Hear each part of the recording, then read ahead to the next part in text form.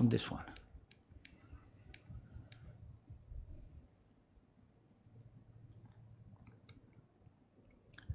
So, we come from a past where all over, at least in the European countries where we had private dentistry, we come from smaller private practices, often practices with one dentist, maybe one or two dental chairside assistants. That was the way we organized dentistry back in Denmark 40 years ago. And as you know, I'm familiar with the German system. It was also the way you organized dentistry in Germany. In many, many countries, we have seen a movement toward group practices. A movement started up 25 years ago, and for many reasons. One of the reasons is that doing dentistry need a lot of investment. Also the technological development during the last years requires us to invest in so much equipment that we maybe need one machine for doing something that can be used by one dentist, but it can also be used by 4 dentists only with one machine. So this synergy forces us to work together in bigger groups, no doubt about it. We will have also seen a change in the administrative burden, what is required for us to doing dentistry. I still remember as I started as a dentist, doing dentistry, doing drilling, extraction of tooth, and then I wrote a little bit on paper. It was only a few words, that was everything. Now I have to write more or less a novel. So the administrative burden had raised immense. In my dental office, I use 70% of my time doing what I'm educated for, helping patients doing dental health care. But I also say now I'm using 30% of my time with administration. So when we talk about numbers of dentists, we also have to face that now I cannot use 90% of my time delivering dentistry. So it's very difficult to compare how many dentists do we need. If we look at that, we also have to take into consideration that we are now in many countries working with dental team. So it's easy for us, many of us here are dentists, to talk about dentistry and then about dentists. But we don't have to forget that we also have dental chairside assistant and dental hygienist course over Europe. How we use them is very, very different. We have countries in Europe where we have 40 dentists per 100,000 inhabitants, but we also have countries where we have 120 dentists for the same population. We can also do it the other way around. In one country, one dentist have to take care of 2,500 patients, and in another country, he only has to take care of 100 patients. But can you compare it that way? No, you cannot, because in those countries where there is a lot of patients for one dentist, they are maybe in a situation where dental disease is not that high. They could also be in a situation where they use a lot of chairside assistants or dental hygienists, and that's the reasons why you can see my 2 words up there, delegation and substitution. Both are used in dentistry in Europe. And used clever, dental team, in my opinion, is really the future. But again, there are also traps in there. If you don't use it right, you will have problems with patient safety, and you will have problems with the quality. So how much money do we use? Because that was the other part of it. If we look from the overall point of view, dentistry is the 3rd if you rank. Only diabetes and cardiovascular diseases are requiring more money than dentistry.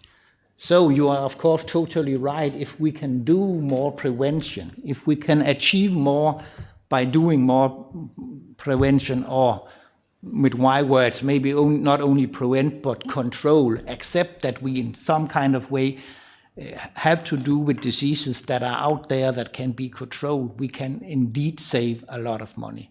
A small filling is much cheaper than a root channel treatment, a crown, and maybe later an extraction and an implant. So yes. And how much do we use? Yeah, it's very different. You can see from an overall perspective, 5.1% of the total health costs are used for dentistry, but there are big differences. Maybe you cannot see the exact figures in my small table there, but I will hand over my slides and I will give you a way to find the exact numbers. I think that's much better. And if you look down to the left, I have quoted European Observatory of Health System and Policies a couple of times today, and I'm very happy that we have one of the authors here. So if you have the opportunity to read this wonderful paper they published here in 22, please do that. There is so much information in there that's really useful. As I can only thank you, Jesus, for doing something so valuable. It's very useful for everybody. So from an overall point of view, 2/3 payment comes from out-of-pocket payment. Is that a problem? In some countries, it indeed is a problem. It indeed is a problem. And it's again, I fully recognize that you can pay it by yourself. You can pay it through taxes. You can also pay it through insurance fees. In the end, there's only one to pay, the citizen or the patient. The money shall come from somewhere. I fully understand. So what do you want? Do you want to pay the dentist by yourself? Or do you want to pay more taxes? Or do you want to pay insurance fees depending on the system that you're working in? Yes, I fully understand, but this is really about, do we want to care for every citizen? Do we want to work with a model where we build in solidarity? And if yes, then we have to do something about out-of-pocket payment. Because otherwise, I can see that in my very wealthy country. It's really a wealthy country, and we have done a lot for dentistry. The rich people, because we have a very high out-of-pocket paying in Denmark, can afford to have everything from best quality. The poor people can also have good dentistry, but not the best quality, even in a very wealthy country. That's how it is. And yes, everything is changing. Now we are here because you want to change something in Lithuania, and you can see health system is always, to use your word, Jesus, in transition. There are changes everywhere the whole time. And some places they go up, have budget increases. In other countries they are going down. And again, we are facing big problems out there also because of those structural changes. And maybe one last thing to say about that is, don't expect that the future generation of dentists, dental hygienists, or dental chairside assistants want to work that many hours that many of us did. The work-life balance expectation from the next generation is lower. For me, it was not a problem working 50, 60 hours doing dentistry when I was young. Also not for my wife, that had nothing to do with gender. But don't ask the young generation to do that. They won't. I have nobody employed in my dental office who wants to work full-time. So again, to compare how many dentists are necessary for the future, that's not so easy. How many hours do they want to work? And they also want to work in group practice. They want to share not only the financing and the administrative burden, they also want to share their knowledge on how to do dentistry, work with other peoples. So maybe it's also a little bit a problem, and I'm saying that because I'm sitting here very close to the door, that many of us doing politics for the future, we are old men. That's maybe not clever, but again. So you can find a lot about how to do dentistry in Europe if you consult our e-manual of dental practice. I must admit, you can also see that on the screen, we are talking about 2015, so it's a little bit old, the data that we have in there. But we are doing anew, and we hope that we next year can bring it on the market. And if not, I already said to you, we have this wonderful European Observatory. There's a lot of information you can pick up there. So I come to my conclusions. Dental care continues to be treatment dominated by solo practices, but there is a shift towards more prevention and provision in group practices with new dental professional roles. No doubt, I said it again, dental team is the future, not only for financial reasons. The young generation want to work that way, said from an old man, I admit. And the rest you can read. I think I have talked enough, and I'm running out of time. You can have my slides. Thank you for letting me speaking to you.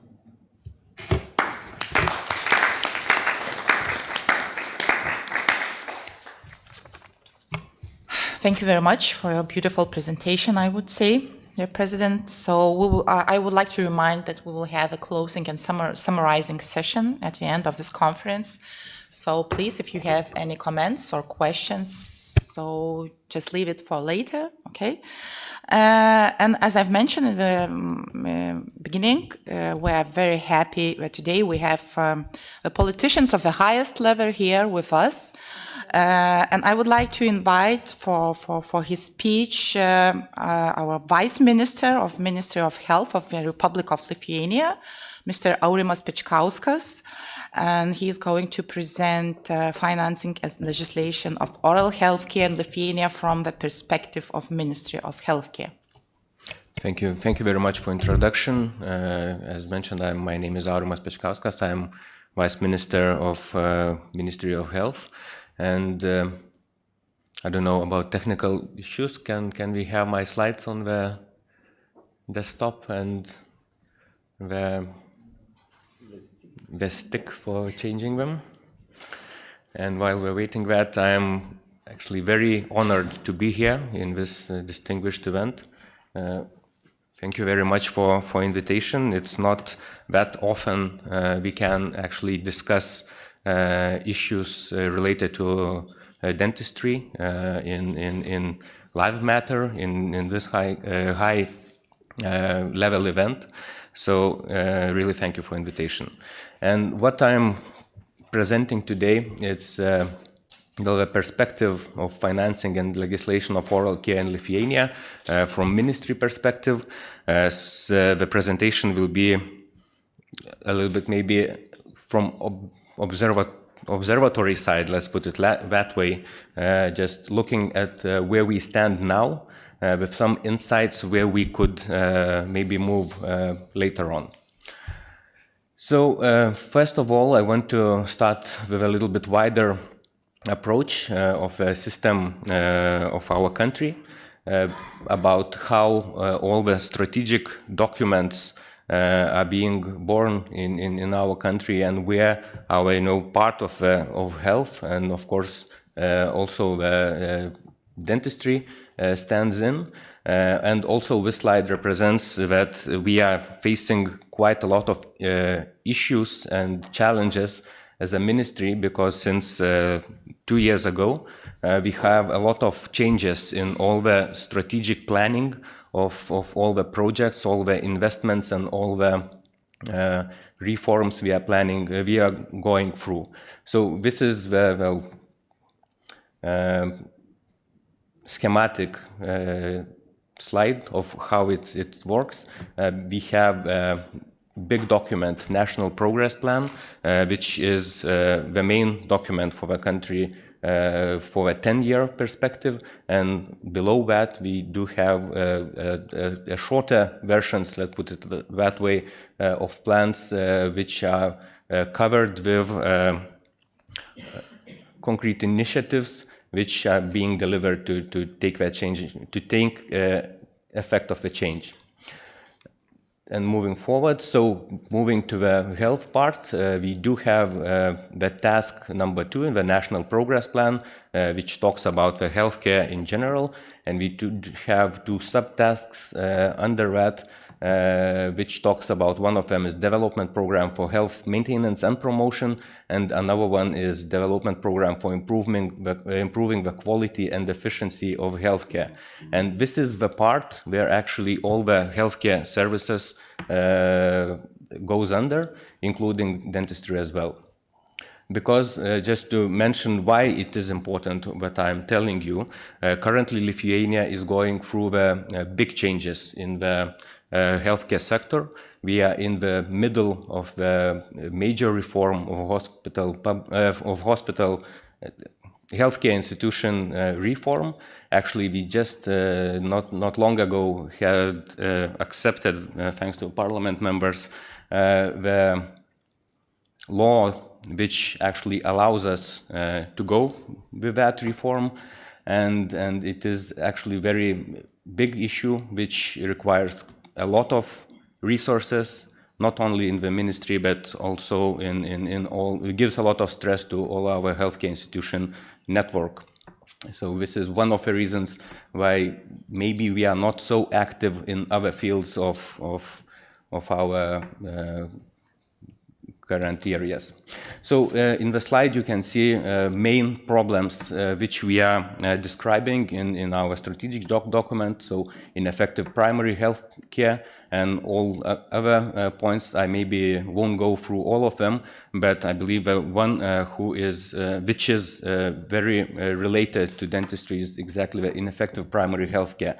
And we will acknowledge that, and we understand the problem, and we have some plans how to solve that at the little maybe manner, and I'm very glad that we can talk in here, because we need to find more ways how to improve this sector as well.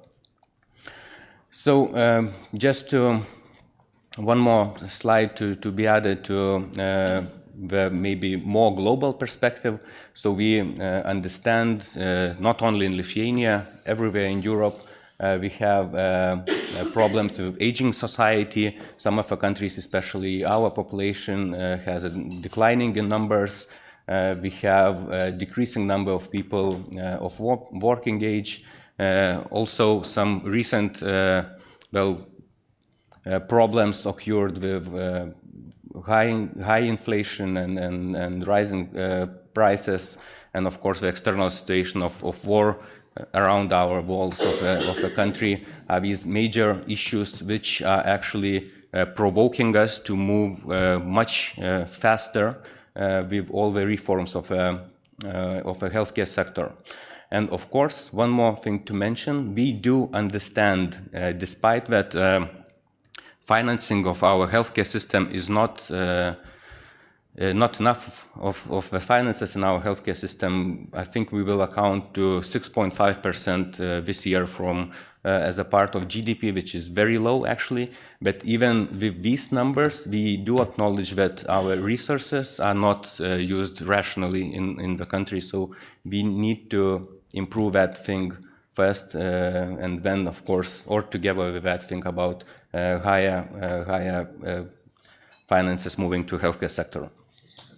And the last slide about the reform, and we are almost the last slide about the reforms. So what the healthcare reform is touching, so basically emergency medical care network, ambulance network, active inpatient care institutions, and we are creating a network for long-term care institution. And the main goal, I would say, of the reform is to move from inpatient care to outpatient sector, to providing much more ambulatory services. And we are working a lot with a network of primary, personal, and public healthcare institutions, and this is the part where dentistry comes in as well. So just a little bit deeper to that, what we are trying to do. So basically in all the regions of Lithuania, we are trying to improve the access to healthcare services, including dentistry as well, and we are trying to define the basic package of the services which must be provided from the primary healthcare. So we are talking about GPs, we are talking about psychiatry, and we are talking also about the dentistry in that package. Also with additional bit of day services and secondary ambulatory care as well. So what we are actually doing right now is trying to describe that basic package and how it should be delivered in the healthcare institutions in the regions.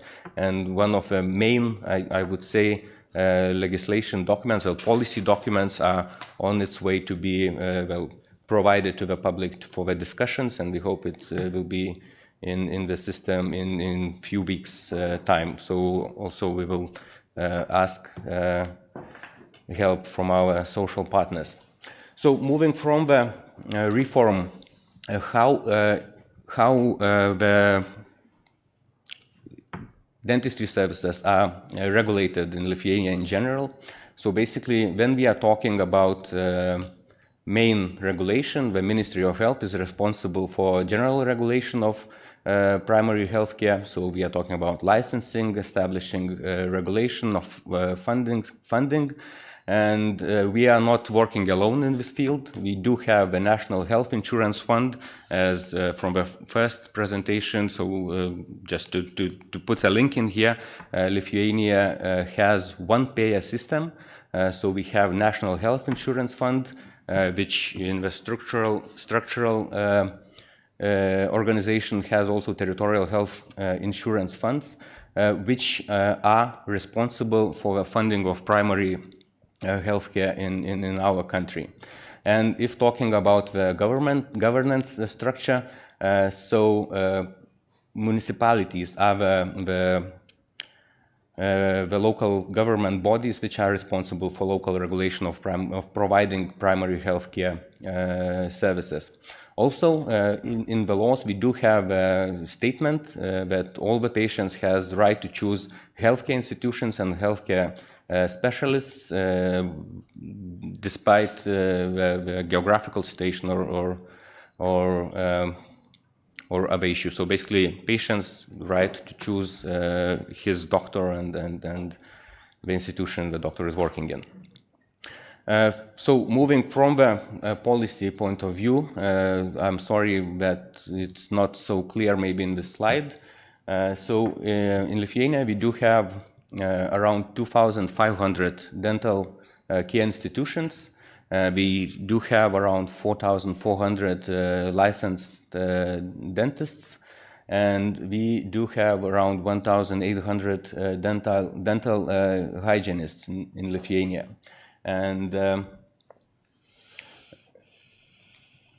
And yes, but we do have a problem. We think that it can be considered as a problem, but only a small part, it's only around 13% of all the dental care institutions have concluded contracts with our National Healthcare Insurance Fund. So basically, only these institutions, only small part of the institutions are able to take part in the financing from our National Health Insurance Fund. Also, it's what is worth to mention. Of course, I will go further about how the financing is provided for this small part of institutions. It is worth to mention that in Lithuania we do have the separate program for financing the prosthodontic treatment, and it is actually quite big numbers we are providing in this sector. So when we are talking about moving from treatment to the prevention, I think it's a quite a big number to understand, because it's quite a half of all money provided from the National Health Insurance Fund to a dentistry side is exactly given for prosthodontic treatment, which we all, I believe, understand is totally avoidable. And if you to look at the right side of the slide, this is the number of people who are actually allocated by their GPs to dentistry cabinets, and we see that most of the people are actually assigned. We do not always choose it. It's by default, general practitioner assigns them to dentistry clinic, and well, we see that half of the people, 1/3 of the people, I would say, is assigned to private service institutions, and much bigger number to national ones. So moving forward, if we look about the contracts which are being made between National Health Insurance Fund and institutions providing dentistry care, we see that around from these 330, we do have around 200 which are private and 130 which are public. And this number is quite stable for a few last years, I would say. I won't stop with that on that slide as well. I won't stop on that slide. It's basically the list of main legislation acts which talks about regulation of dentistry in our country. And this is just a note about how the contracts are being performed in between the National Health Insurance Fund and institutions. So I believe we'll share the slides, and everybody who will want to dig deeper in that can do some reading. And well, so this is, I think, one of the very important slides. So the main principle, how it works in Lithuania, about the financing. So we do have a capitation fee. So basically, those institutions who have the contracts with National Health Insurance Fund and the patients who are assigned to these institutions are capitated, and basically money per capita is flowing to these institutions despite if we are using that or not using that. So this is, I think, the main problem we are having at the moment in our system, and we definitely need to talk about it and search for some wise solutions how to deal with that. And in the slide you can see the numbers, they are provided in euros, how much of the finances go per capita to these institutions. These numbers are definitely not high, but with that mechanism that people are not really using the money which are provided for them by National Health Insurance Fund and the solidarity principle, basically we have the system still working. And we are moving a little bit to the number side. So as you can see, the blue columns are showing how much of the finances are being allocated every year from National Health Insurance Fund. And on the right red stripe, we see how our population is well situated. So basically, we had a quite big decline in the population, in the numbers of people being treated, and we see that the numbers of money dedicated for primary dental health care was growing through the years, and now we have around 53 million euros. So just keeping in mind that we are investing, as I could say, around more than 40 million for prosthodontic treatments.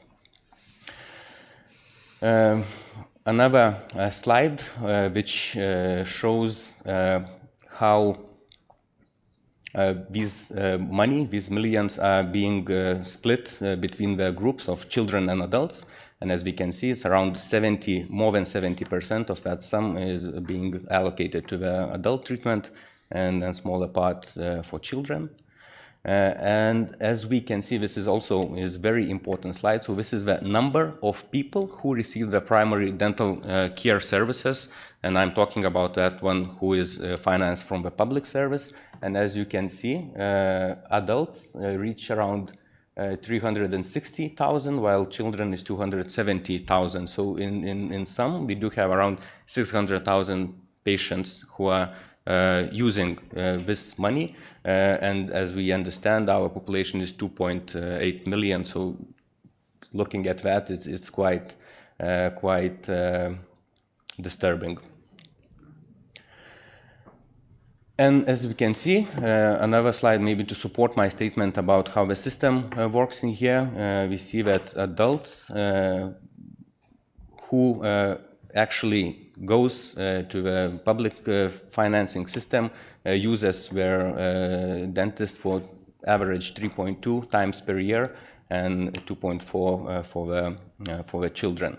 So basically, if we have the payment of 20 euros per capita for the institution, and the patient comes average 3.2 times to the dentist, we can imagine how these numbers doesn't really add to one side. And this slide just shows a percentage of a part of a population who are going to the public finance institutions.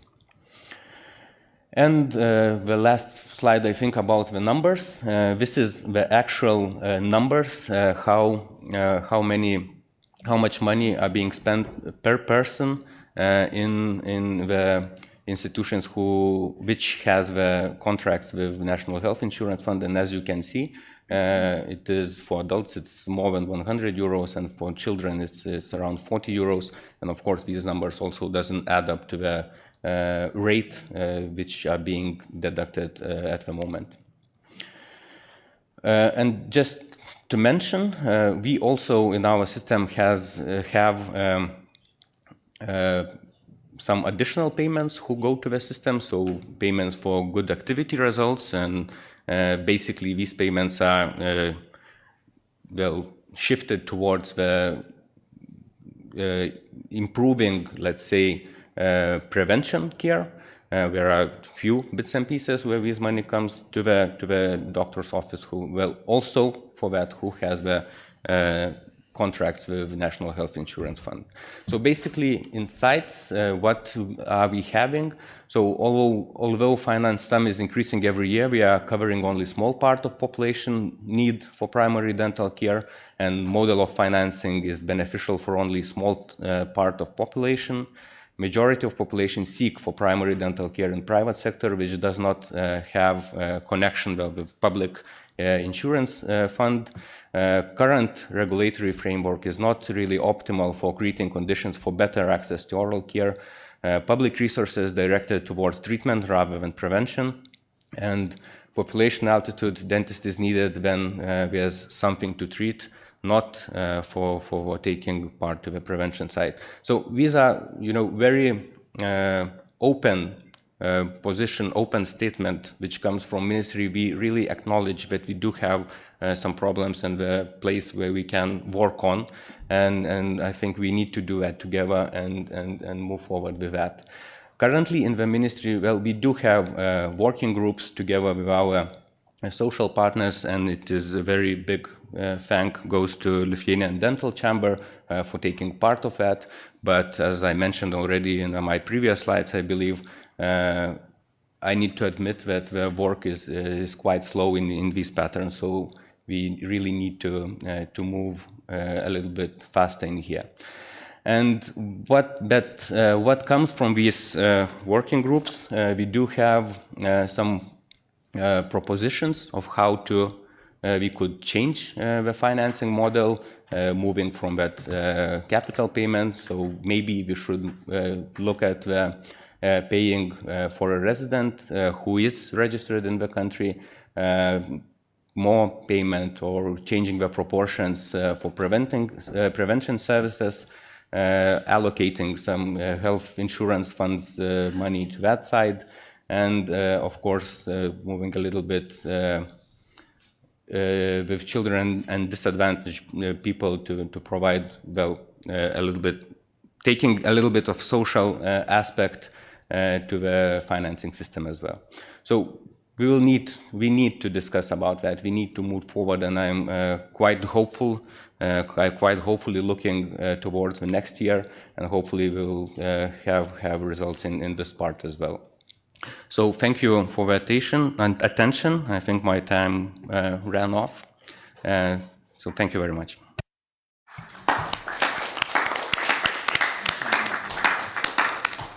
Thank you very much, Vice Minister, for this thorough analysis of numbers. So, and I would like to introduce Dr. Jesus Gomez, and we're very proud to have him here as well. And Mr. President has mentioned in his speech about beautiful work they did, and actually we read it. So that's why Jesus is here.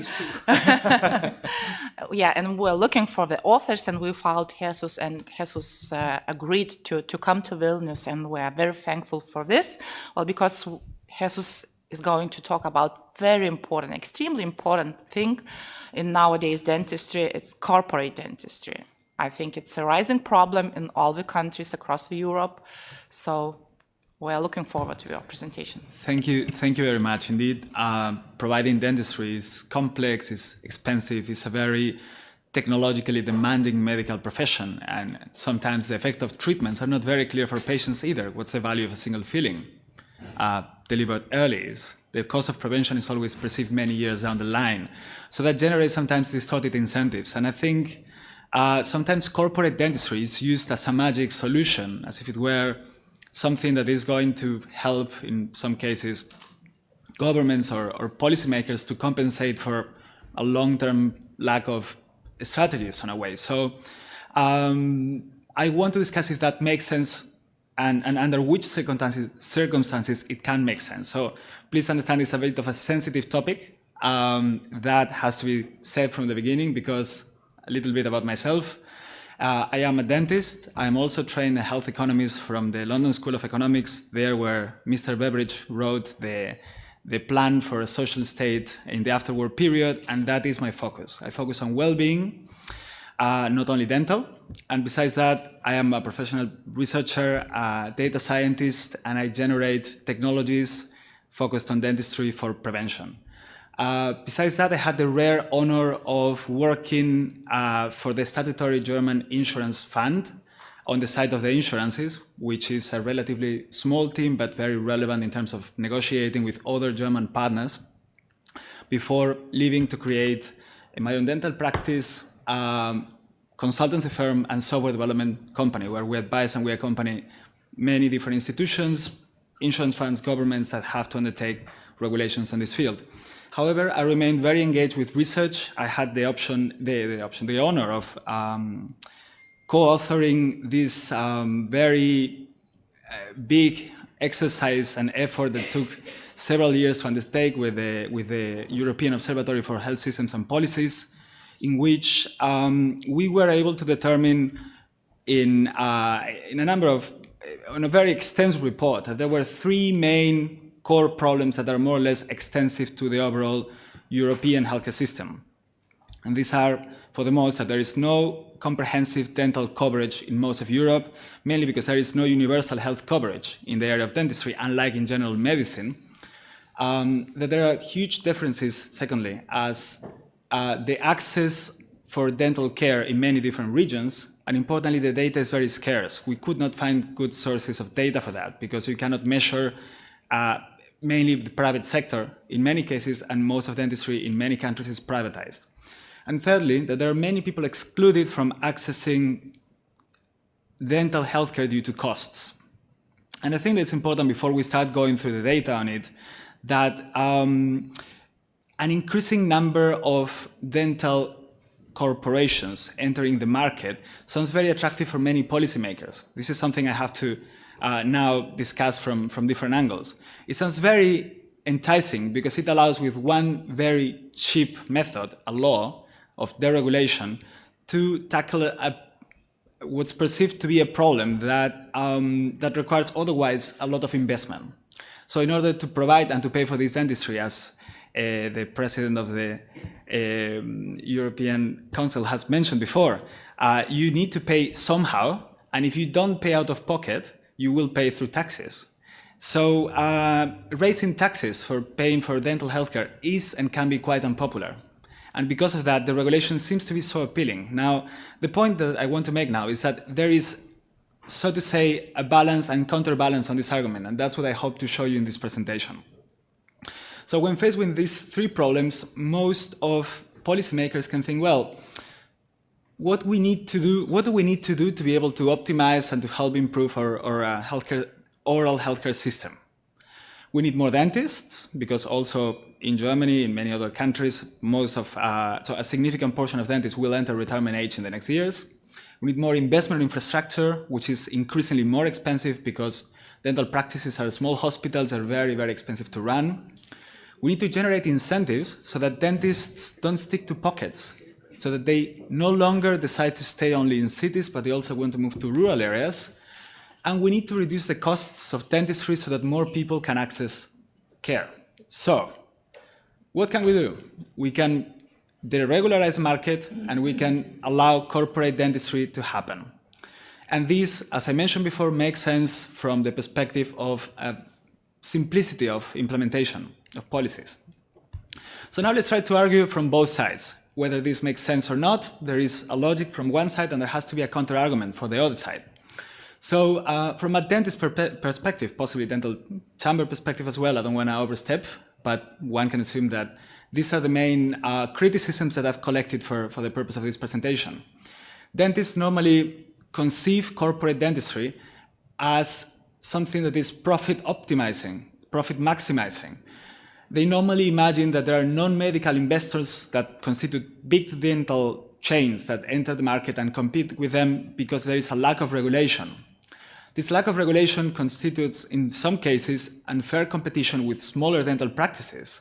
And that, as a consequence, can also generate what's called a cream skimming or a downward push for quality, right? Which is understood as fast, low-quality treatments. So now I'm trying to play devil's advocate from a policy-making perspective of why this would make sense. Well, we can say, yes, profit maximizing, but this will bring capital for initial investment in the delivery of dental care. So I don't need to pay for a praxis. The investor will pay for it, and it will be providing services. And the non-medical investors with big dental chains, well, some people can agree to that, and they can say, well, this will generate a bigger economics of scale, and it will reduce costs, and it will increase access. So they're fine of going with that. And in terms of the regulation, one can see, well, we have more dentists competing for the same patients, now speaking in purely economical terms, which means lower costs, which can mean greater access. And the unfair competition with smaller dental practices can help to reduce the monopolistic power to set prices that some dental practices have.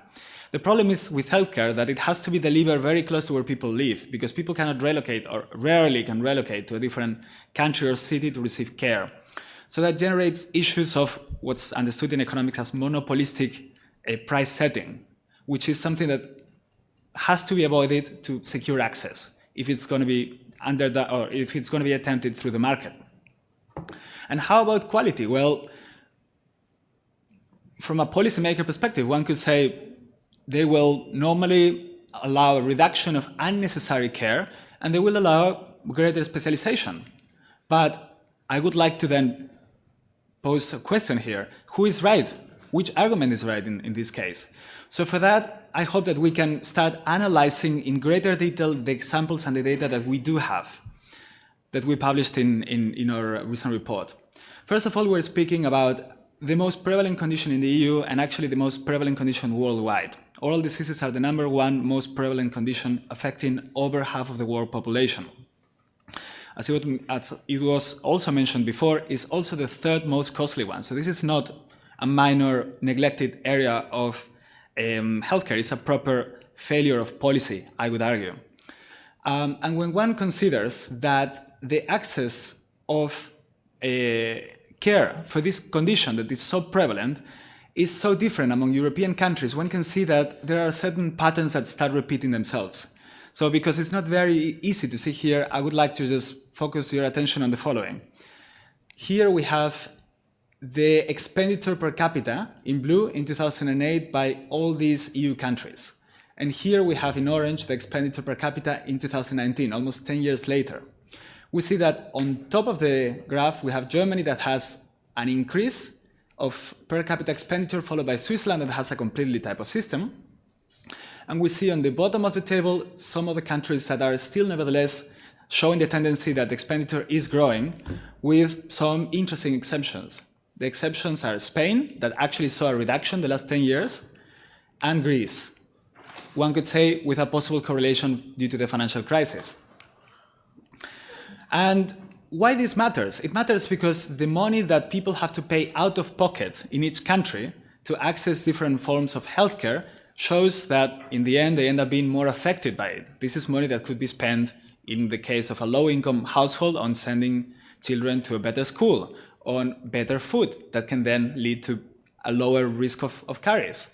So again, looking at this graph, the interesting part is here to see in this color, this is the out-of-pocket expenditure of the overall in medicine for dental care. And we see that there are some major outliers, and there are some countries that do not spend nowhere near as much, or that have decided to take, for example, a full coverage for all the out-of-pocket payments, which is supposed to maximize the access. The objective with these kind of policies is so that everyone that needs care receives it for free at the point of care. Beautiful idea, but very, very hard to implement, as we will see.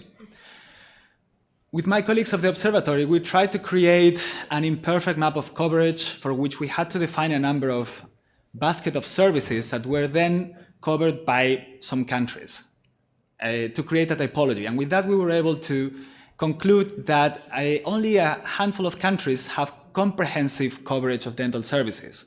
We could not account, however, for how this was enforced. We can, however, determine that Germany, Austria, and Czech Republic do have a certainly very comprehensive basket of dental healthcare services when compared to other countries. Now, the interesting aspect is that these countries that have comprehensive coverage also have a significant investment in terms of the overall expenditure by the public sector. This means those countries that invested public money on dental care have better coverage or have achieved overall better coverage, at least in our report. So now, in order to go back to the topic of corporate dentistry, we need to look at the outliers.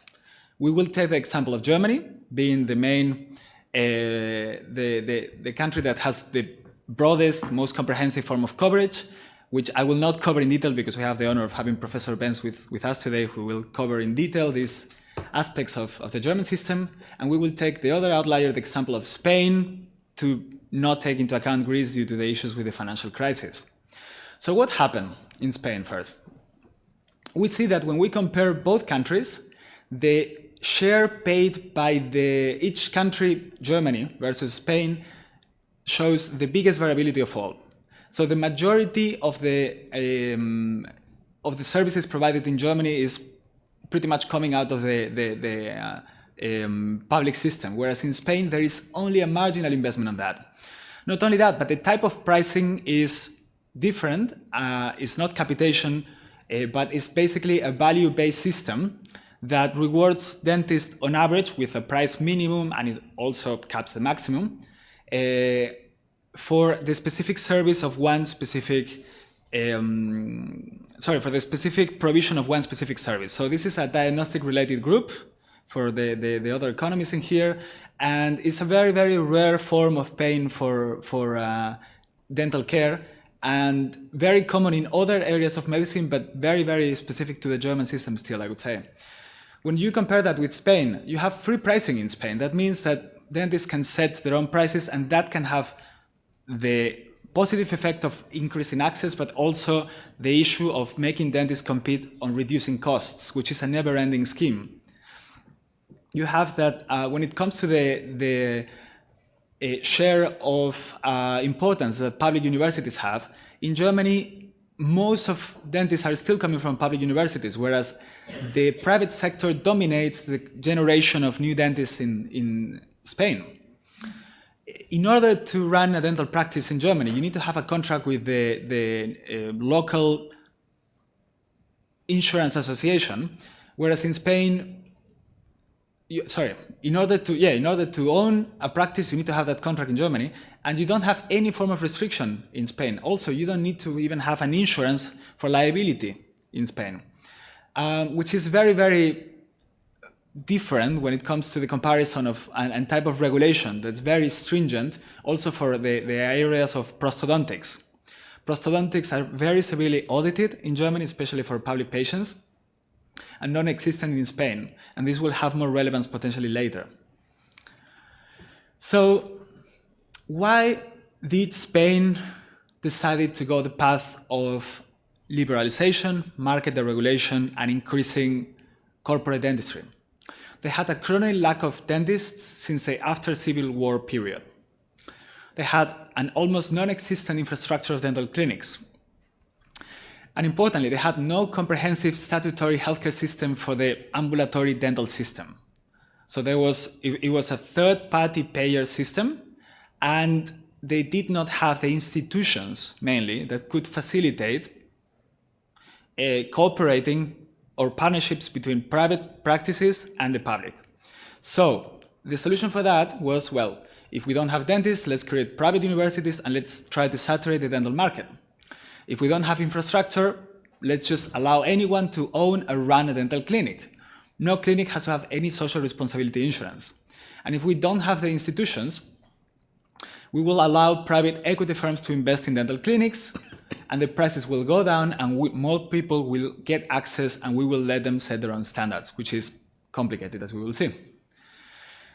To this date, we don't have excellent data about the outcome in Spain, but we can know that around less than 10% of the population is now voluntarily insured in Spain, paying around a yearly prime of 240 euros per year per person.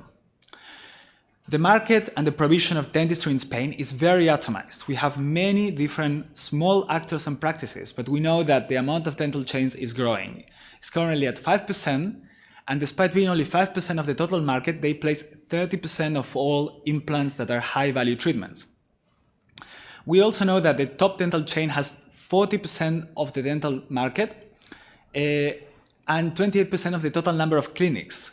And we know that despite being a relatively minority number of clinics, they still have a very significant number of volume of production every year, having 1 billion over the 7 billion euros that Spanish individuals spend in dentistry every year.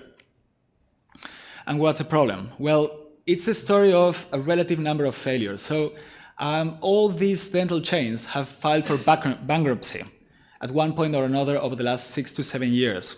And this has allowed for them being, so to say, in economic terms, too big to fail. So instead of being closed down, they were acquired by private equity firms that continue to run them, reform them, and there has been a number of merging and acquisitions that is generating increasingly what's a consolidation of the market. And some facts are worthy of being considered, because this type of deregulation has led that only one dental clinic that was formerly the biggest one in Europe led 350,000 patients with some form of prepaid treatments unfinished by the time they closed down. Not only that, but I spoke personally, and it has been reported that the strategies of these clinics have been to involve individuals that have lower income and higher need for dental care on predatory loans that are agreed by a third-party financing institution, and then they filed for bankruptcy and the treatment was never delivered. Increasingly concerning is as well that the quality management is now on the hands of private equity firms that in some cases are not even within the European jurisdiction, but they're rather established as a local chain of a for-profit organization that is in the US in some cases. Some of the founders of these big dental chains have even been in prison due to fiscal fraud.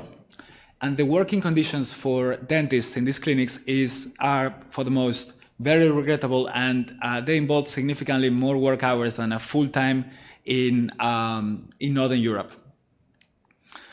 So what we can conclude is that this set of policies did not change the fact that the market in Spain is still very atomized and you have many players.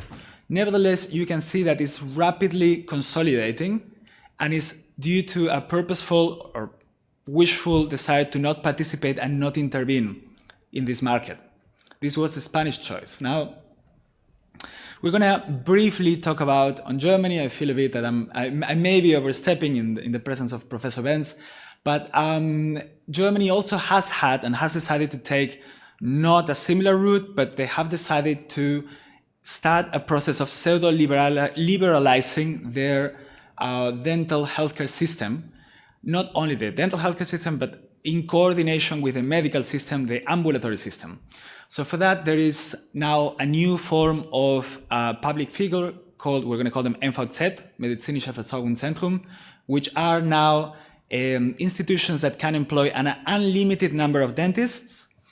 They can also contract with the insurances themselves, and they pose some advantages. But the question is, why? Why did Germany, despite having such a successful system, why did they decide to go this way? So, it's a difficult question on itself. So when one starts analyzing it in greater detail, you see that the arguments are completely different to the issues that motivated Spanish policymakers. They basically said, well, younger dentists and an increasing amount of female dentists entering the dental workforce actually prefer to be employed over being dental entrepreneurs. Dental practices are becoming very high cost, they're a huge investment, they're also high revenue, but they pose a greater risk. There is a high cost for accessing the market, so we need to liberalize this. There are not enough incentives for practices to be created in rural regions. This was one key argument by German policymakers. So there where they're the most needed, we don't have enough of. And this will be improved if we let the market regulate itself. And then we also want to make dentistry more interdisciplinary, so we can allow now dentists to collaborate and cooperate with doctors. And of course, there was a bit of discussion about the unfair competition with small dental practices and if they bring a reduction on quality, right? So the logic was that these MVZs now can hire dentists, which was not allowed in Germany until very recently, compared to other countries. They said, well, MVZs are going to be treated specially. They can reinvest their own profit, which means that they will be able to grow much faster. And that means that as younger dentists can then be able to compete much faster. They said, well, we will have more money coming to serve those unmet populations, and this is how we're going to solve the issue in rural regions. And we will nevertheless make dentistry more interdisciplinary, and competition by providing dental care through these MVZs will not affect quality, because this was the assumption by policymakers, because the owners of the chain will have to be dentists, they will have to respond with their assets for wrongdoing, and we're nevertheless going to audit them on equal terms. That was the assumption. So the point is that despite this very noble intention, one could say, and logical argumentation, there is some evidence that there is the known fact that investors have been able to manage some of these MVZs and use them for their purposes.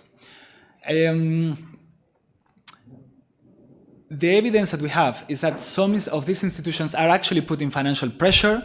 They're billing the government more and more often, but we cannot be conclusive with this still.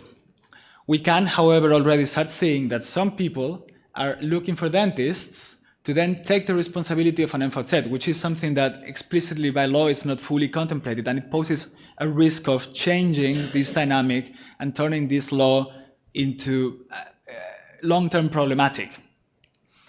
So we don't have evidence yet that the MVZs have brought the positive benefits that they were promised when they were created. We know that the number of MVZs has not been rising in rural areas. It has been mainly happening in cities. And we start seeing now early signs of concentration of dental practices in Germany in the hands of MVZs. So it is not my job to judge this policy, but the evidence that I can present to you at least suffices to understand what has happened in this case. So now we need to go back finally to the statistics that we reported in our book, where we see that the amount of adults that reported not having access to dental care due to financial reasons has been relatively high and is highly correlated with the income of a person. So the highest income a person has, this blue dot, the less likely this person is going to be to not be able to go to the dentist. And these people are the 20% lowest income individuals on a country. And you can see that the gap of access is very significant. So this bridge here between the rich and the poor is what these corporate dentist chains are supposed to achieve on their own without regulation. So goes the assumption. But we can see here that Germany, for example, does almost not have any distance between rich and poor accessing the market due to financial reasons. And we can see here that Spain, despite this very broad process of deregulation, has not achieved any positive impact that we can perceive in reducing this gap. Similarly, one could say that rich people, or those better off, are more likely to go to the dentist, right, than those that are worse off in different countries. And again, we have that in Germany. There is very little difference whether you are on the richest 20% or on the poorest 20% on going to the dentist last year, whereas this benefit in Spain is really not noticeable. So, to conclude, we can establish that corporate dentistry, of course, is going to turn dentistry into profit maximizing. One could say that is true, because chains are going to leave the market if they're not profitable. They don't have any oath or respect or due responsibility with patients, but to their shareholders. That has to be acknowledged. Is it true that there are non-medical investors, private equity firms creating big dental chains? It could be true, but it depends on the law that regulates dental healthcare. That allows and means that if one allows this to happen, it will happen, and it has to be considered as it has been the example previously. Is it true that these corporate chains exploit the lack of regulation of the dental market? It could be true. Again, if one has a regulated dental market that prevents bad incentives from happening, you're protecting not only patients, but you're also protecting dental provision and dentists themselves. What about unfair competition with smaller dental practices? That is not necessarily true if you have a regulated competition system in which you allow to set the prices on a value-based way in which you can say, well, this is going to be the minimum that I can pay for this, and this is going to be the maximum. That allows to set, so to say, a more level play field. But this is only one example. Of course, I agree, different systems have different methods for this. However, the risk has to be taken into consideration. And what about quality? Well, quality is very complicated to measure.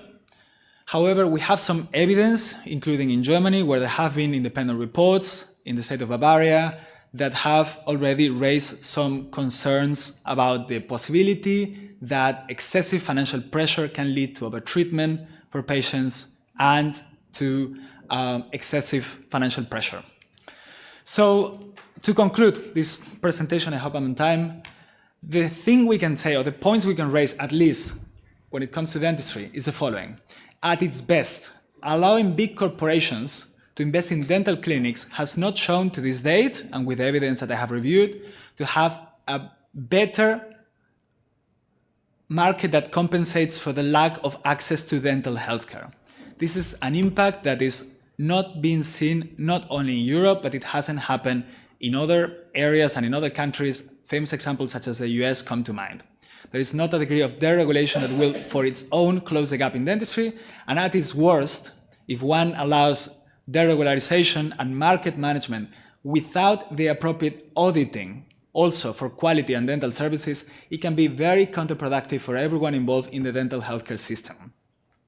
And as a final remark, I would like to mention that we had last year, I had the honor of being the chairman at the World Health Summit with dental chief officers from South Africa, France, WHO, academia, the Lancet, private sector, and we were coming back to the topic of corporate dentistry because we all realized that the real issue was on access and coverage.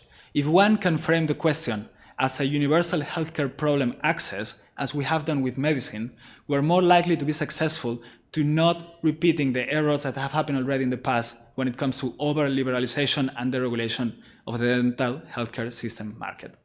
That's all. Thank you very much, and if you want to stay in touch, that's my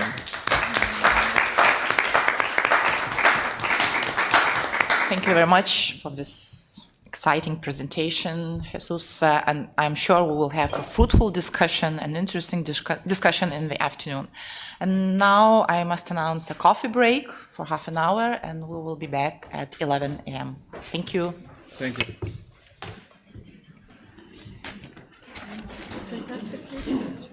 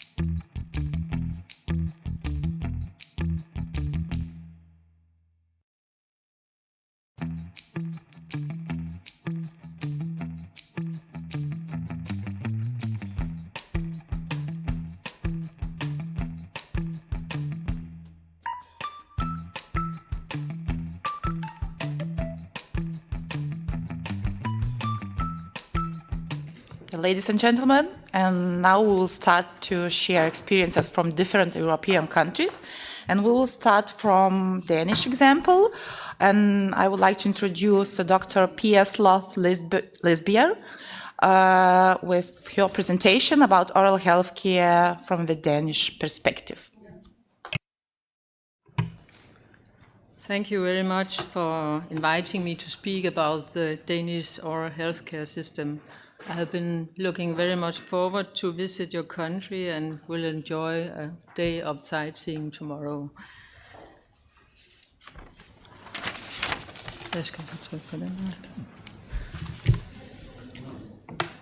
I'm a dentist and have been that for many, many years. And if you notice the flag on the photo to the right, you can see it's the Danish flag, and we are very proud of it in Denmark. This is the house where we have our dental office and where we also live. Freddie has already told about our history, but I graduated in 1983 from the dental school in Aarhus, and the first 12 years I worked in Germany, then 5 years in public oral health care in Denmark, and then 20 years as an owner of a dental office. At the same time, I worked as a dental advisor for the region of South Denmark. Now I don't practice anymore. I work as part-time as a manager of the same dental office, and part-time as an expert advisor for the Agency of Patient Complaints in Denmark. The agency is a public authority covering all Denmark, and I will tell a little about that later. As you can hear, I know all sides of dentistry in Denmark, and I will tell a little about that now. The healthcare in Denmark is based on the national health system, security system, and so is also the oral healthcare.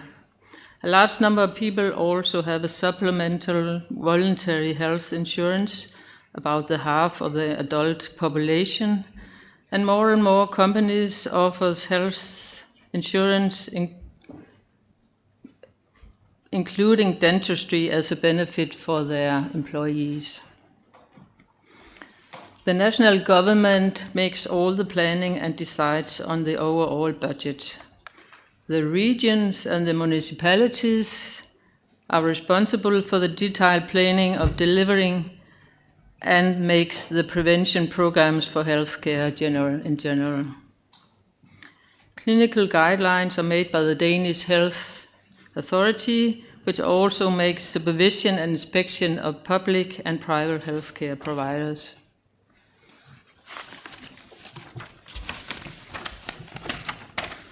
The healthcare in Denmark is strongly regulated by laws, consolidation acts, and guidance documents, and so also the oral healthcare, although a part of it is offered by private practice. To the left, you can see the overall regulations for healthcare, and to the right, the regulations specific for oral healthcare. And of course, we have all the other general regulations. I have counted them for you. There are 33 on the left and 35 to the right.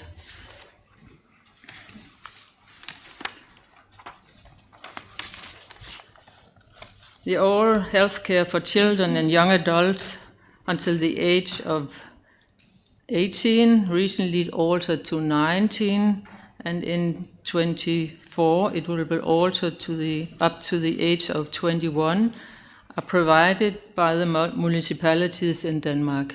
And here there are no out-of-pocket payment. The public dental offices, often situated in every smaller city, are employing dentists, dental hygienists, and chairside assistants. The oral health care includes prevention of oral diseases, examination, treatments of oral diseases, and orthodontic treatments. if the malocclusion is severe enough to fall under the guidance document from the Danish Health Authority. The percentage of orthodontic treatments financed by the state by children and young adults in Denmark is about 25% of an age group.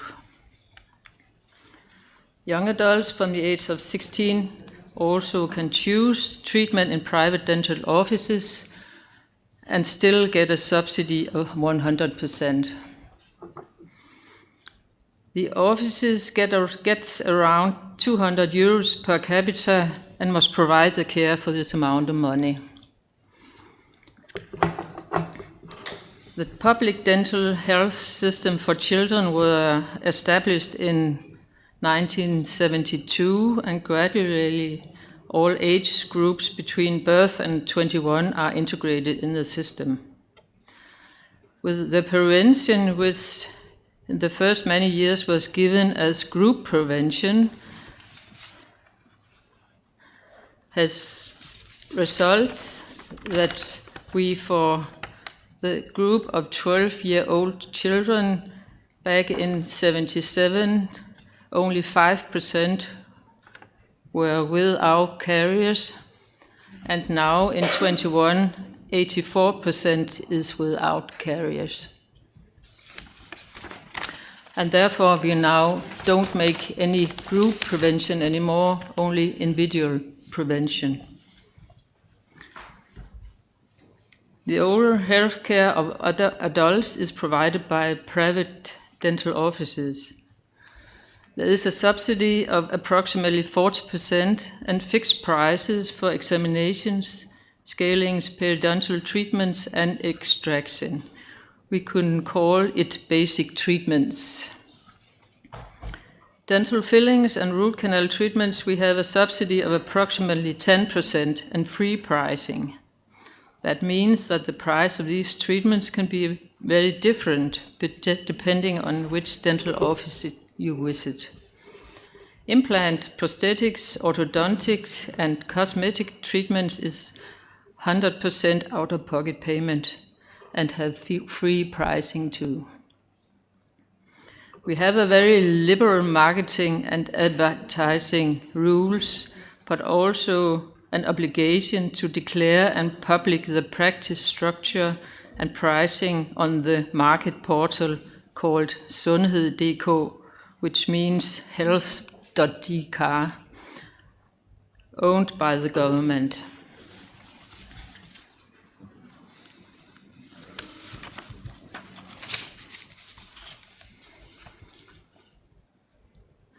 We have special public offices who provide oral health care for physical or mental disabled persons who cannot visit a private dental office. Here there is a fixed out-of-pocket payment for approximately 250 euros per year. There is also special dental care program which give reimbursement higher than normal for welfare recipients and elderly people with a low income.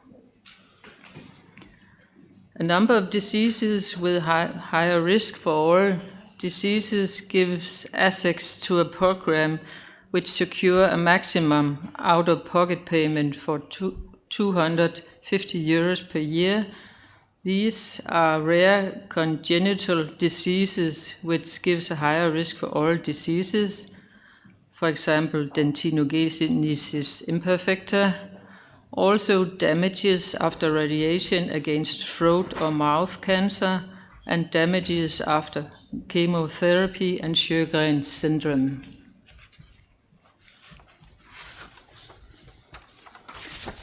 As summary, children and adults until 21 have free oral health care.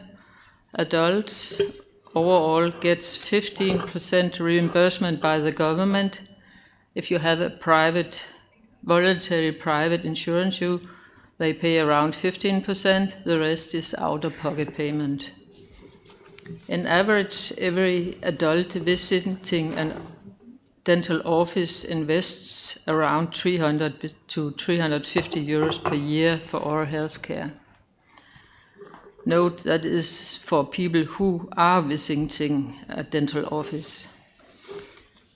Regular users of dental offices is 80%, and the overall investment for children and young adults are 200 million euros.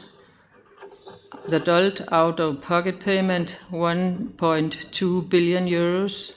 State costs for adults, 200 million euros. And the special programs is approximately 80 million euros.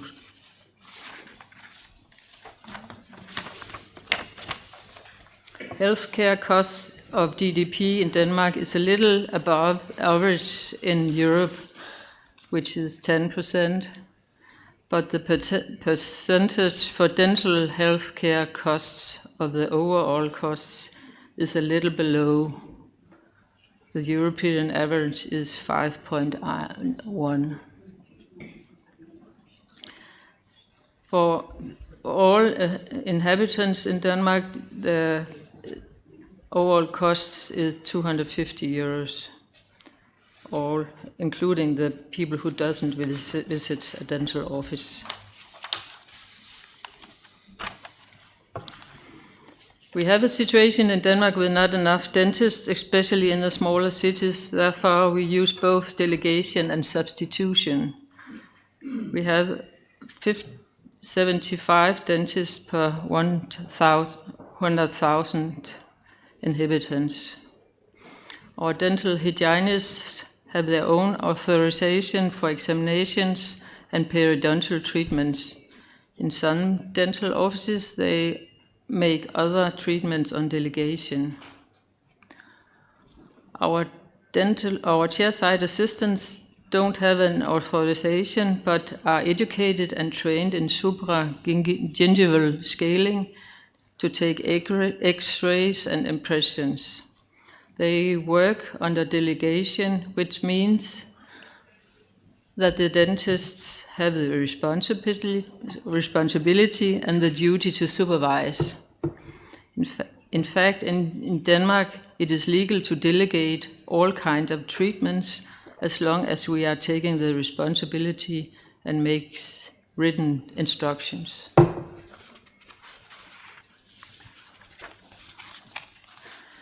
As I mentioned, I work 2 days a week for the Agency for Patient Complaints. The agency is a public authority which is managing complaints about treatments in the health system or complaints about treatment performed by a specific authorized treatment provider. We receive about over 9,000 complaints per year, from which 700 is about treatment in private and public dental offices. Here you can see the number of complaints in different groups in oral healthcare. It seems that we have very displeased patients in Denmark, but it doesn't seem as much complaints when you think about that we have around 8 million patient contacts per year.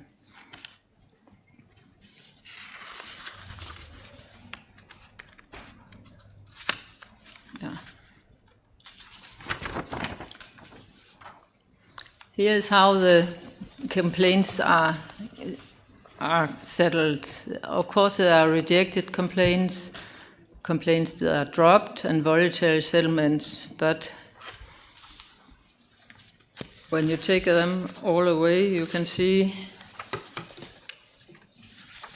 for the cases which go through to the decision by the disciplinary board, you can see that it is almost 50-50 with cases where there's an expression of criticism to the dentist or dental office, and cases with no expression of criticism.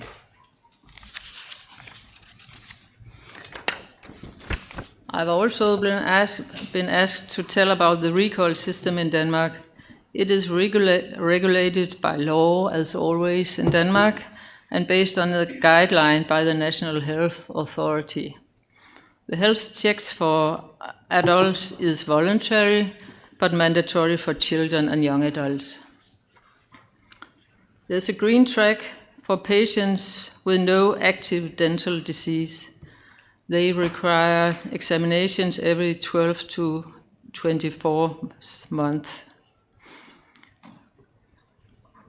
According to the Danish Dental Association, we expect this group to be 50%. There is a yellow track for patients with active dental diseases where the risk factors can be altered. They require examination and control examination frequently until there is no active dental disease anymore. Then they will follow the green track.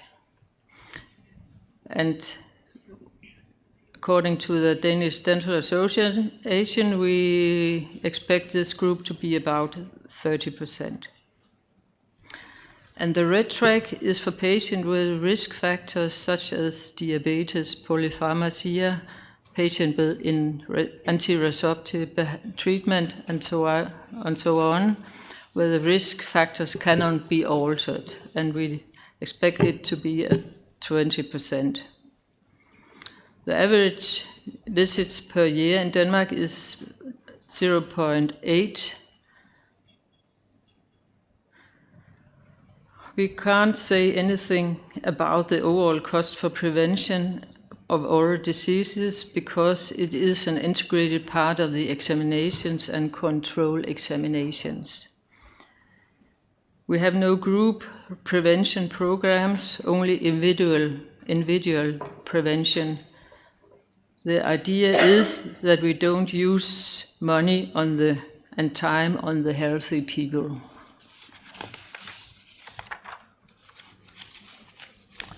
As a conclusion, we have a tax-funded national health care system strongly survived and controlled by management rules and authority, with a low degree of self-management by the profession.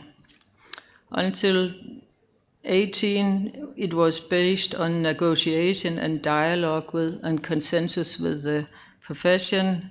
Now it's only ruled by law and by the government. We have a very high private financing of oral health care, especially if you need treatment. We have a mix of public and private dental offices.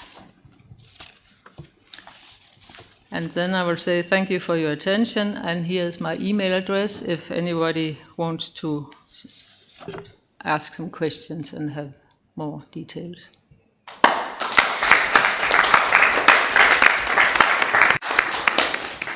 Thank you very much, Pia, for a wonderful presentation. And now we have a few minutes for questions and answers. So does anybody have any question? Yes, please.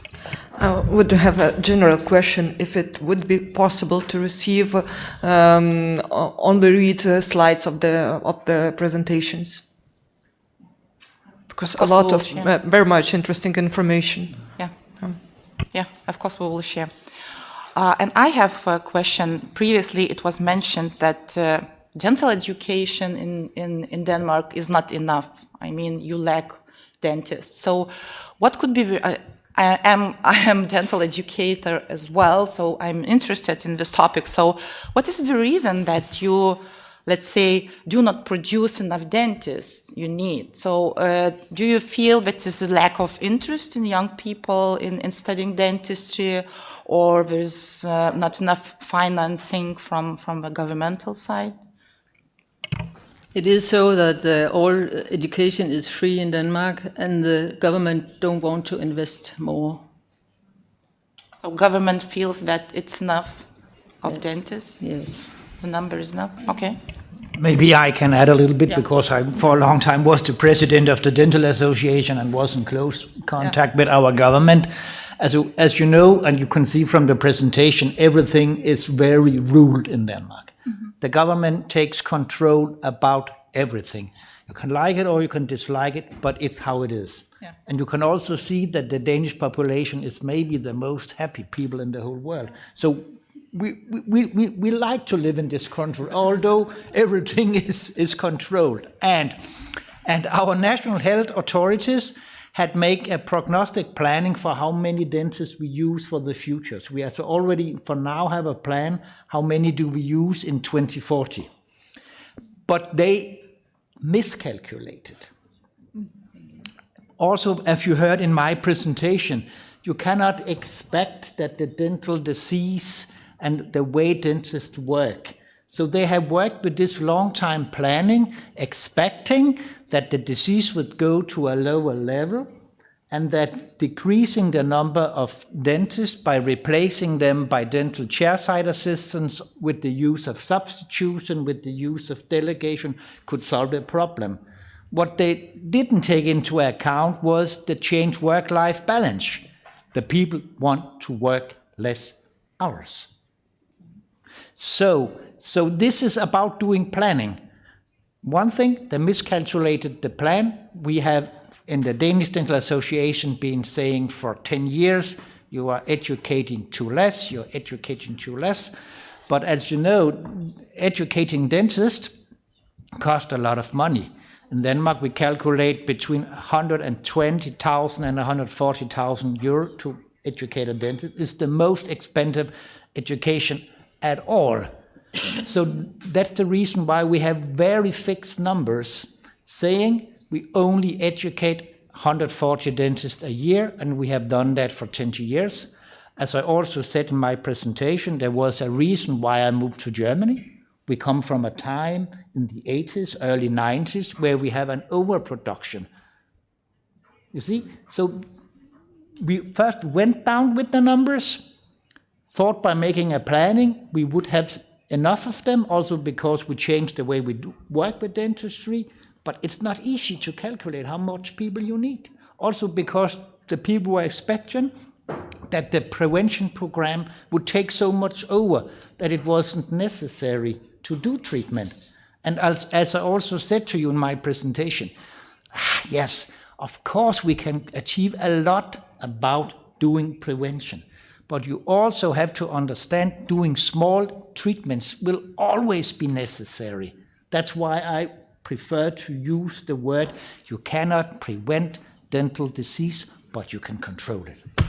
Okay? Yes. Thanks for answering. And I have another question. Being pediatric dentist, I'm interested in pediatric dentistry, and you've mentioned in your presentation that it's mandatory annual dental checkups. So actually in Lithuania, we do have as well regulated by law that it's mandatory to go to dentist annually. However, if you don't go, so you live your happy or unhappy life, you see. So there's no measures for missing appointments. So what is the situation in your country? In Denmark, we tell the social authority that the child is not coming to the examination, and then they will interfere. And it is being treated like dental neglect, something like this, Yes. yeah? Yes. Yeah. Okay, that's what I thought. The parents are required to have a meeting with the social overviewing system in the municipality, because this is a very severe situation if you neglect to do proper dental treatment for your children. As again, we have rules for everything. We are overviewing our citizens, so that's the way we do it in Denmark. Be happy about that. So I see that you have another question, yeah? No, I'd like to take part in the discussion because I'm a mother of two daughters. One is 5 and another is 8 years old. And as Professor mentioned, we also have the annual checks. And I didn't thought there is a possibility not to take this checkup because then the kindergarten or the school says, okay, you do not have your report.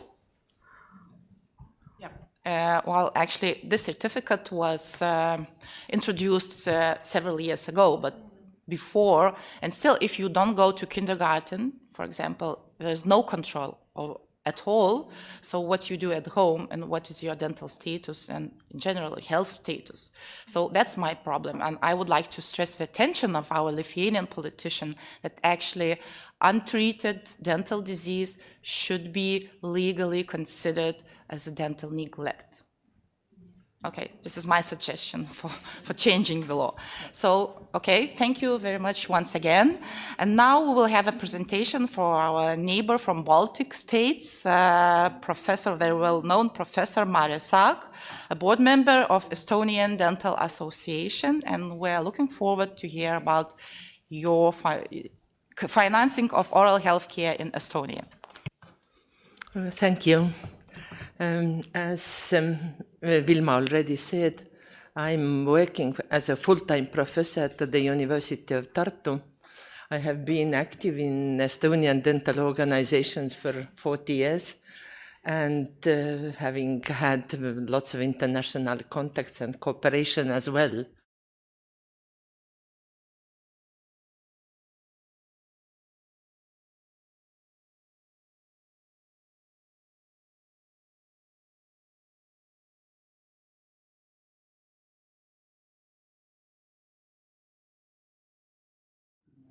I'm learning the instrument. So just to start with some basic facts about Estonian dentistry. Currently we have active 1,346 dentists. Number of citizens is approximately 1.3 million. So dentist to population ratio is high, having the sixth place in on the European list about coverage. So one dentist for 1,000 citizens approximately. Number of clinics is quite big, 529, and about almost half of them as in Tallinn. What concerns contracts with Estonian Health Insurance Fund, it's about 3 out of 4 dental institutions have contracts to use dental benefits, but 10% less have contracts for children dental care, which is kind of surprising also. DMFT for 12-year-olds has decreased to 2 in 2020. 20 years ago it was 2.4. GDP per citizen is about 23,600, and different from Lithuania, for example, we do not have community dentistry sector. We have 100% private dentistry, which means that fees for treatment are free for the period of independence since 1991. Total healthcare expenditure relative to gross domestic product is 6.73%, and this is also visible in Eurostat tables. Current healthcare expenditure per inhabitant is 1,800 by purchasing power standard.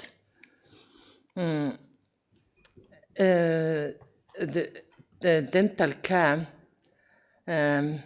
is covered by 10% of total healthcare expenditure. So it is much higher than European average today. It used to be 7% in 2003, so there is a noticeable increase in this area. Out-of-pocket payments by patients for dental care today are 70%. As we saw, it's about the same in many European areas. So this decrease compared to 2017 by 5% happened due to the establishment of the system of dental benefits for adults. Estonian Health Insurance Fund was established in 1992, and dental care for children is free of charge till the age of 19.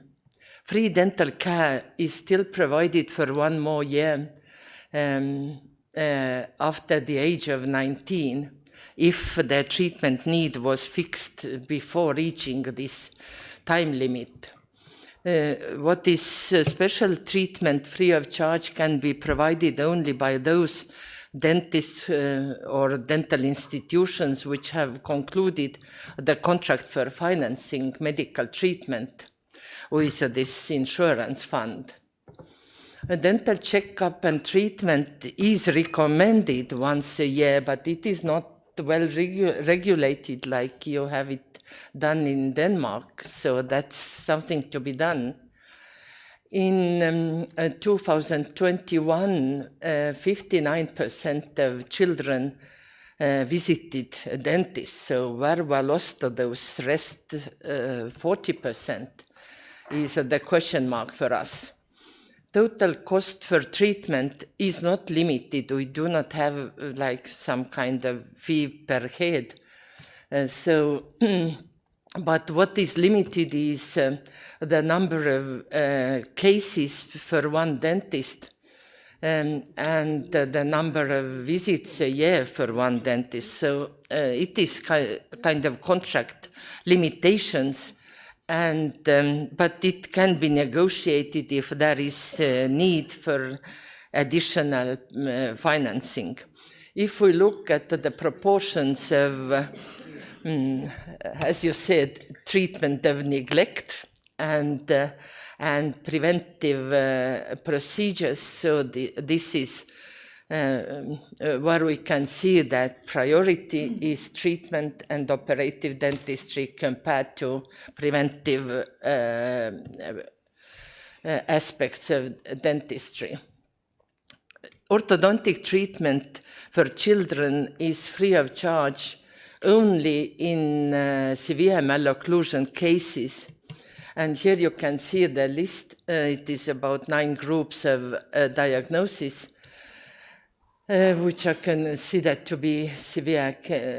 Increased overjet for more than 9 millimeters, angle-free 3rd class, anterior open bite more than 4 millimeters, delayed eruption of incisor or canine teeth, extensive hypodontia, increased and complete overbite with gingival or palatal trauma, lateral crossbite along 3 or more teeth on one side of the jaw, cleft lip and palate, and other congenital malformations, and dental anomaly in case of severe or moderate obstructive sleep apnea if other measures have not been effective. Dental care benefits for adults were introduced first time in 2017. It was initially 35 euros per year, but starting from January 1st of January 2018, it was increased to 40 euros, and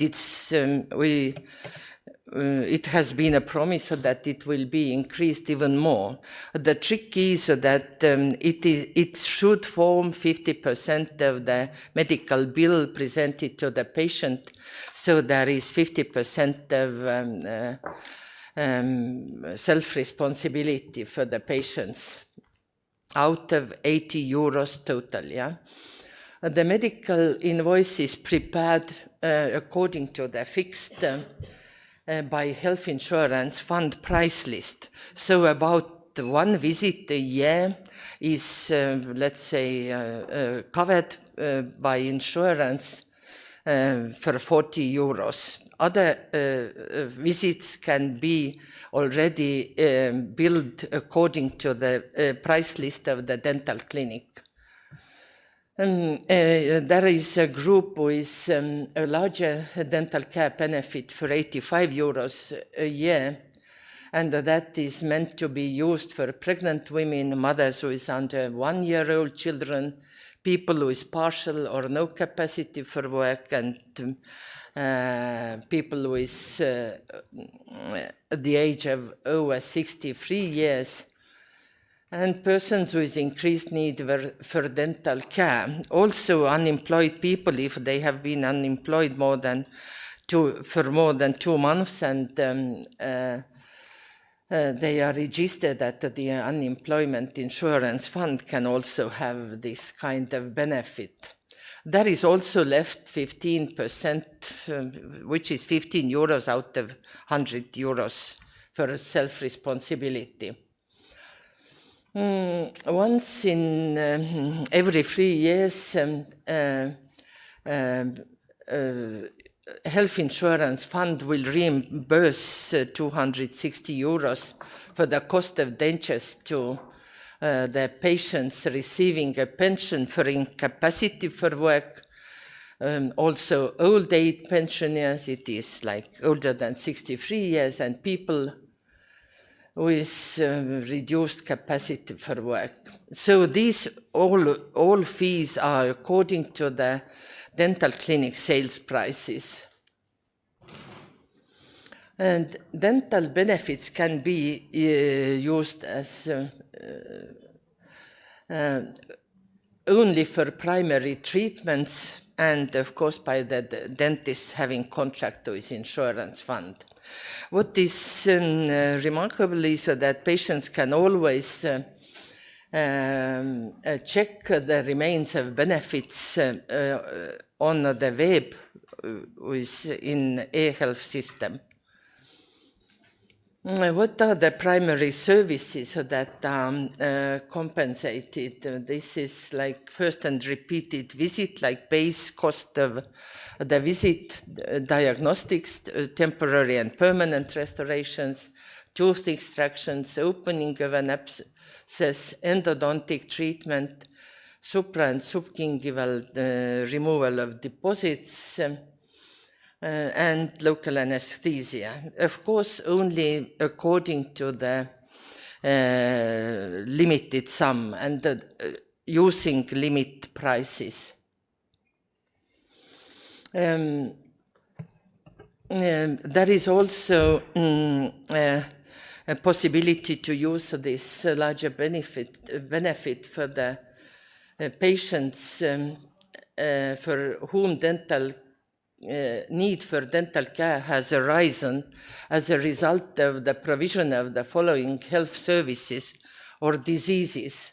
That is surgical and or radiation therapy of tumors in the head and neck area, surgical treatment of lip, alveolar process and oral cavity, treatment of genetic and metabolic disorders that cause dental and maxillofacial anomalies, surgical treatment of trauma and inflammation in maxillofacial region, various medical procedures which can hurt teeth or cause some other damage, transplantation patients, first type of diabetes, and Sjögren's syndrome. There is also such a form of support to patients like lifelong dental treatment, which means if you once have this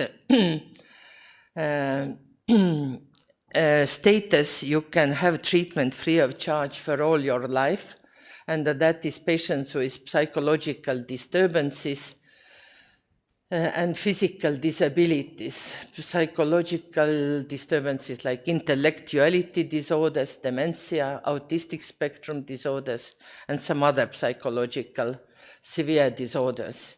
And physical causes like paralysis that affects both upper limbs.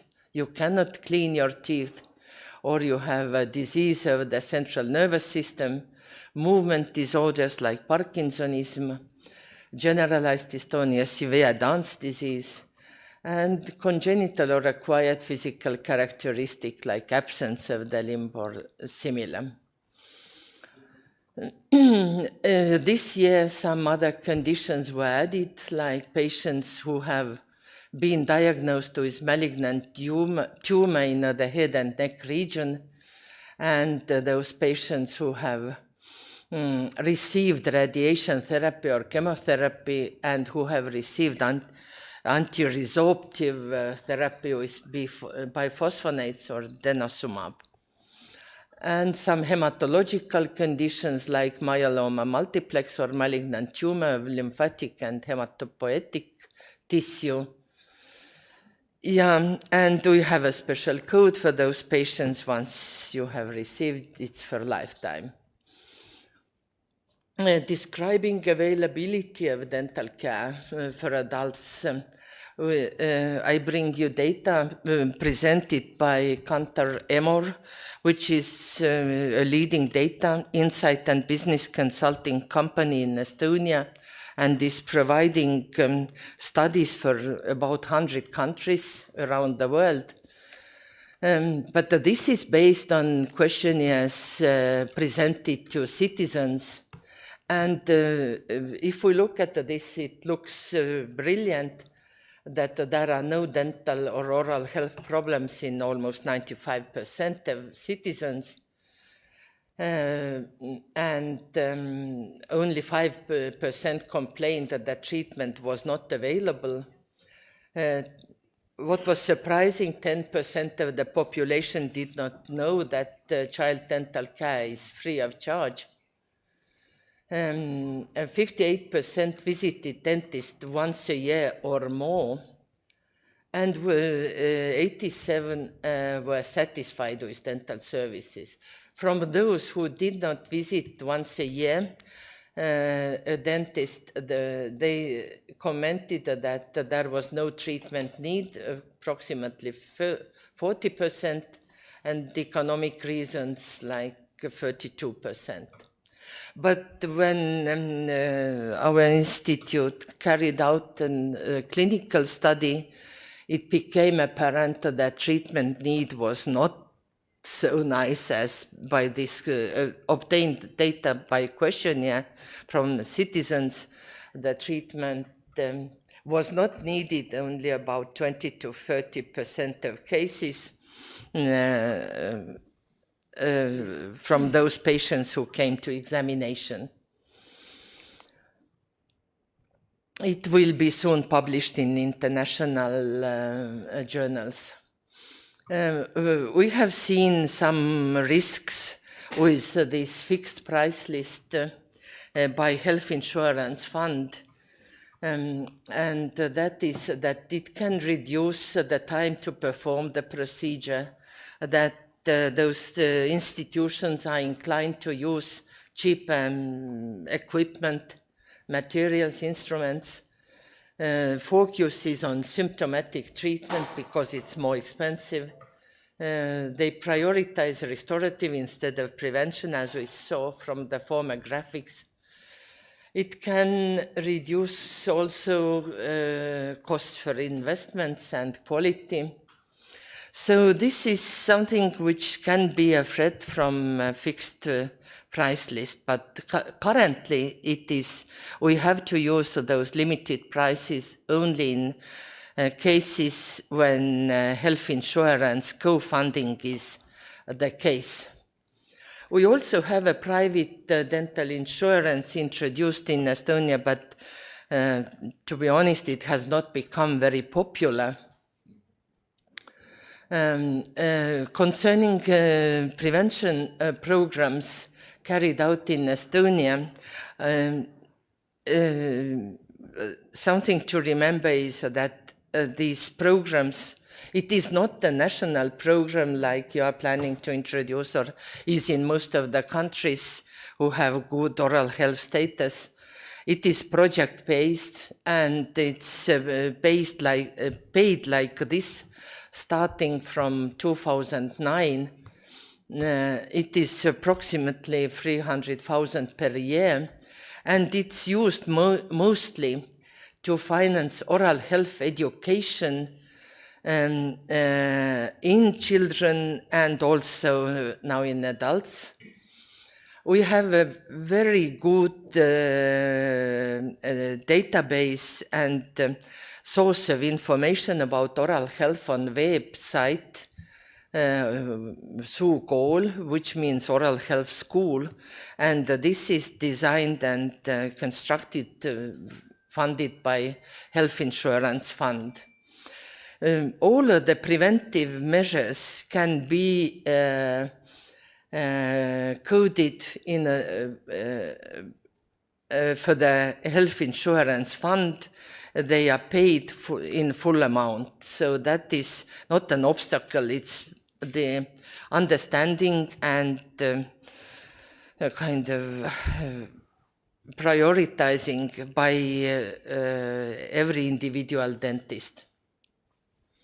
And lots of projects, as I said, have been carried out, but it includes for the last, let's say, 2 or 3 years, oral health school fight, so oral buggies. It's a very fun program for kindergartens where lots of groups, 412 groups participated, including 8,000 children. But as you saw earlier, we have children in various age groups, about 240,000. Such a very popular song was created by this fund. It's a Brush Your Teeth song for children. It's also in English, and children also are very fond of it. A Smile Award by FTI was given in 2019 to Estonian Dental Association for the project's Children Dental Health. So spread of knowledge is through this webpage very good, and also there are aid materials for lecturers and all healthcare workers who want to do promotion of oral health in certain groups. And now also Oral Health University has started, which means creating podcasts, articles, and so on for adult people. This year, a fun, attractive, and educational toothbrushing application was designed, and it has, if it's downloaded and followed, the award will be a visit to a dentist and to get the toothpaste and maybe something else. And to finish, as it has been a popular topic in our media last weeks, I shall present you average gross salaries in Estonian dental sector. It's for the 2021 now. So average basic salary for doctors in dentistry sector was almost 1.5 years ago now. It's March 2021.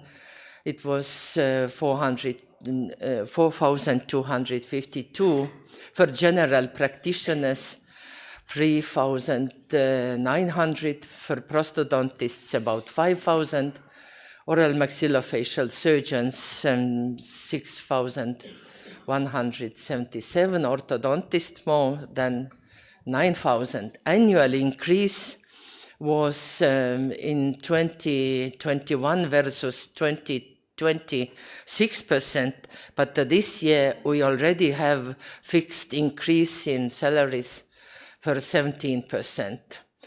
For comparison, average salary for medical doctors is about the same size like in dentistry, a little less than 4,000, and Estonian average gross salary for citizens 1,473.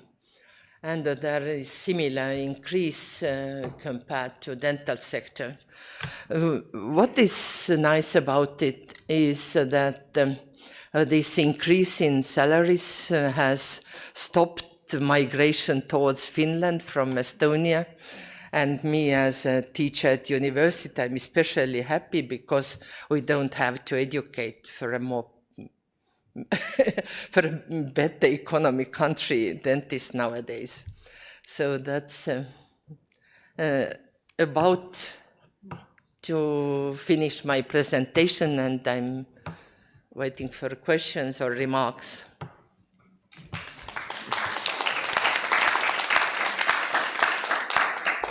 Thank you very much for presentation. Now we do have few minutes for question-answer session. And I would like to stress that all the attendees are welcome to ask questions if you have any. So, okay, Brigitta, and then. Thank you, dear Professor. It was very interesting because, you know, Lithuania and Estonia are much more comparable countries than, for example, Lithuania and Denmark. But it was very interesting. I have two questions. What is the reason of success of growth of the early checkups from 37% in 2015? To 58% in 2020. As I understand it, we talk about the grown-ups, about not about children. Is this because of Sulikohl of this program? And another question that salaries of the doctors, dentists, and assistants and so on before taxes, yes? The numbers are before taxes. This is like brutto salary. Yeah, before. Yeah. This is brutto salary. But the, let's say, rate of visitation has increased, I think, due to our good educational projects and work done by Estonian Dental Association. Because funding is coming from health insurance fund, but actually our colleagues are carrying this load of this work, and this web page, and I mean all of those printed matters and podcasts and everything is doing a good job here. And this is somehow a part of image for citizens to have a healthy and nice smile. So that is also one reason why people tend to visit the dentist more frequently. Thank you. We have another question, Morgana. Thank you so much for your presentation. My question is around the same topic.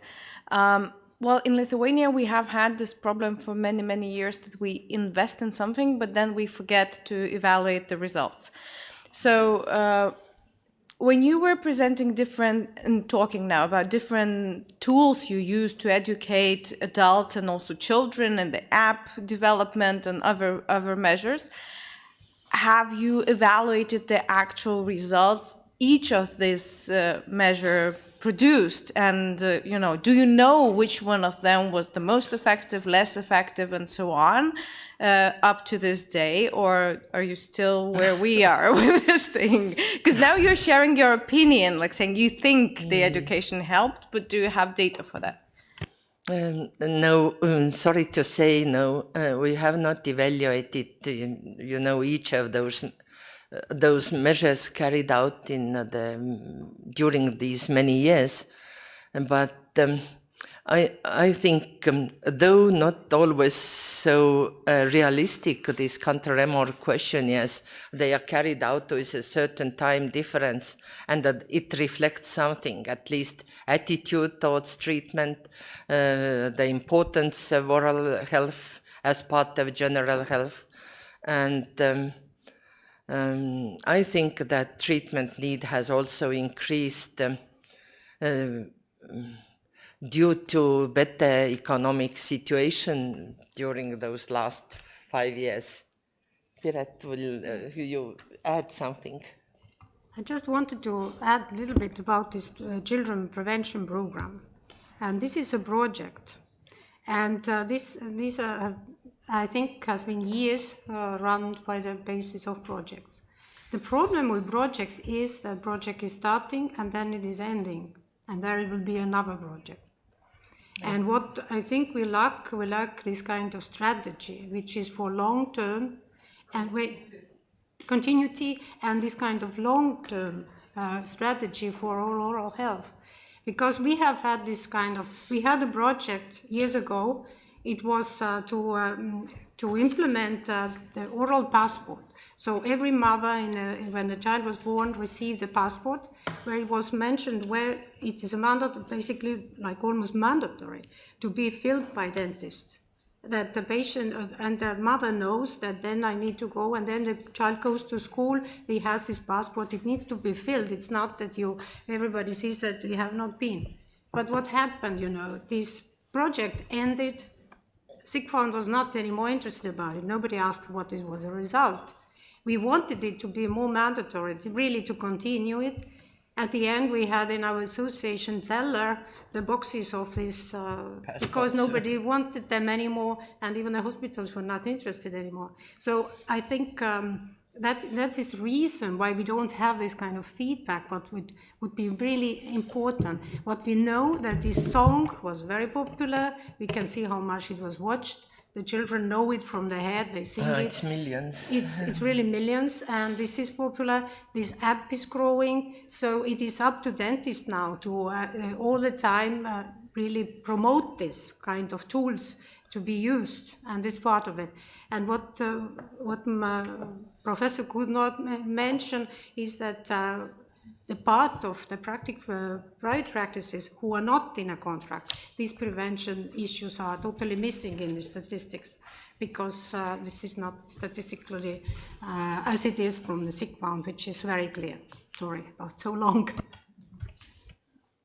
Thank you. I would like to briefly add a bit in terms of policy evaluation, and I think it's a particularly relevant topic. I would say pretty much after this hours discussing oral healthcare, I would say pretty much it's the elephant in the room, that we do not have data enough to evaluate appropriately the effectiveness of different policies, and that is a very significant problem to be able to determine the effectiveness and also the cost effectiveness, because a very interesting aspect is that one should be able to determine which intervention is the most effective. So let's imagine that we have two options. We can invest on healthcare promotion and promoting young people learning how to look after their oral health, or we can open schools. And if health literacy by its own is capable of reducing the incidence of caries, well, one could say, or policymakers could say, we're better off opening schools instead of investing in oral health promotion. But the lack of cooperation, even at the European level, has been very remarkable. And I'm allowing myself to say this because I've worked with the European Observatory, yet I am not an employee of the European Observatory. I'm an external researcher from an independent university that cooperates with them for dental matters because they don't have the capacity themselves. So we have very sophisticated data, or much more sophisticated, much more cooperation in terms of general medicine, yet that capacity building still is missing in our area. And part of that is also because we don't have good structured public data, because most of the data lays in private organizations, which are highly atomized small dental practices that do not share effectiveness. So that on its own is something that adds complexity for development of any policy in the dental public health arena. And it's an important point to be contemplated if one wants to go forward over time. Okay, so the last question, please. You mentioned in your presentation about fixed prices that you don't like them, and you point out two interesting things, that the children are less popular, let's say, for the state funding than the adults. So what is a price, and is counted by person, by year, by procedure, or how it's organized? Thank you. This fixed price list is a result of accounting done by Health Insurance Fund, and that they have also asked for advice and input from the Dental Association. But dentists, it is not really taking into account all costs of treatments. And that's why, as for children, you have to do all treatments throughout the year, like with those fixed prices. And many times it takes more time for a child to communicate, to get the procedure done. And it is not covering, equally compared to adults, this, let's say, hourly income rate. And for adults, it is just one sitting a year. It's one visit when this 40 euros is used. And there is a psychological effect. This level of number of contracts increased during COVID period because dentists were afraid what will happen on the labor market, you know, how much treatment is needed, what people can afford if they are, you know, unemployed or whatever, because of many institutions were closed. So it has such effects on this, and lots of bureaucracy, which is coming along, which needs more workforce to manage all of those conditions which are set by health insurance fund. And that is kind of limiting this number of contracts because, as I said, all dentistry is private-based in Estonia. State has not funded any euros in dentistry, and they want to, in a way, turn private practice into community dentistry institution. So that is some kind of conflict of interests, you know, between dental practitioners and actually state-managed health insurance fund, which is tax-paid by citizens' foundation.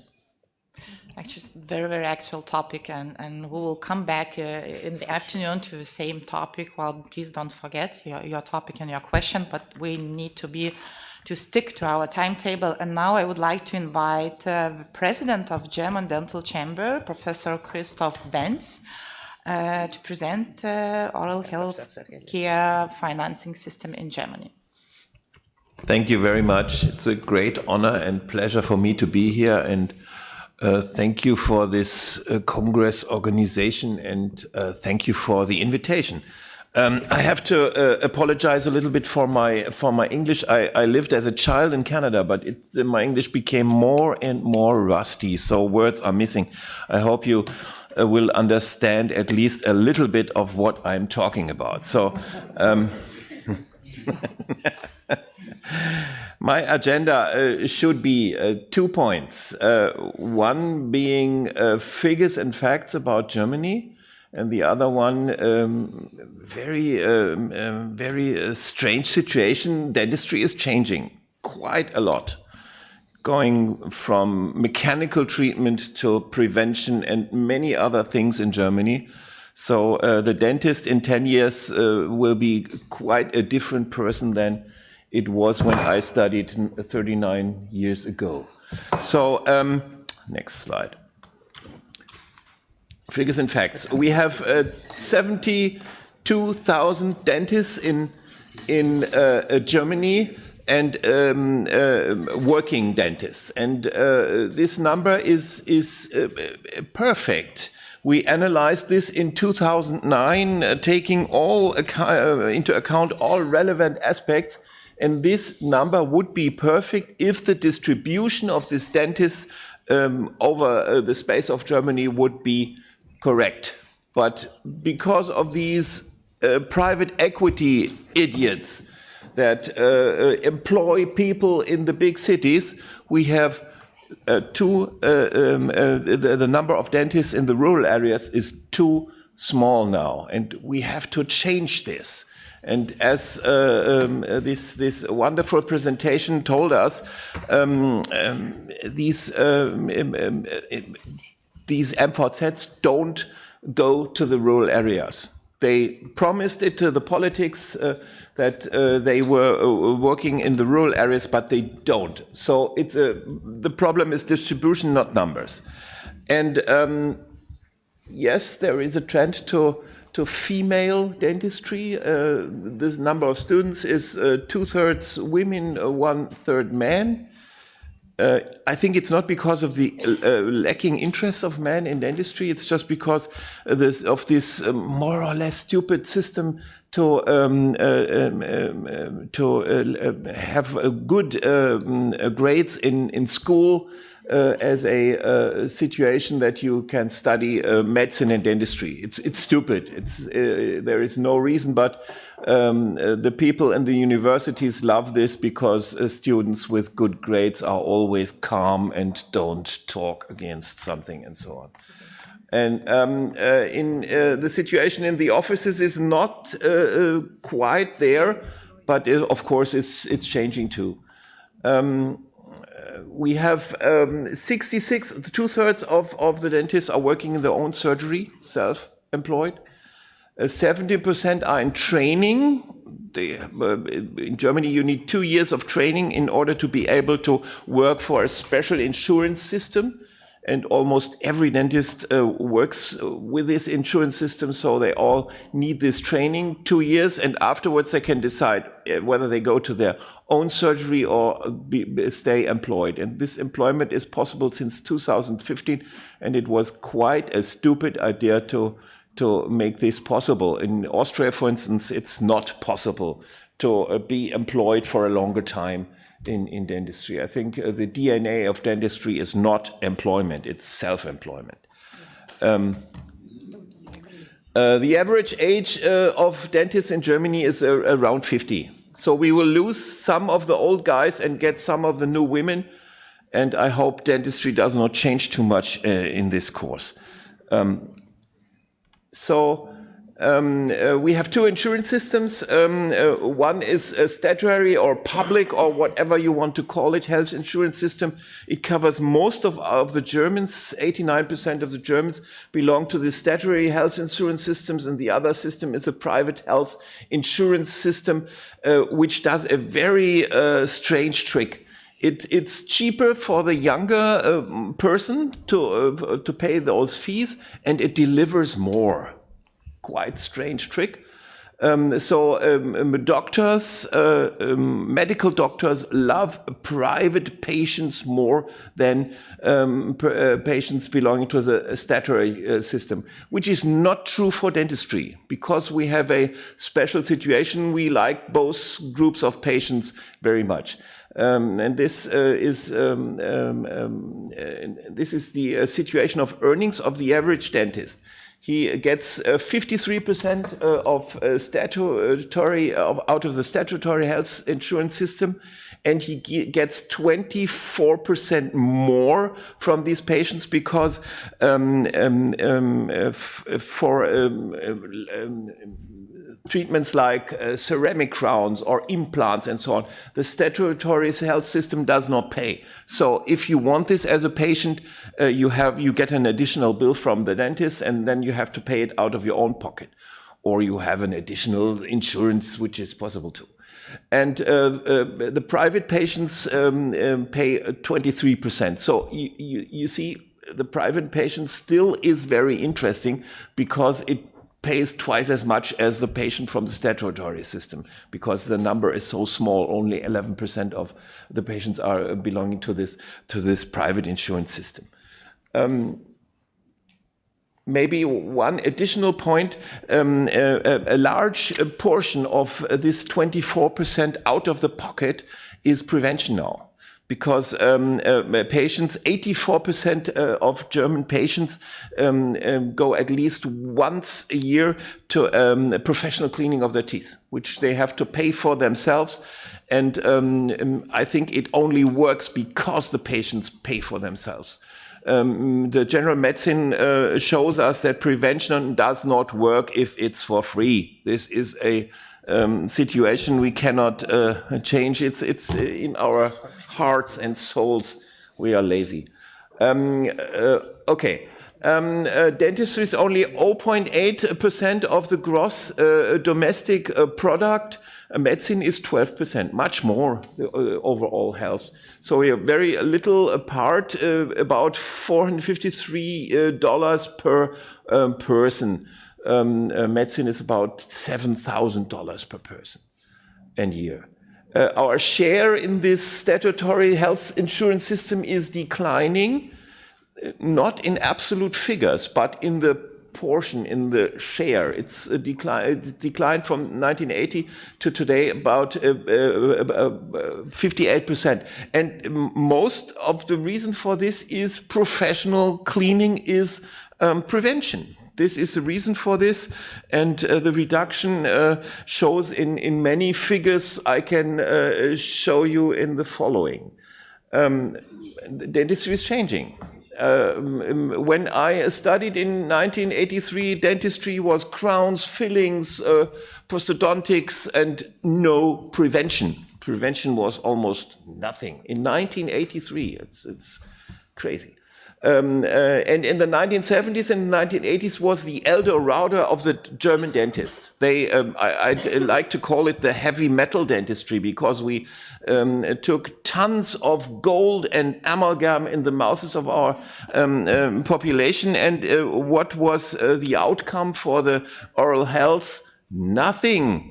We were in the ranking of the countries in the world at the bottom. We spent most money and got less. So a very stupid situation. But the dentists loved it. That was a time when they bought the Porsches and so on. It was wonderful.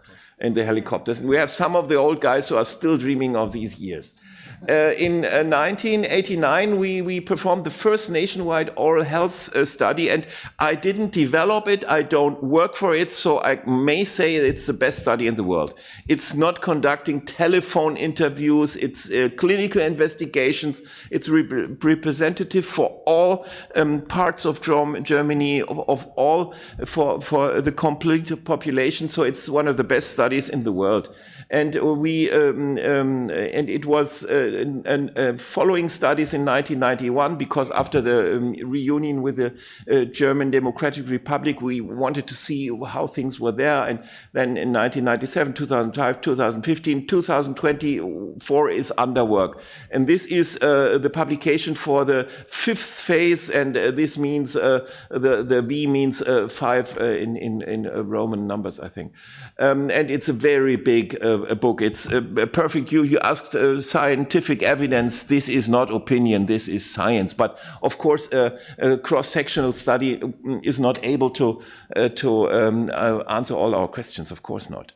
And with the first study, we saw that we were at the bottom of the ranking in the world concerning oral health, and this gave the dentists a kick in the ass. They moved in the direction of prevention, and we did all this by ourselves. There was no politician saying you have to do this and this and this. We started with the children, and nowadays we even have prevention for people in special care, old age people. So prevention everywhere. The statutory system pays until 18 and pays again if you have a degree of special care that you need, of inability. But everything in between has to pay, the patient has to pay for himself. And the numbers show the effect. In 1991, this graph starts, and it shows for 3 treatment classes the development now. For all the patients in the statutory system, meaning 89% of Germans. And this is the reduction of fillings. Today we make only half of the fillings we made in 1991, not because we became blind and not able to see caries anymore. It is just because they are not necessary anymore. It's a reduction of 52%. This is the reduction of root canal treatments, 21%. This is a reduction of tooth extractions, 36%, which means a tooth that is not missing must not be replaced. It's very easy.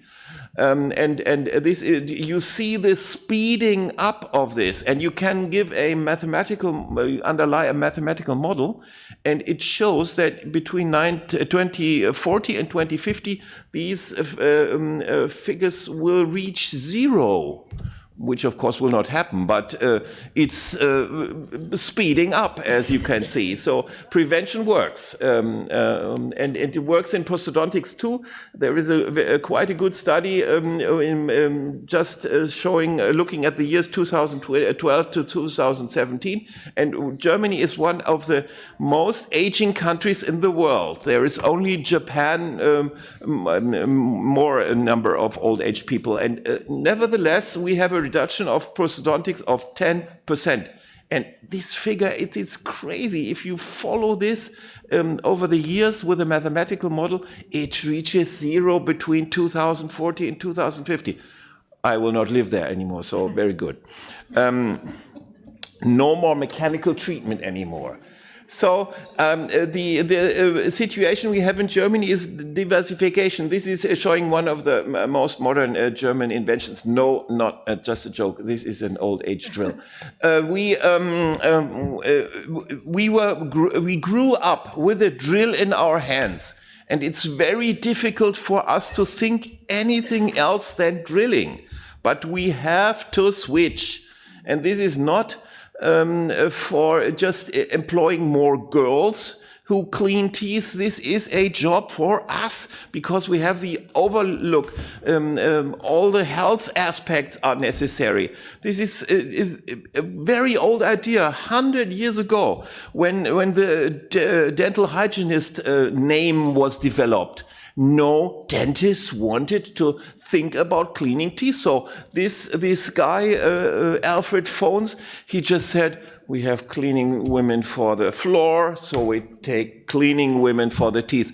Just crazy old age idea. We have to come over this in the future. And we have other aspects. We have this aligner dentistry, very interesting possibilities opening up there. We have this large number of persons that cannot care for themselves anymore. 5 million people in Germany already. 100 persons per dental office in Germany. It's a very big number. We have these persons that are too heavy for our chairs. There is almost 1 million Germans weighing 200 kilograms and more, and you cannot place them on any chair. And the English coined a name for this, bariatric dentistry. And nutrition is something you can work, sports dentistry, sleeping dentistry, and there's so much diversification, but drilling is less and less necessary. And this is very important for me. The DNA of dentistry is small, patient-orientated, very individual, not in any industrial level, self-employed. This is an office, a rural surgery in Bavaria, only 4 people. The guy is the dentist, but it could be a girl too, and 3 employees. And they are having fun, as we see. And this is enough for 80 to 90% of every modern dentistry. Freddie is my president of the hearts of the CED, but there's one point I disagree. Dentistry is not too expensive for a guy like him, because the most expensive thing you can buy in dentistry is a computer 3D radiology system. And it's not so expensive, 80,000 euros, and it's yours. Every office can pay this if they need it. So we don't need any private equity whatsoever. It's unnecessary. And this is not the dentistry of the future. This is a industrial level. Maybe in the 70s and 80s, when we had our heavy metal dentistry working with tons of golds, then it would have been perfect. But now it's diversification, individuality, and so on. Why do we need these industries? So it's not necessary. And there is, and the boys want big things. It's always the same, and they talk to private equity and say, "Give me such a big office." But the girls have a problem too. They like to stay their whole life on the child's seat in the car and don't want to steer for themselves, which is crazy. Why? It's the easiest way to make a startup is a dental office. Almost no risks. So, and if you look at this small team, so it's not such a, you don't have to be the biggest entrepreneur in the world to manage such a small team. It's fun. So, where's the problem? Why do they always want to work for boys in big offices? It's crazy. Do it for yourself. And this is my conclusion. Prevention is the future of dentistry, and it will not change anymore. It will not change. Maybe if we get this atomic war whatsoever, then things might change. But in all other cases, prevention is the future. Nothing else will happen. And keep it small and simple. All these successes I showed to you concerning prevention were done in the small offices, not in the big factories. So keep it small and simple. And don't listen to greedy investors. They always tell you, I give you more and more and more. And when you finally look, and this is evidence and not just opinion, they deliver nothing. They just deliver money, and they don't even invest it in Germany. They bring it to some islands where they don't have to pay taxes. The university in Bochum just analyzed this, and they showed you they are carrying bags of money to wherever these islands are, these pirate islands. And self-employment is the secret of success. This is the secret of success. If you put it in, I worked at a university, and I always say this is the earliest form of a AMV set of a dental chain or whatsoever. And what was the idea we had when we were at the university? 9 to 5. Don't work too much. Working too much won't make you happy. When you're in your office, you're just much more interested in your patients. And of course, I don't talk about universities. I just talk about universities in Germany. And therefore, I think this is the secret of success. And changing this kills success. That's my opinion. Thank you very much.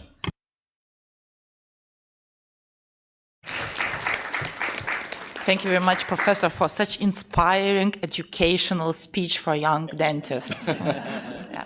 I hope that Lithuanian dentists were also listening to your speech and will get some lessons. So, and I would like to ask a question, if you are still with us.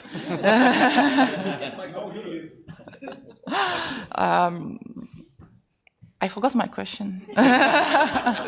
Then I can ask. Okay. To be precise, I feel like in the TED Talks right now. It was really inspirational. But may I ask you, you mentioned so much give attention for self-employment. But at the same time, we just heard in the morning session that the governments are much interested in those chain groups. So do you see any... Do you know the reason why? Or do you have some insights on that?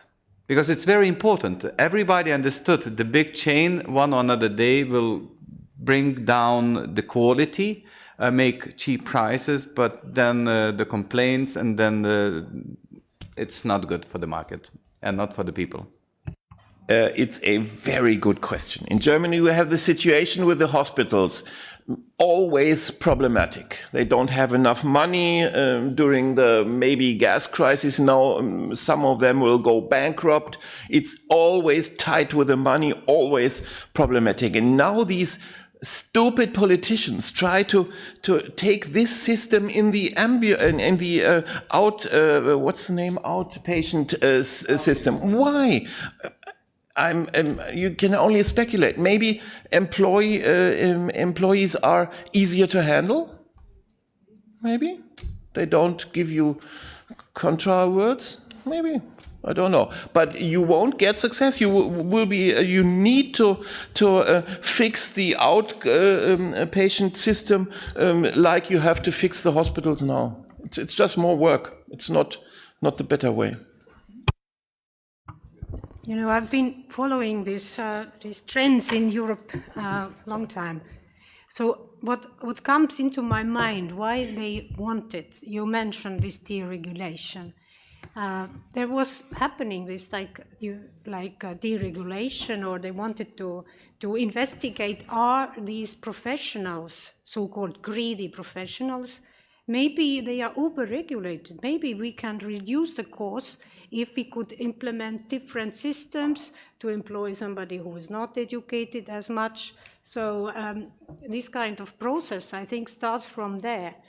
And they have these kind of ideas, discussing with some of them, that if there is more free market, then all these prices go down and it's more simple. But we, as a dentist, we know it is not. And it is like they take patients as a clients already. I think this trend was changing totally medicine when this was implemented, that the patients are also like clients. But health was why it was not in a service directive, because it is so different service. And I think it was Florian who said that you will see there will be maybe one day another directive which regulates our work, because they want to somehow deregulate and regulate these things. And I think the goal is that they think that if there's a bigger system, somehow some things are deregulated, and that is taking down the price. But it's not so. And I think that if there are qualified dentists who have ethics responsibility, they do it what is necessary for the patient. Because all service, what investor wants to get profit, he wants to get his money. And then when they rule the clinic, then it is to make more money. It's not about what patients are needing.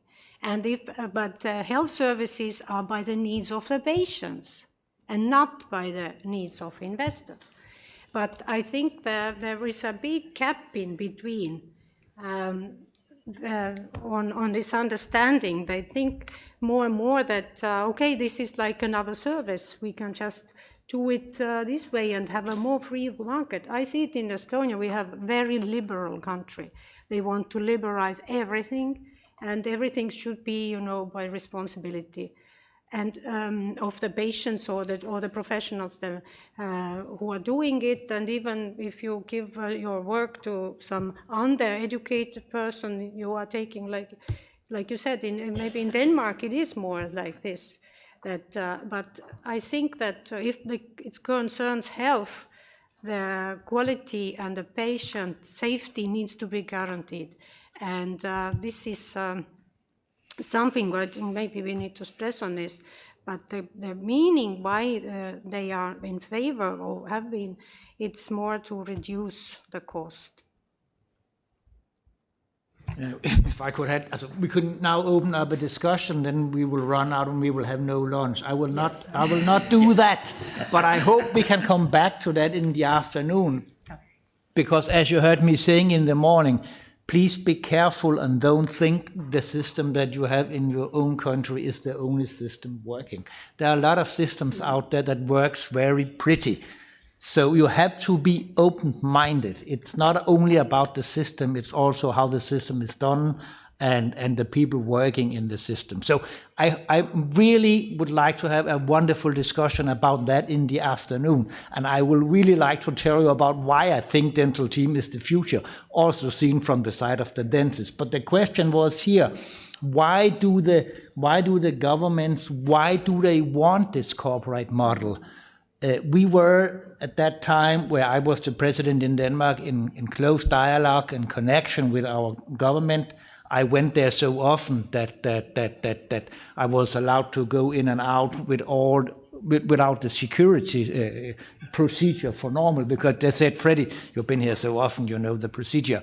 So why did they do that in Denmark? I think it's the same reasons everywhere else. And as you also heard from Pier's presentation, we are now ruled by law. What do a politician want to achieve? There's one goal he always wants: budget control. If you can give him budget control, you can have everything. But if you can't give him budget control, you can have nothing. And why? Because the cost that we faces in health will raise that way in the future. And they have to find the money somewhere. So of course they look for possibilities where they can get the services that they want cheaper. So we have to change our mind. That's what I think. Shall we give them budget control? Maybe, because they need it. I'm not saying you should give them everything they ask for, but you have to move a little bit in that direction. And as you heard from Pier's presentation, and then I will stop, we have a totally public dentistry for children in Denmark. And this is not a competition. It is not a comparison who wins. Go to the literature. Which system wins every time when we are talking about children? Denmark will be, when not number one, then 2 or 3. What do we have in this system? Totally budget control. We have always had this, was a part of that. It's employed people, so only employed people. So self-employment, I don't believe it's the only right way to do dentistry. Sorry for that, because look at the figures in Denmark. It works with employed people.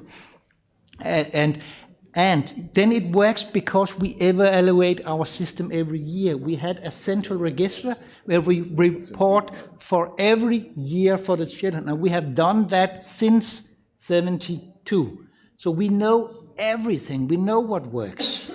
We know if we do something, we can read it in the papers a couple of years later. So, but again, I'm happy to have a full discussion because I know a little bit about how to do dentistry.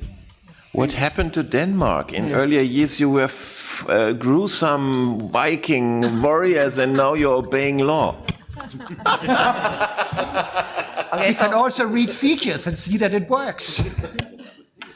So I got my question back, but I will spare it for afternoon session. So thank you very much for nice presentation, nice discussion. And now we're going to have a lunch break, and we are coming back 1:30. Lunch is in the hotel nearby, round the corner, Novotel, on the second.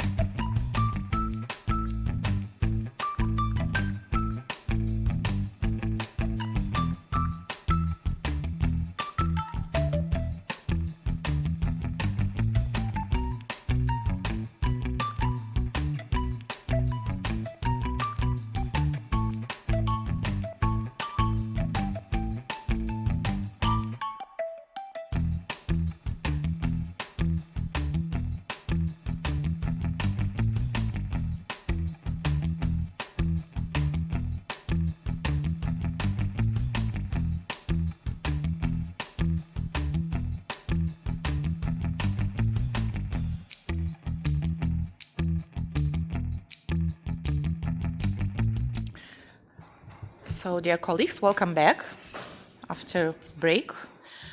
And I must announce that unfortunately we do not have representative from Latvian Dental Association. During the sickness, she wasn't able to attend.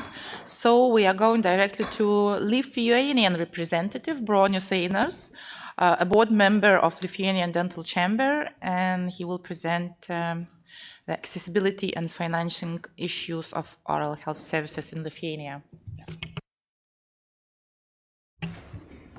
Thank you so much. I think I need to start from very nice and important statement. Typically the chambers and the ministries of health are not in very good connection. Typically they are very good connection, but some misunderstandings always happens. That's why my presentation in a way will be a bit similar what the Vice Minister present, and some numbers you will see there too. But what I want to point out, we are looking at the same numbers, but totally from different perspective. And I think that's why we are here to discuss about the accessibility, to discuss about the financing. And some perceptions from both sides are of course various, but I'm sure that after this discussion, after continuous discussions afterwards, it will be better and better, and we finally find the best outcome for our patients. So when we talk about the accessibility of the services, I'm sure that Estonia just mentioned previously about very high number of doctor dentists by 10,000 population. But if you look at the latest numbers in the year 2020, so we have 11.4 doctor dentists for 10,000 population, which is, if not the highest number, but nearly the highest number, not only in European Union, but also worldwide. It means that there are so huge potential that the accessibility of those services in Lithuania are most probably really ready to be served and possible. At the same time, of course, we need to talk about our team. And here again, we have some difficulties because here I'm presenting the numbers, what we have in our dental chamber, what members or what kind of members we have. And as you see, we are not only have doctor dentists and doctor dentist specialists, but also dental technicians, oral hygienist assistants and oral hygienist assistants, and other who has double license. And this is very important. I do believe that it's added value when we look at any kind of problem or a decision-making process from various parts of the dental market. So if we talking about the dentistry, typically in Lithuania we talk about the full spectrum of services. Either it's dentures, how to do dentures, either to do the standards for the dental assistants. And I'm sure that we will continuously talk about some peculiarities, I would say, because in Lithuania, our dental assistants, the nurses or whatever we call them, they are specially trained, they are specially educated, they have a college level or university level education. And in some countries, I know that there are some freedom on that, and you can choose and train the assistant on your own, and you have nearly no regulation for them. So as you see, 3,605 members out of 4,200, which is officially registered in Lithuania, are members of our dental chamber. And we have 983 dental technicians, more than 1,000 oral hygienists, and assistant 1,531. Actually, official statistics differs, but maybe it's because we have too many responsible entities who give this information into the market. And if we look at the Hygiena Institute, who combines all the information from Lithuania, they propose, they give numbers, those who they know, and they are missing about 20% of the information from the market. But if we talk about the Ministry of Health, or if we talk about the licensing institution, who nowadays, already 2 years also licensing all oral specialists, including dentists, so they're also giving different numbers. So here I propose giving the numbers only from the market or from our members. In year 2020, we lost some function of licensing as an institution, and it was delegated back to government institution. However, the missing part is very low. The numbers are very low, and even more, we are attracted, or we attract so many institutions or the healthcare institutions to become part of our organization. That's why the numbers in general altogether, it's more than 8,500 people altogether. Just to know, the recent surveys of state institutions shows up that in the market nowadays, for 3 million, less than 3 million population, we have 12,000 people altogether. It's including not only the medical stuff, but also the supporting stuff, the registration and welcoming and others. We concentrate our this presentation on naming and talking about the primary oral healthcare. Why? It's only, let's say, half or 55% of all financial support or the state-supported services, because we have some clear understanding why it's so important for us, for Lithuanians, for our patients. So until 2018, we have two types of dentists. So they were dentist and dentist specialist, which means the orthodontic, children doctor, endodontic, oral surgeon, and etc. After year 2018, the dentist or general dentist was divided in two categories, which means the primary healthcare dentist and the dentist general practitioner. And what it means, it gives a really impact when we're talking about the accessibility of the services for state-funded services.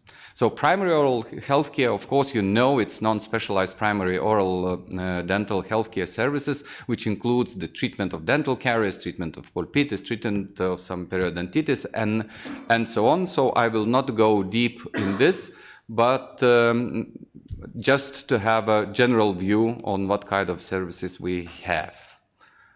Okay. What is also important, we need to talk about the service providers. As per now, we have more than 2,200 institutions, dental practice and dental technician labors, who are providing general dental services. But not everyone is allowed to serve the state-funded services, and we have, I would say, a bit strange regulation when we are totally dependent on family doctor. The family doctor is a must if you want to provide the state-funded services. Even if within a team is a psychological, psychological services providers, specialists included, they have an ability and possibility to decide themselves and to make a contract with patient. We as a dentists or the dental institutions, we have no such right, and that's why one of the thoughts why to initiate such wide discussion together with our colleagues from all neighboring countries is to really learn how it is organized in other countries. Even if we know that in Germany, in Denmark, in Estonia, in Latvia, in most of the countries, it's totally divided in Lithuania, we are much interconnected, and it's not the only case. The case is also that we are not only dependent on the state contract, but sometimes the family doctor offices, they use this possibility sometimes to put us aside, even if we already provided some services for some period. It means it's not only the free of charge services for population, which is very cheap, which later you will learn, but also not getting even the payment for what you already done. So nowadays, maybe the numbers are not exact as much because it's numbers from 2020. So we have 330 organizations, institutions, divided by half, state-funded and private, who are able to have a contract with the state and provide this oral health services for general population. So when we look at this picture, I would say it's quite clearly shows how it works. So the left side, you can see it's a state-funded services. So only 24% of all patients are getting services there by state-funded services. Only 17% of adults, 18 plus, it means mainly people in elderly age or handicapped who are getting the services in state-funded in this part. We have, as I already told, 16% of service providers, and only 55% of children are getting the service funded by state. What it means? It means that 100% of money is going to this 16 or 20% of the institutions, because the law said very clearly, every patient must be registered with family doctor, and automatically everyone registered in this institution gets a part of the financing what they're getting from the state. But the services are in general, in total, provided only for 24% of population, which we think it's a discussion topic. And we are right now already with Ministry of Health, and I thank you so much, Odeta, that she is really continuously keeping us on discussion. However, we think we need to do some more quicker decisions in respect of those patients, in respect of those children who has right for state-funded services, but they are just not getting them. So back to the number of the dentists and back of the service providers, I'm sure that accessibility in total, it's very, very good. And even if it's not about the dentistry, but Lithuania last year was announced as the best country worldwide where the medical support is the best accessible within all comparing with any other country. It means within 1 hour by car we could reach any or at least one medical institution and get the full support, one or another. So we think the same about the dentistry, but it is not clear how much we could use the state support. Yep, okay. Accessibility of the primary oral health, you already saw this picture with the additional year 2021, which we haven't as per now, but I'm sure we will, on later stages, we will have it. But you can see that when we have 2.8 million population, so the general number on top line, you can see it's decreasing. It's decreasing and it's not as big as it looks. But when we put these numbers, the population and the percentage of the population, so here we have exact numbers, how many people are really getting the state-funded primary oral health. And even in this already several times mentioned survey or the document what the University of Berlin and other colleagues done, of course, those numbers are not so much comparable because of the sources where they come from. Our President, Vilma Brukiene, she already mentioned that too much concentration is on the treatment, but not on the prevention. And that's, again, one of the results. So any person on the pension age, or any person who has a possibility to get some state-funded support, they are eligible for 620 euros per 3 years to get for prosthetic works. They also have a possibility for orthodontic treatment, dental sealant programs, emergency assistance. But when we talk about such services, it's also important the division between the state-funded and non-state institutions is that if I, as a specialist, will non-state provider, I'm not participating in NHS or National Health System, if I send to some specialist for consultation, the patient lost the possibility to get state-funded consultation on the second or higher stage. It's again one of the discussion topics that we need. These numbers you already saw. It's nearly 20% allocated to the health system, and 4.5% are going to dentistry. And here are the numbers. So what we are raising up a question always, so what is a primary oral health and how much it costs? So it's 22.15 euros for the children, and 24.2 euros for the children primary oral health if include oral hygiene. We already discussed with some of you before, in between our talks, that it is a problem to provide oral hygiene services for 2 euros per year.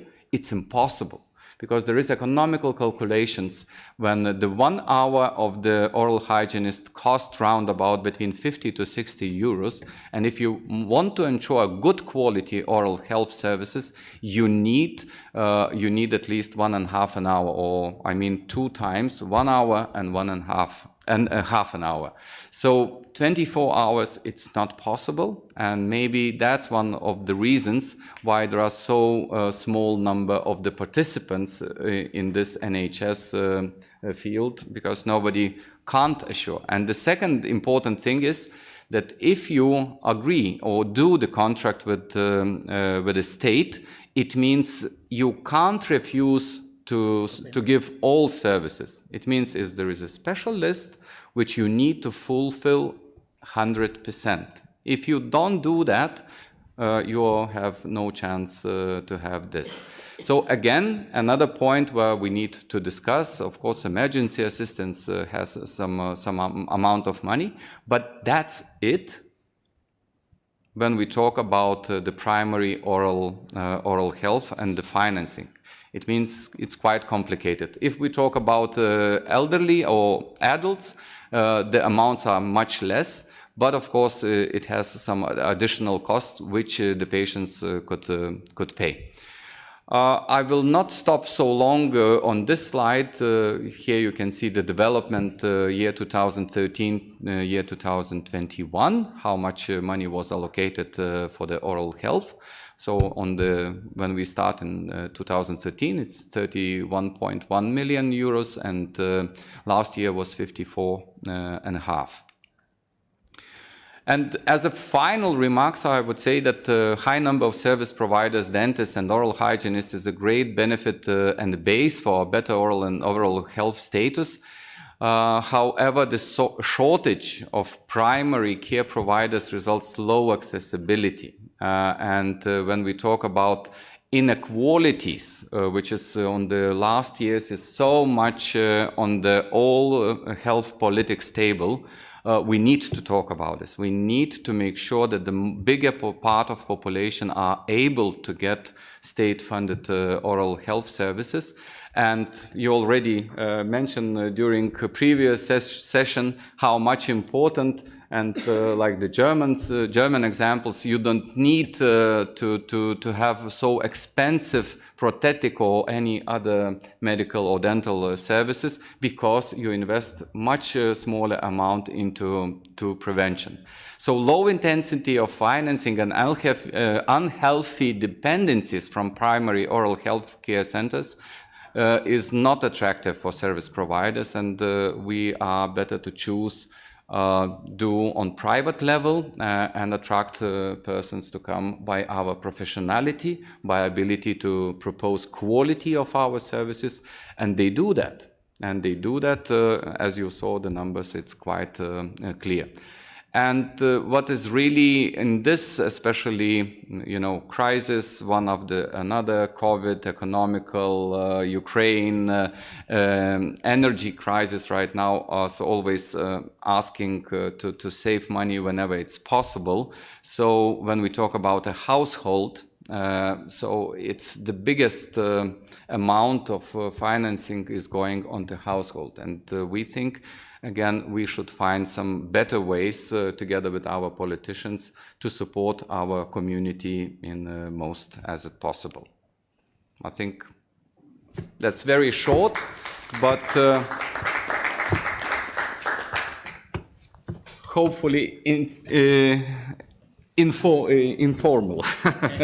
Informative. Okay. Informative, yes. So now the floor is open for discussion. Maybe do you have any comments or questions from our guests? While you are thinking, I would like to add to Bronius that I'm a believer that there is no better mean for motivating patients as financial means. Well, I mean, that's why I liked Estonian example. Well, our government gives money to the clinic and says you must do everything for this amount.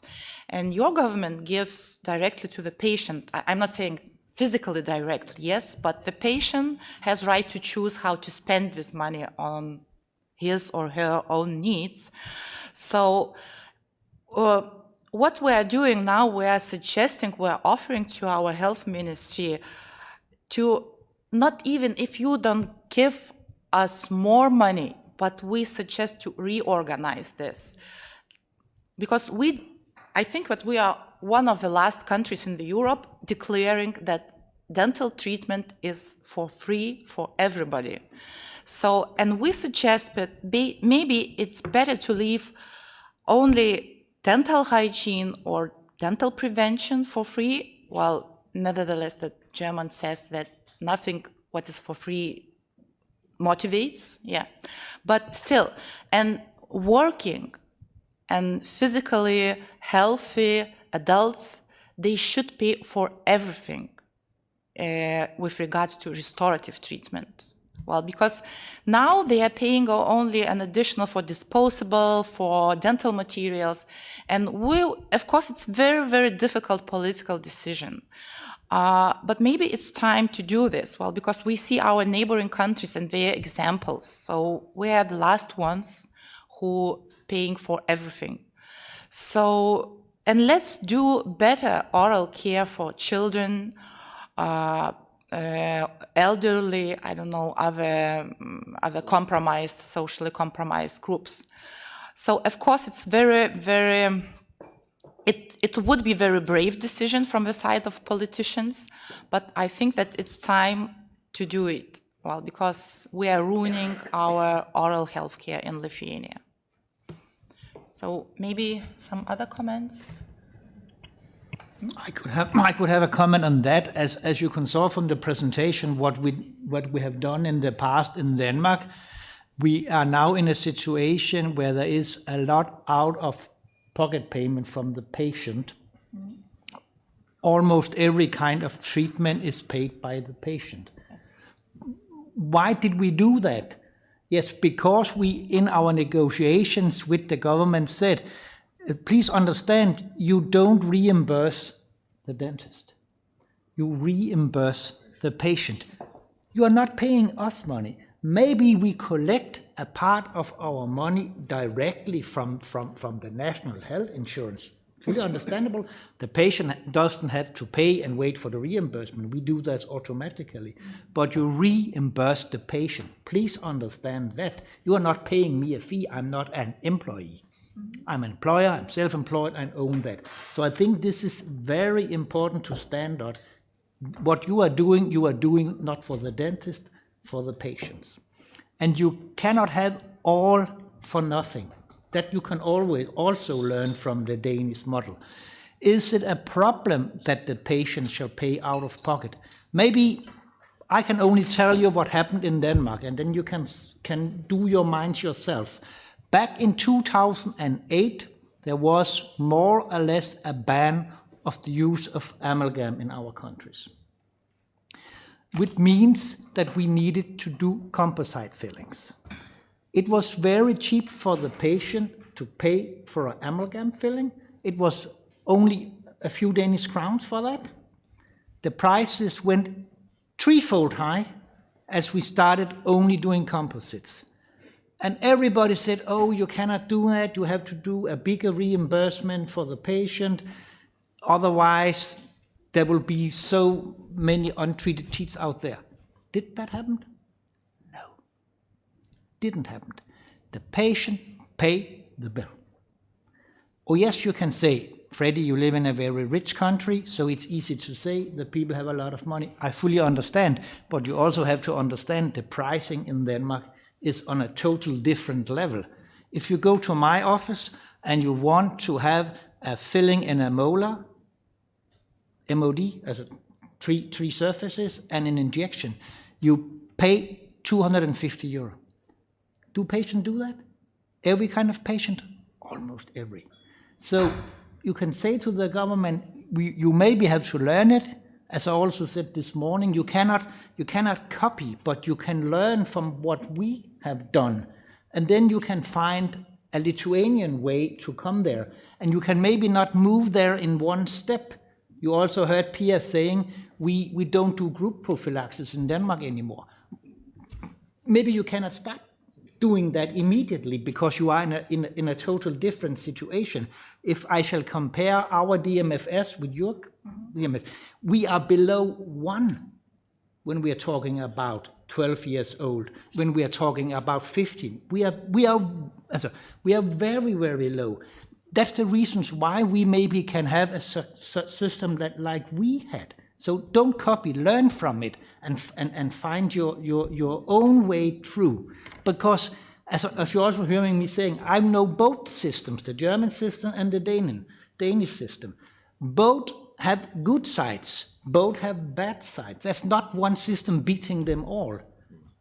You have to look at your population. Where are you for the moment? And what do you need?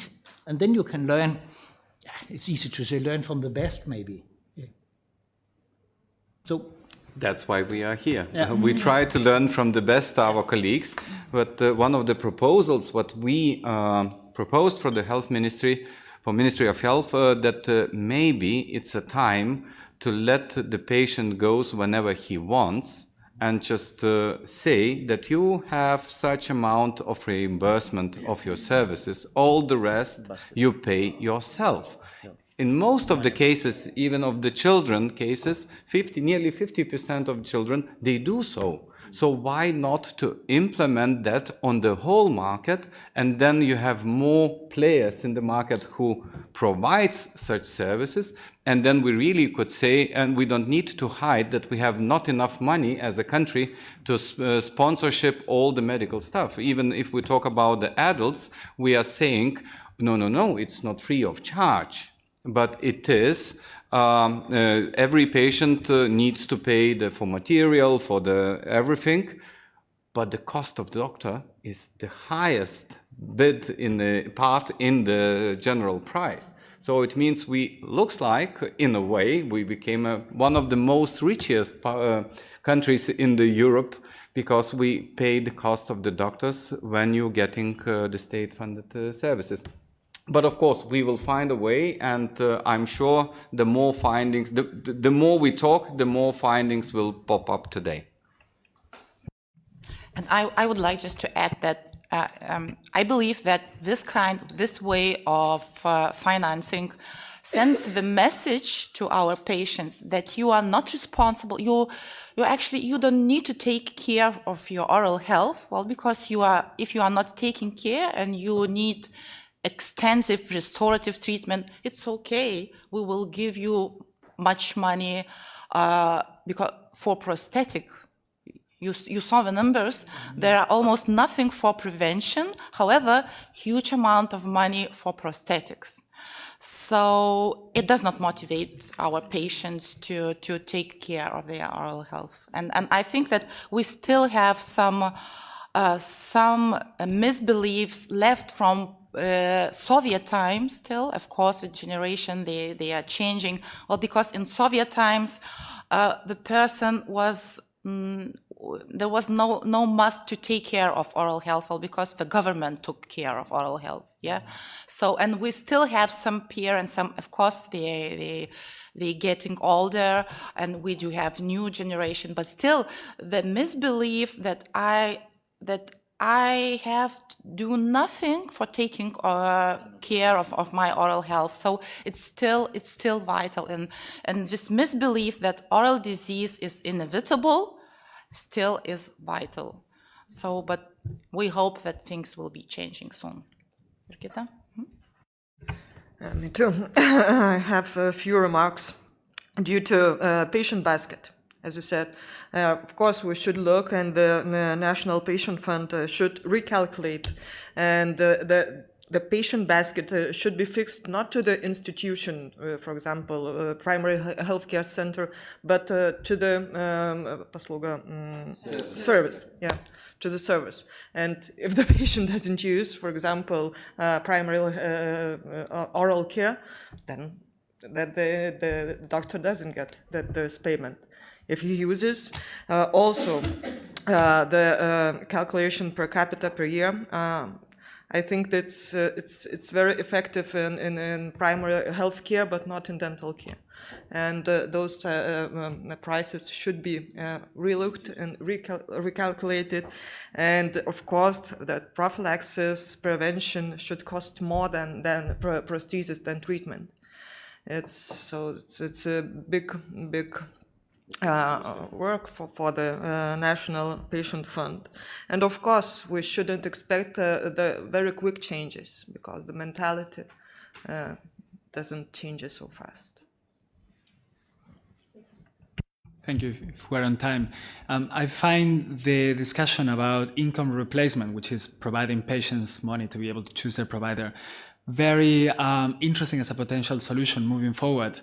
But I think that when one frames a reshuffling of the current basket of services, is also very important to take into consideration the political aspects that are implied on that. So one very interesting example that comes to mind is, again, back to the case of Germany, because it's got such a comprehensive coverage, is the coverage of prosthodontics for people in need.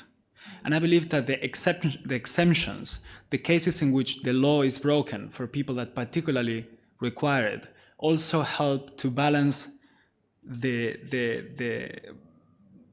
calculation and say, well, yes, we will have these potentially number of services that have to be paid for those that are capable of paying, but then the same rule gets broken by offering those in need, those that are unable to pay for their own oral health, the extra subvention. And this was the case with the Doppelzuschuss, the double compensation for prosthodontics in the German system, that actually, until very recently, was reviewed, and it had exactly the expected effect. It was a very successful policy in a way, because those that were in highest need were more likely to make use of it. And the result was that it led to better oral health for financially disfavored sectors of the population. And those rules making are very relevant, not only from the financial point of view, but also from the egalitarian and social aspects that have to be considered. So, do you mean that it would be great if, let's say, prophylactic in Lithuania, it's very much important and investment in that is very important, to make it as a long or decade or 2 decades lasting strategic political agreement? That's what you suggest? No, I wouldn't dare to give you any form of suggestion. Please do not understand that. I'm just mentioning when it comes to the discussion of how we reshuffle baskets of benefits, that as important as changing the rules are the exceptions for which we're willing to, contemplate the exceptions for. Okay, so a rule is as useful in policymaking as to determine who should benefit and who should, have to, at the end of the day, carry with their own bill. Now, when we have created, or when a law gets passed, the exemptions in the system also bring an aspect of equality that makes it much more palatable, and sometimes is the successfulness in German negotiations in the willingness to find a compromise or a common ground in which one could say when everyone is unhappy or a bit unhappy, a negotiation was successful. A very German saying, if you like, however, very fruitful if one has the mentality to find common ground for reforms in healthcare. And I would like... Oh, sorry. Okay, Odeta, you first. Good afternoon, everybody. I'm Odeta Vitkūnienė from the Ministry of Health, Director of Personal Health Departments. Thank you very for possibility to be with you and sharing experiences from each country. Really, it is very useful. At this moment in Lithuania, we have a national healthcare network reform, and in this part we are talking about patients' right to choose services. And when we are talking about dental care, it is big attention to prophylactic and to find the best solution how our healthcare system is based on solidarity principle. Yeah, and when we're talking and Ministry of Health are responsible for four directions. It is personal health services, public health services, health insurance, and pharmaceuticals policy. And when we're talking about oral care, I would like to put on also 2 parts. Public health services in Lithuania, we have in each municipalities public health bureaus who are responsible how to change behaviors for children in the garden, behaviors in the school, and etc. It works good or not. We have to put more efforts to this area and pay more attention. And also, when in the morning Vice Minister have shown about results that our consensus was prosthesis.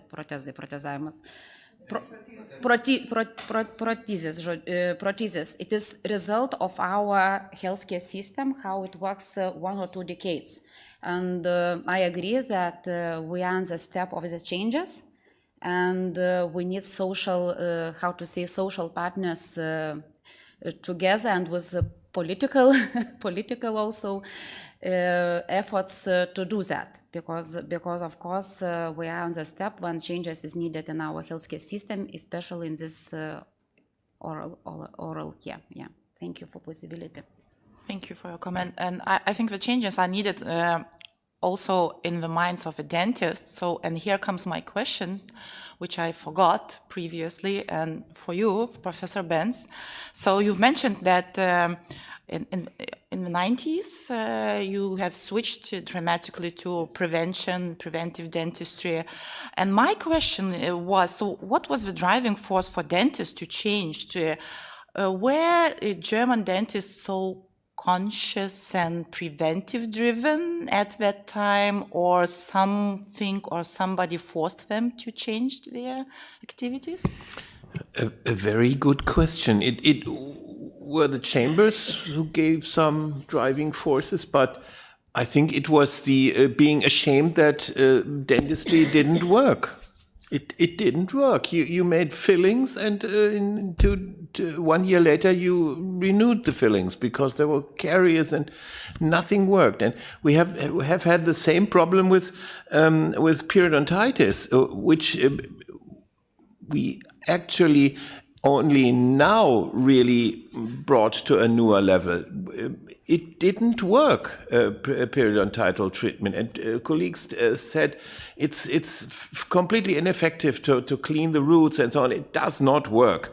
And now we see it works if you do it the right way. And I think this being a shame that things don't work.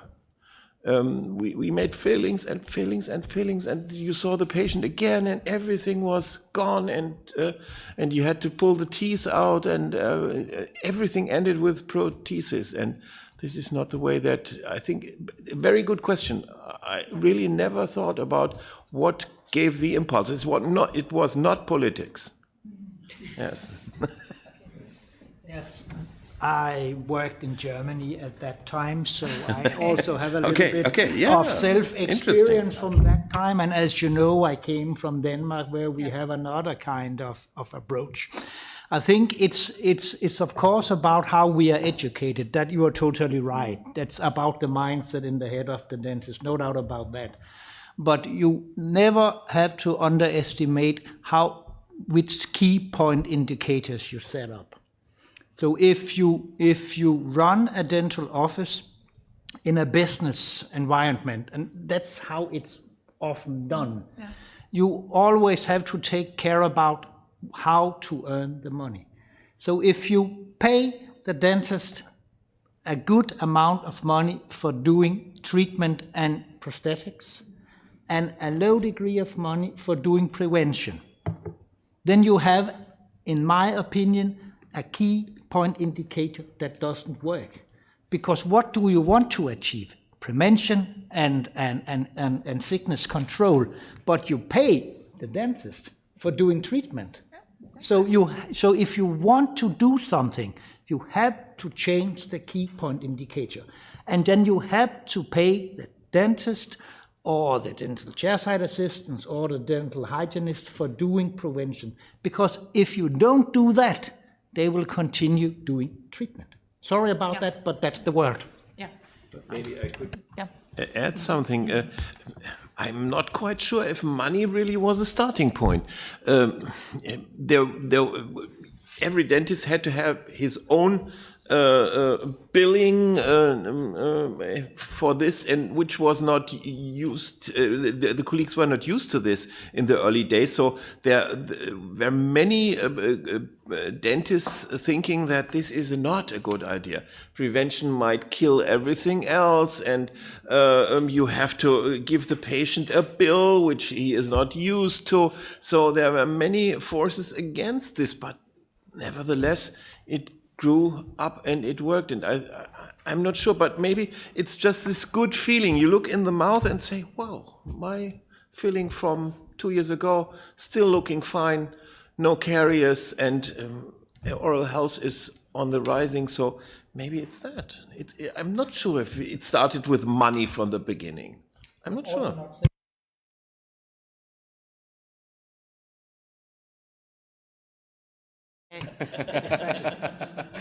Maybe it should be a combination of dental education, the role of universities as well. Well, actually, we're trying to educate them in a preventive way. However, almost everybody just dreams about, implantology. If you ask a second-year student, first or second-year student, why are you here in dental education? Oh, I will be a specialist in implantology and I will earn a lot of money. And nobody wants to work in pediatric dentistry or in preventive dentistry. So something is wrong. Something is wrong with. Yeah, in orthodontics, as well. Yeah, please, Piret. I think I'm agreeing with both of previous speakers. I think the education is very important, that we educate our dentists. I think it's the basic of dentistry is really, you are oral health physician, and oral health is part of general health. And to really, parallelly to the education, to really the ethics of our profession, need to be, I think, more and more highlighted in our education. But another aspect, what I wanted to ask you, maybe you have it already very well in Lithuania, of course in other countries, but I think what is lacking also is the education of the patient, of the population. I tried to speak years already to our health funds and ministries that we need to have strategy of health, but among these, very important is to have a health education. It needs to be in a school when the children are able to learn it from the first year until the last. And to educate what is the health, how it is my responsibility to take care of my health, and what is disease, what are the complications, everything that they really understand that how important is also to take care of your oral health. Because what has been, I've seen as a doctor, my patients, sometimes patients don't want to pay because they need to pay in Estonia. They don't value preventive measures. They say, why it was taken from my insurance money in my first visit when I had a hole here, but she was cleaning my teeth. This, for me, why this? I wanted to have a filling. I wanted to have a filling. So it means that there need to be two educations parallelly. And it cannot be only that the dentists are educating it, because anyway, it can be that, okay, dentists, they want to talk like this and that, or sometimes want to have money for prevention, or they think that it's not necessary. But if it is parallelly also the education of the population, that they understand how well it works for them, that they value this work as a prevention and they want to learn. Yeah, the younger generation nowadays, I think they are learning, but the big problem is the nutrition. But they don't understand that it's also a very big part.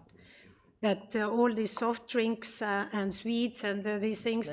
And when we talk about it, it needs to be also in the society educated, that it is very important.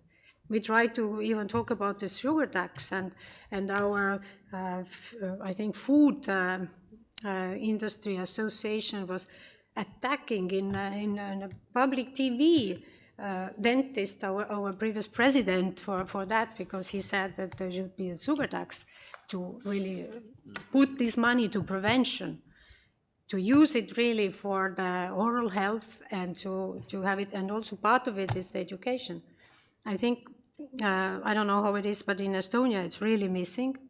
And I think it's a big problem that people just think, I can drink, I can eat, I can be 200 kilos, I can do whatever, and you, doctor, you need to take care of me my way, as I like, and it should not be painful, and it should be cheap. So, and it is really the mindset, I think, what has changed. And our students, when they come, it's the same in our university. They dream of implantology. But and orthodontics. I think it is even when they enter the university. But of course, this all media is showing this kind of, like you saw our orthodontist. It was just published, 10,000 euros salary. No. Why no? Yeah, but this year actually it was 11,200 for orthodontists, the highest salary in medicine altogether. So, and that was on all media, and that's attracting young people, yeah. Educational problems are the same in Lithuania, and we have so many dental hygienists who are not working according to their specialty. So Lithuanian Dental Chamber actually offers as well we have to send dental hygienists to schools, to visit the schools regularly. Well, because we have to raise our children with healthy teeth. It would be enough one generation, and then they would have their own children, and already the things would be changing. So yeah, but I've heard about your comment, yeah? Only wanted to add that thank you for the health self-criticism, and I think it's very helpful for the healthcare policymakers to communicate then with the dentist society. But also about schools, of course, children should be taught at schools how to stay healthy. But also a lot of things starts with families. and within families. And if children will see their parents brushing teeth, most likely they will also brush their teeth. So, but old habits die hard, you know, there's a very nice song from an old movie, so. I'm really happy to hear about that we need to educate society, just people in each of our country. And of course, it's our duty. I will speak about it a little bit during my presentation. But I believe that hygienists, somehow they could do it, but also very important is, and we do it with success in Poland, because we have a chamber together, physician and dentist. We cooperate with physician, with other doctors very closely, and they do their job for us. They are good advocates of good oral health. When the patient has other problems, cardiological problem, vascular disease, when they are before any operation, they get the information from the physician, from the specialist. You have to go to dentist. Give us the document that you don't have any problem, because without it, the operation could be postponed, or the success of the operation will be not as it should be, and it's work. I'm a practitioner, at my dental office, okay, every of us have a list of patients, but also I have a lot of new patients, because other colleagues, physician, doctors, specialists, go and check your mouth, and it does work. It's really good to take a cooperation with other specialists on medical market, with due respect, with hygienists.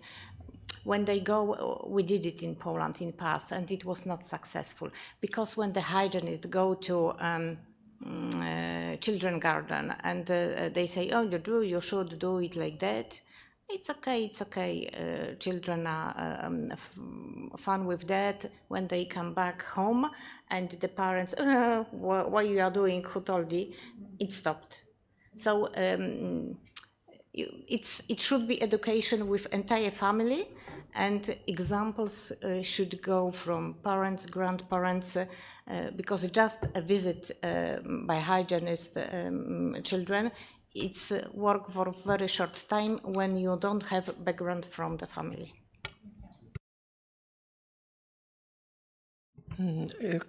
Concerning restructuring of financing dentistry, we have also proposed our authorities several times that this 40 euros support for adults who are working and are healthy, that is not meaningful motivation factor. So that is a kind of political decision. Our politicians, also earn votes by these popular decisions. And we suggested that this money should be used to have more support for people with special needs, not just this 85 euros out of 100, but, to cover more treatment and to minimize risks on general health altogether. So that is when you are doing now changes, that is one recommendation from our side. Thank you. So, would you like to make some final comments? Yes, just a small comment on this early age communication and training. What we find out ourselves when we do also nearby in some places these trainings. So we find out it's no reason to educate children without parents. So it's much more important to train the parents, and the early they do that, the better the outcomes. And I know that the state some years ago already initiated very nice initiative, and those pregnant women, when they are going pre-birth trainings, they also getting the education of the oral health, which we think is very important. But we're just adding all most important things into one to find a better result.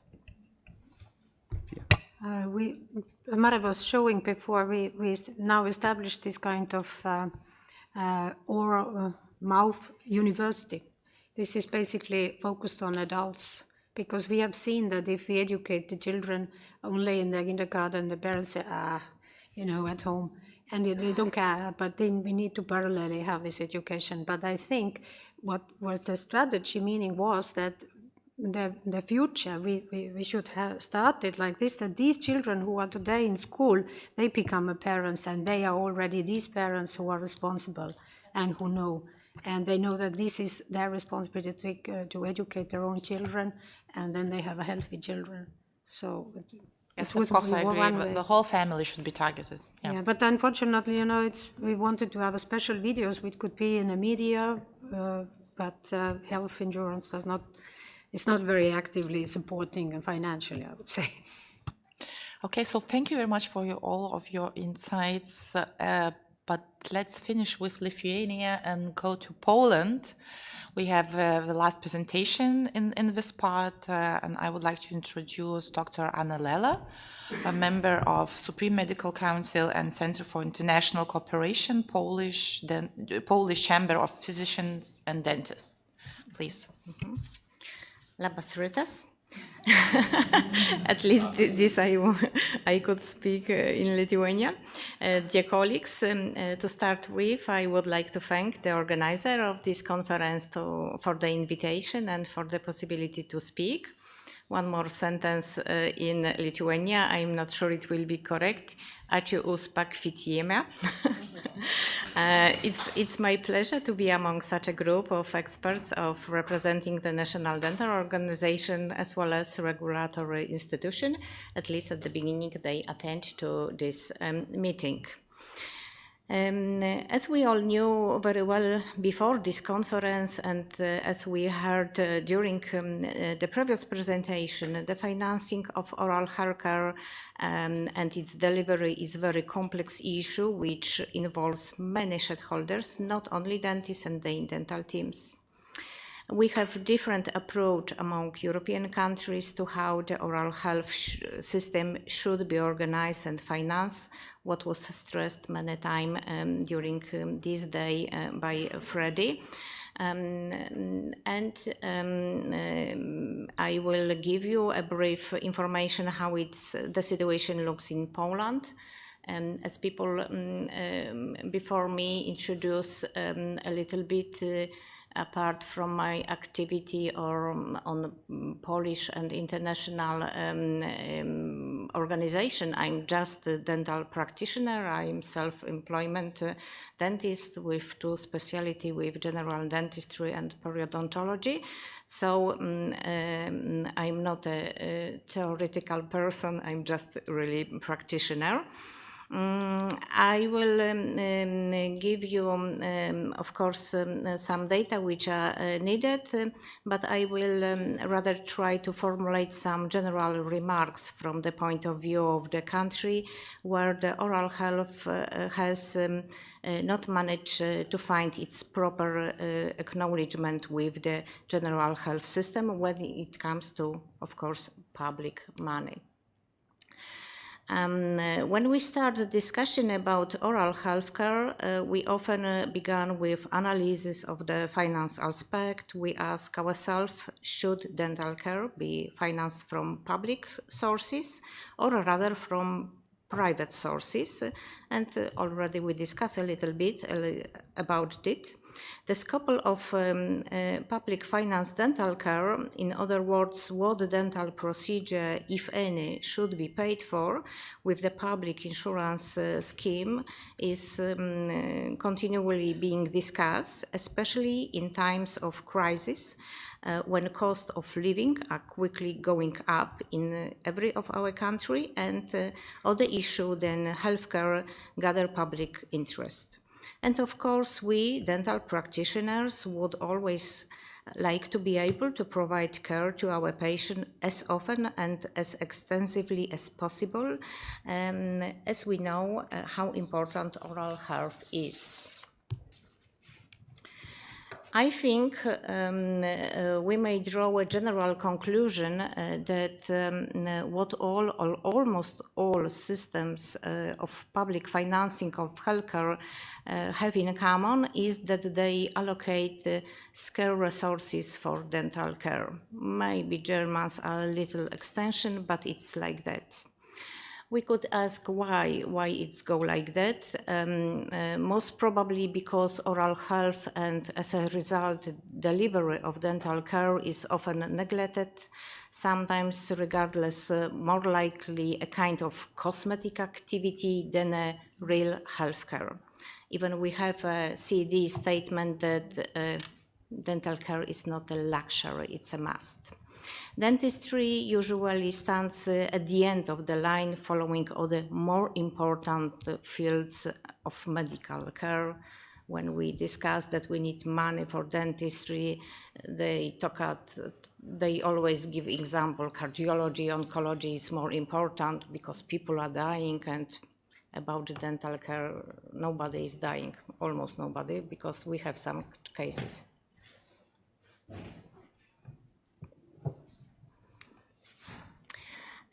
As regards the public system of dental care in Poland, I will just give you just a few issues. The National Health Fund is the single public payer for healthcare in Poland, based on the money coming mostly from the statutory insurance contribution paid by individuals and in some part on money from the state budget. And for dental care is gradually allocated less and less money on the entire whole yearly budget. And there are examples that in 2008 it was almost 4.5% of funds budget, and plan for 2023 is less than 2%. It's about percent of the money, because when it comes directly to the money, you could show, okay, it's coming up, but you can buy less and less for this money, even if they are somehow growing. For the public payer, oral health care of Poland, of Polish population has minimal significance, and we have somehow positive list of procedure which are paid by National Health Fund, and it is paid only in this dental office who has a contract with National Health Fund. And on this list we have, for example, now the amalgam is forbidden, but when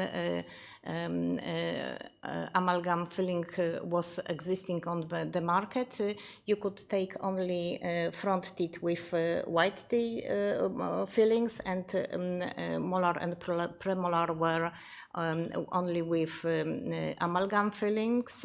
Root treatment was also only front teeth was covered by insurance. Next, people had to pay by themselves.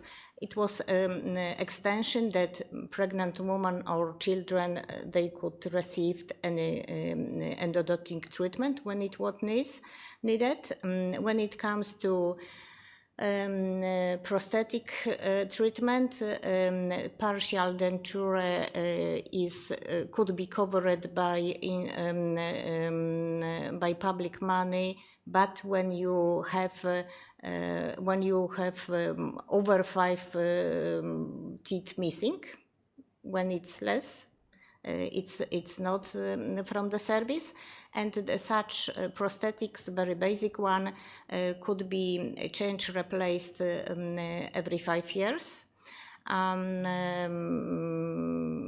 Any extraction is covered by national institution, so it's not a problem.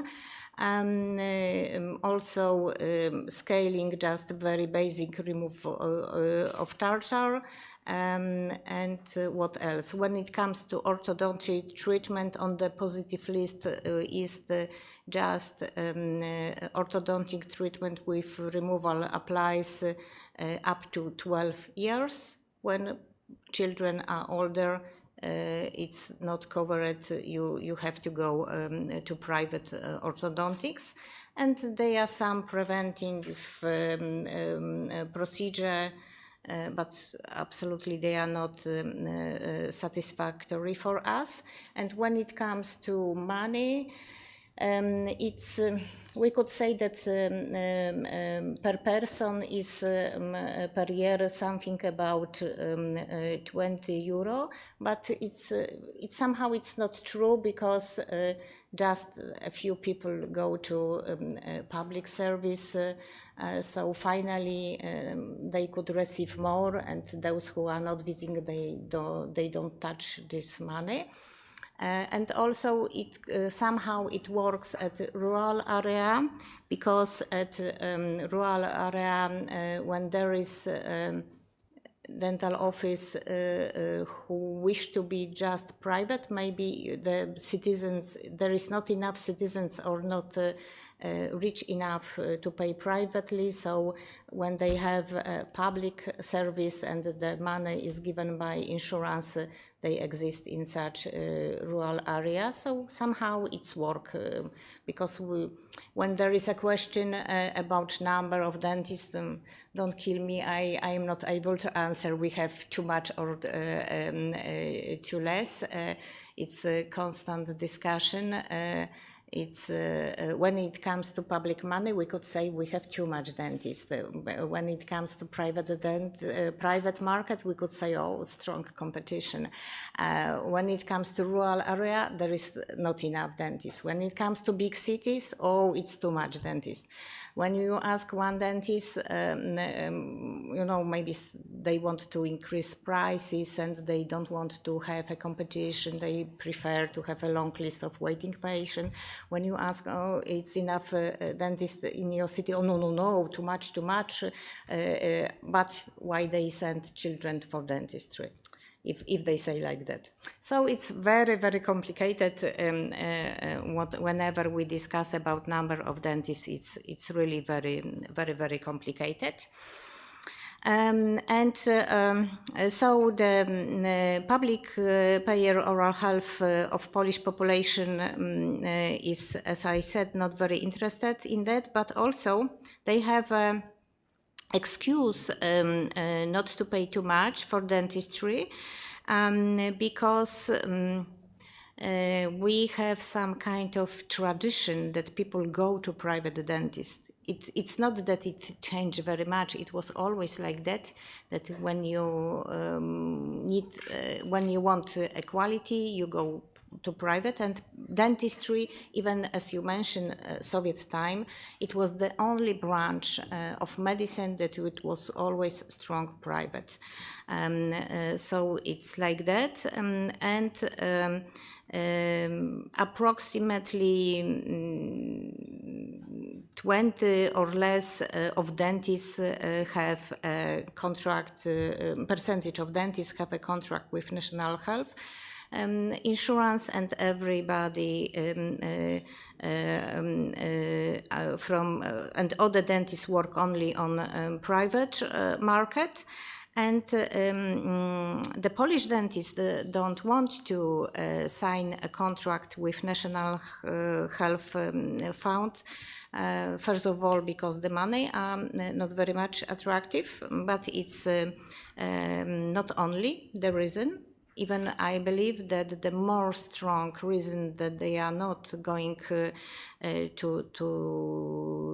take a contract, apart from the money is limited, but also about bureaucracy. Freddie said that our work is 30% bureaucracy. At private office, okay, we have also a lot of administrative work, but not so much. And when you go with public money, the report, the all administrative work, control, everything is disaster. So the bureaucracy is somebody that could kill any dentist. I believe that we were educated to do our dental job not to fulfill papers. Somehow, paper, whatever they are on the screen now, but still papers and bureaucracy. It could be quite interesting example about emergency dental service, because some time ago it was a question from Hungary how it works in each European countries, and I had to answer to Hungarian colleagues about it, and for me, it was even interesting how it looks when it comes to public service. So emergency dental care finance from public service is available at those dental office who has this kind of specific contract. And in this contract is that patients are treated in emergency case on weekly days between 7 p.m. and 7 a.m. just during the night, but also on Saturday, Sunday, and any public holiday, 20 hours a day. And when you ask politics, Ministry of Health, okay, everybody have possibility to get such a service, so they are happy about this. But the reality is that we have 41 places throughout entire Poland, so it's like something on the paper, because it doesn't work. Of course, patient could get such a service, but still on a commercial basis and private, because when there is the 41 places like that in Poland, it's like almost 1 million potential patient to get it, and I'm sure, as you said, that 1 hour drive in Poland it will be more.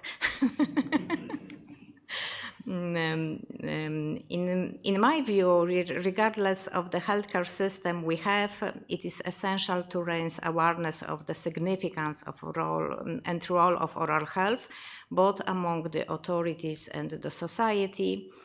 And this is really the key message delivered over the last years and even decades by us, by dental organization on a national, European and global level. And we have to continue to underline that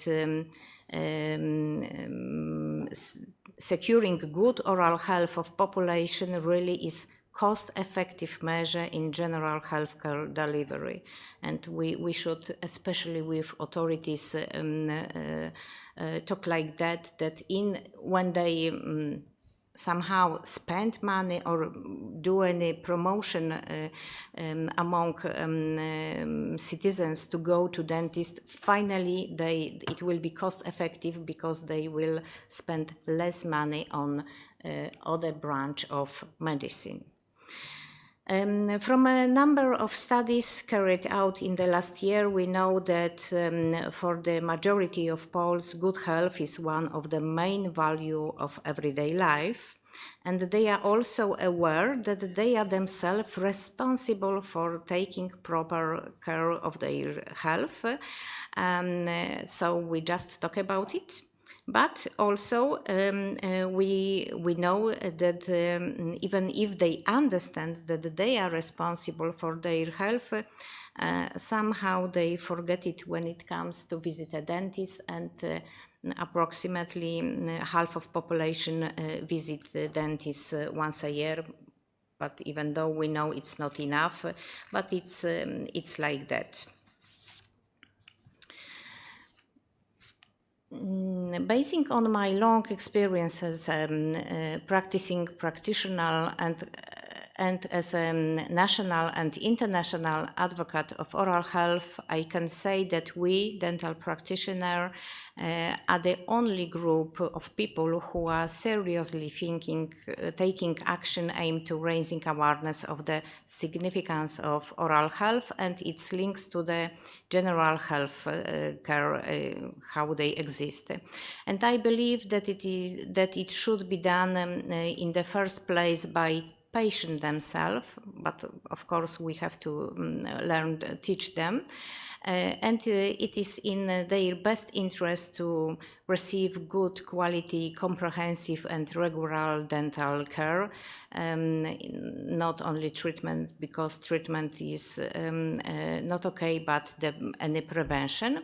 And our role is to make them aware of this, to make them know that good oral health is not only about lack of pain and nice smile, to make them understand that good oral health helps avoiding other diseases or limiting their bother, and in consequence, looking from an economic perspective, the investment in oral health is an investment in general health and well-being.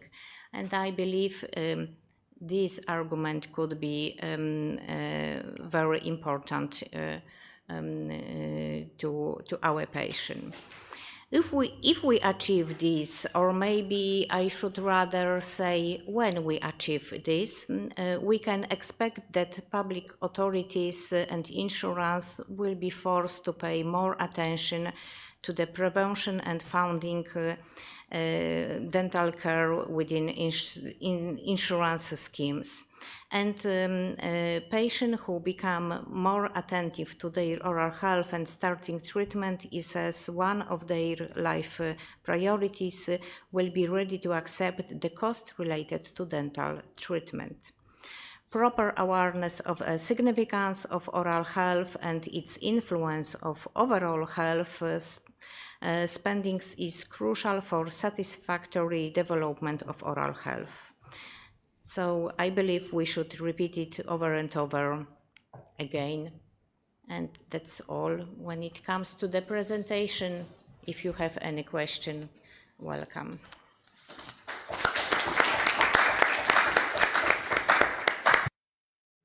Thank you very much, Anna, for your presentation. I just want to make one comment. It was interesting fact that the majority of Polish people, they admit that they are responsible themselves for their health. However, half of them, they do not visit dentists, and I know the reason for this. Well, they were very honest in answering those questions, but historically somehow general health and oral health, they are separated, absolutely separated. And then they talk about general health, they do not mean about oral health. So yeah, that's what happens, I would say, in all nations. I just show honest how it is. Yeah. Please, your comment. Just one remark on that from Anna, because last year or this year we had the WHO discussion on the question on the part of dental health being part of general health. And this was quite interesting in German media, because this was one of the first times that dentistry came in the mind as being part of it. And probably this is something you could use of it, because this is now quite new within WHO. And we also, another remark on the question on the positioning of parents or families. We still have this group prophylaxis, and we know quite exactly that depending from where people come, the cultural background, it's very different how often they use the group prophylaxis for their children. It totally depends on the parents. Mm-hmm. So 2 or 3 years ago, when the beginning was 2015 with people coming from Syria, we were working together with the German Ministry of Health to work out for programs how to bring information to people, like being anxious of bringing their children to male dentists because of whatever the question is. But I think there are very good points that could be of interest, especially WHO, I think. Okay, thank you. Any other comments or questions? Yeah. I also would like to come back to Professor Ben's speech and what you stressed. It's somehow also in Poland work that what you have for free you don't appreciate. And when you pay, okay, you could complain, suffer, it was expensive, but you appreciate it. And when it comes to prophylaxis, it works like that. As I mentioned, I'm a periodontologist, and sometimes, patients don't understand what is a scaling by hygienists, and when they visit periodontist, somehow some people call us higher educated hygienist. We could just make fun with that. And when they ask about how much it will cost, I say the price, and they say, "Oh my God!" But when I finish, they say, "Okay, it was something."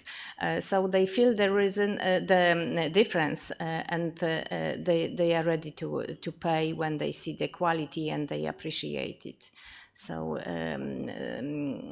on the one hand, we wish to have more, especially for children, for free, and it should be like that. But on the other hand, it's no appreciation when it's free. You could get it, and it's value nothing because it was free. Maybe I could have a comment on that too. As I totally share what you are saying. As what's totally for free has maybe no value. I think that's a little bit true about that. But you also have to think about dentistry compared with other things. I'll just give you an example. The discussion we have every time, and we have also seen that in figures today, that the people are saying they don't want to visit the dentist because it's too expensive. We also have this discussion in my country, of course, although there is reimbursement, as you have heard, for prevention, examination, and more or less nothing for treatment. So what do a young Danish adult use for visiting a dentist a year? You have heard the figures. Around 300 Danish crowns a year. It's close to 40 euro. That's the normal amount of money to pay for going to a dentist. You could also see in the presentation from Pia that they will now go making dentistry for free, not until 18, but until 21. So the majority are paying 40 euros a year.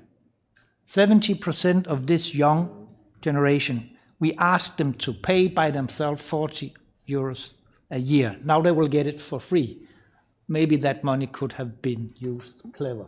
But you can also ask them, how often do you go and get your hair cut? A year.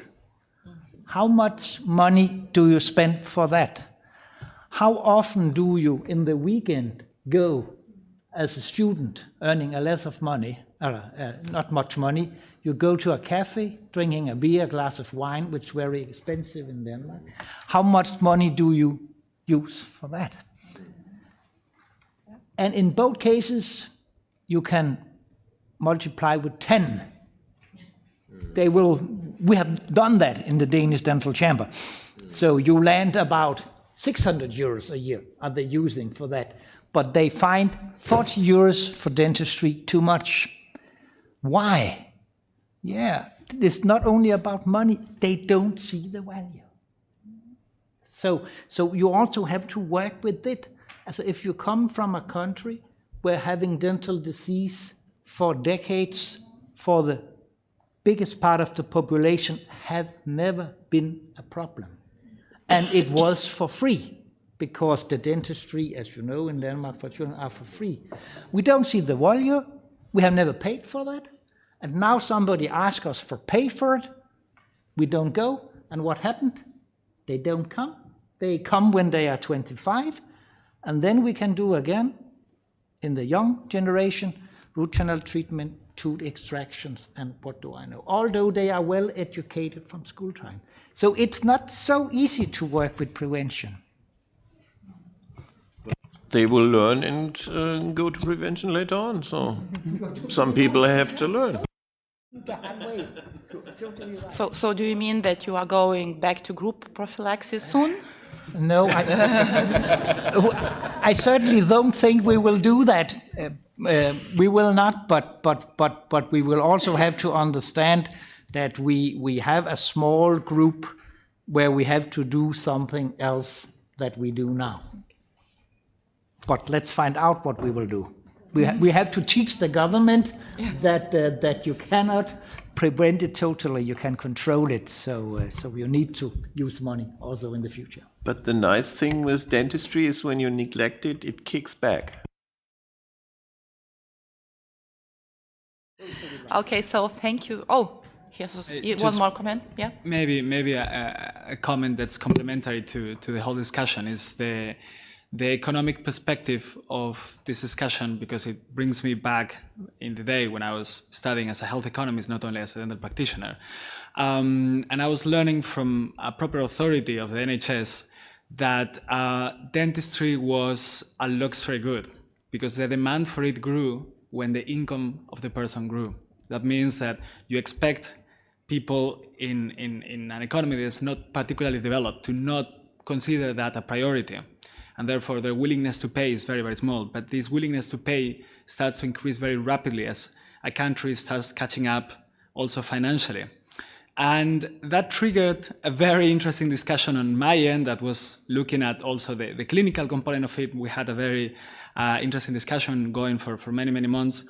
And to this day, I think many of these economic assumptions have spread to the way in which policies get designed, and it's very hard to reverse them in a way, because the resistance, for example, for sugar tax is a very interesting phenomenon, yet it's also a global phenomenon. No country sees simple the inclusion of sugar tax, and yet we have very solid evidence to prove that they work, because they reduce consumption of a good that is substitutive, and people find alternatives to sugar. They consume less of it, and as a result, they have a lesser need for it.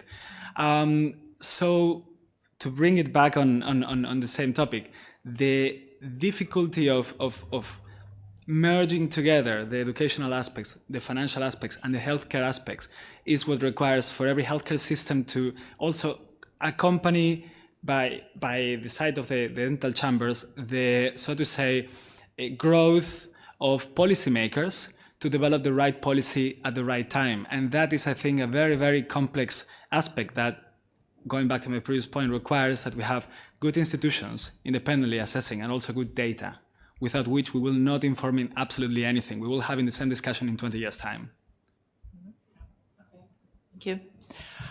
One more comment? Yeah. I already mentioned that cooperation with other doctors, physicians is very, very important in this issue, because it's really strong message to the patient that they have to visit, that it is serious. When I am telling that, okay, you should, okay, doctor, say. But when the cardiologist will say like that, oh my God, I will go immediately. So it works. So my advice is to get in close cooperation in each of your country with physician, with all specialties, because it's very important. Not for us, because we feel very well without it, but for patient and for general public money, it's really very important. And now I don't remember the title of the article, but it was calculated in the United States, because they calculate money very much, and it was research when it comes to periodontal diseases and cardiovascular patients, that those who had proper hygiene and visit how it should be periodontist, their health problem were much less expanding, and also they cost the hospital much less. So it's this economical perspective that when we speak with authority, there are researches that we could show that it's work. If they want to save money, for them it's good to spend on dentistry, or just to information, education that they should go. Yeah, actually, it's called interdisciplinary prevention, something like this. Yeah, well, because we need to work together. Okay, so thank you very much. So we have another break, and we will be back in half an hour for final wrapping up. So.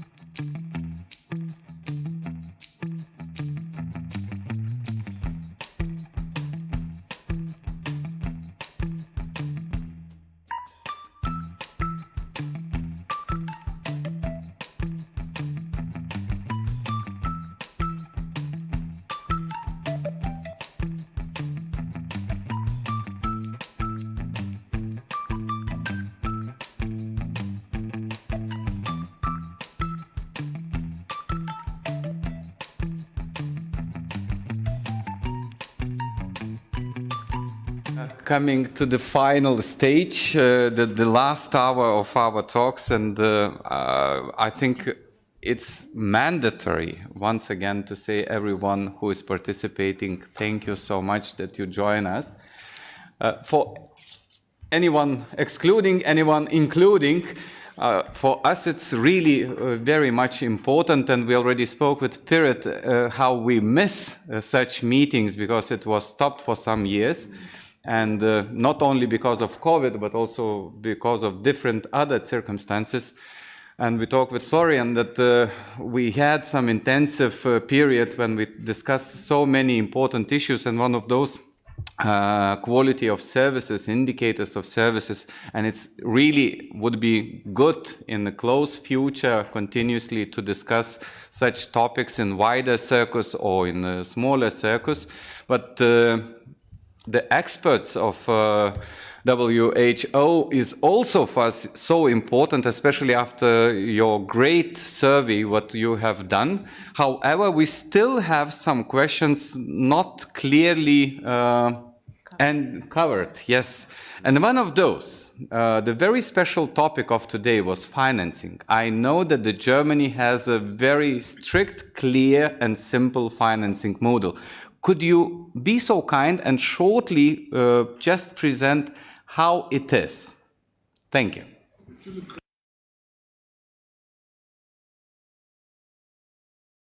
When possible, not in French. I should have stayed in Riga, I think. Too late. Okay, well, actually, it's not so easy. I just prepared an email to a Croatian colleague today because she was asking me the same question, so I have the words in my mind. Actually, we have, as others explained to their system, we have two systems. We have the general system, about 90%, and there is a, let's say, there's a fixed tariff.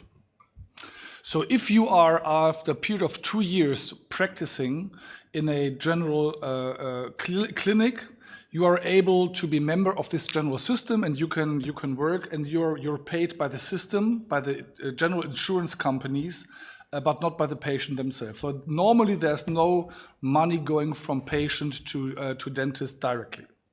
The second pillar is the so-called private system. And this is much bigger than probably in other countries. It's about 10 to 11% of the people in Germany are privately insured or paying all their bills via out of the pocket. And in both systems, you have a, let's say, you have a general agenda of all those treatments that are normally that you're paid for, and then you have special treatments like implants that you need either as a private extra insurance or that you're paying by yourself. But both systems are obligatory membership to all dentists. Both systems have fixed tariffs, and those tariffs are set by law. Because European law, you're not allowed to have fixed tariffs that are set by associations or chambers. So this means even if you are allowed, like Austria, for example, has also tariffs, but they are not obligatory.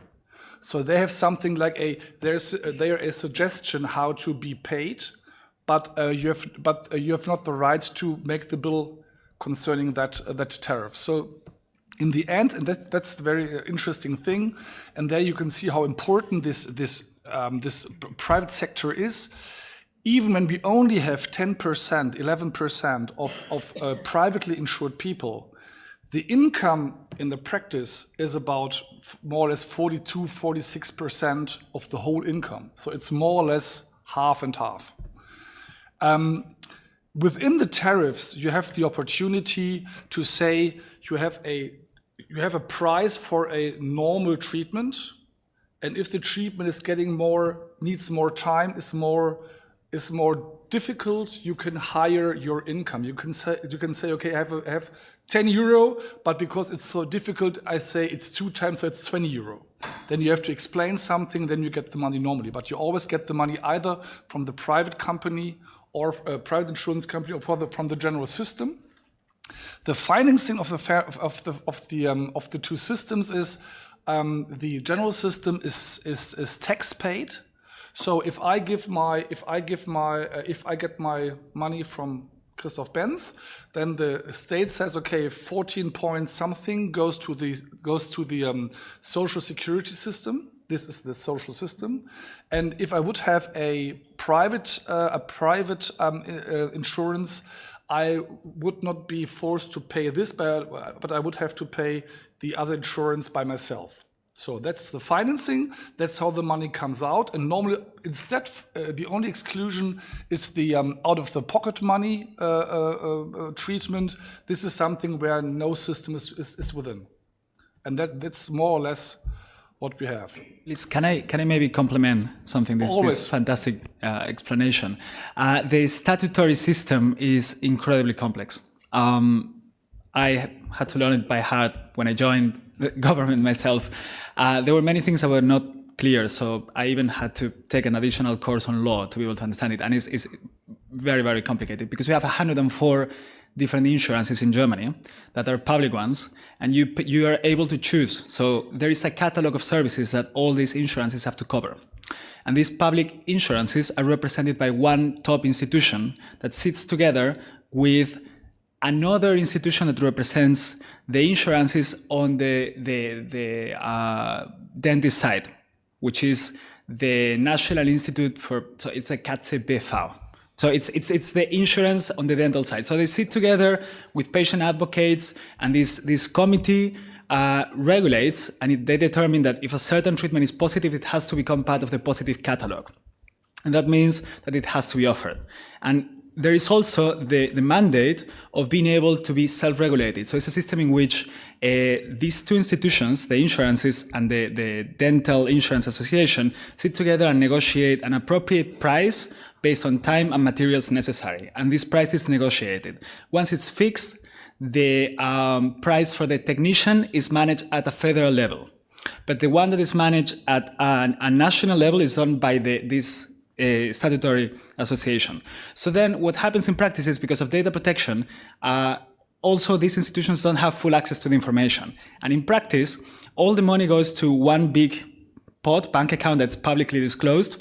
And then whenever a dentist wants to make a claim, they do the claim directly to the Dental Insurance Association that does the auditing of the data, but they don't have the data of the patient.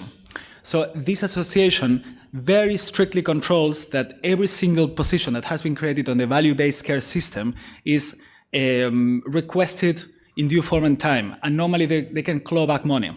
So it's an aggressive form of clawing back money. And that also ensures very high quality of treatment, because you know that you're being observed consistently, and there are many, many standards that are very clear. Every dentist that wants to participate in this contract has to know the system by heart, and it's a very difficult one. So when that has happened, and these people have already obtained this license and they want to claim their money, this intermediate dental association that negotiates in the dentist's behalf also gets paid through that, and then allows you to claim the money. And then when that happens, they make the claim and they send it back to the dentist's bank account after a number of months. So it's not necessarily simple. It's incredibly complex, and it requires a lot of institutions, and there are many ways in which things get troubleshooted. And I think that's... No, I want to ask, as it looks like you are attracting and involving private insurance companies, and because you want to help patients to save some money, or not? No, this is an important point. So these 104 insurances, they're all public, which means that they can operate making a marginal profit, but they have to fulfill all the legal mandates. And basically, what they do is they get a capitated fee adjusted for the variables of the individual. So for example, if I am a person that has a high risk, I'm reported as such, and I receive the insurance receives for my insurance, so for insuring me, a fixed number. And this insurance can also not reject me.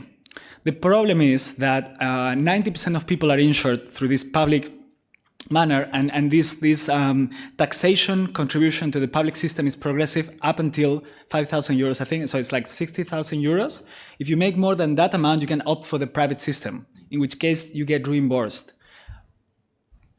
But only those are the private insurances. You have to differentiate between the 104 that are public and the other ones that are private. Okay, so my question is then in this regard, the state covers some costs. The checking twice a year, full oral hygiene once a year, and some fillings. That's correct? Yes, it's not really the state. It's every person in Germany who is member of this statutory insurance system has to give some money that he earns, and his employer gives some money too. And this is the money which is highly regulated, then given to the doctors. Yes, that's the way. So it's not really money from the state, but in some way you are right. Because the system is smaller than the money that is needed, more and more, unfortunately. In this year, we have 17 American billions deficit, which has to be, paid maybe by the taxpayer. Yes, that's true.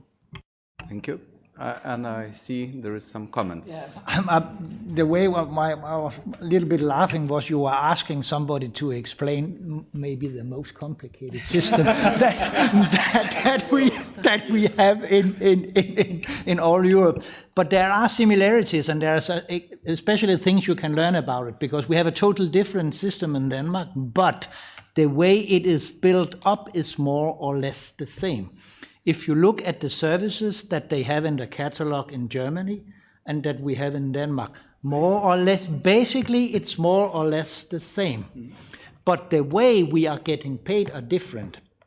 So we also have not a per capita, but a performance or per service pay.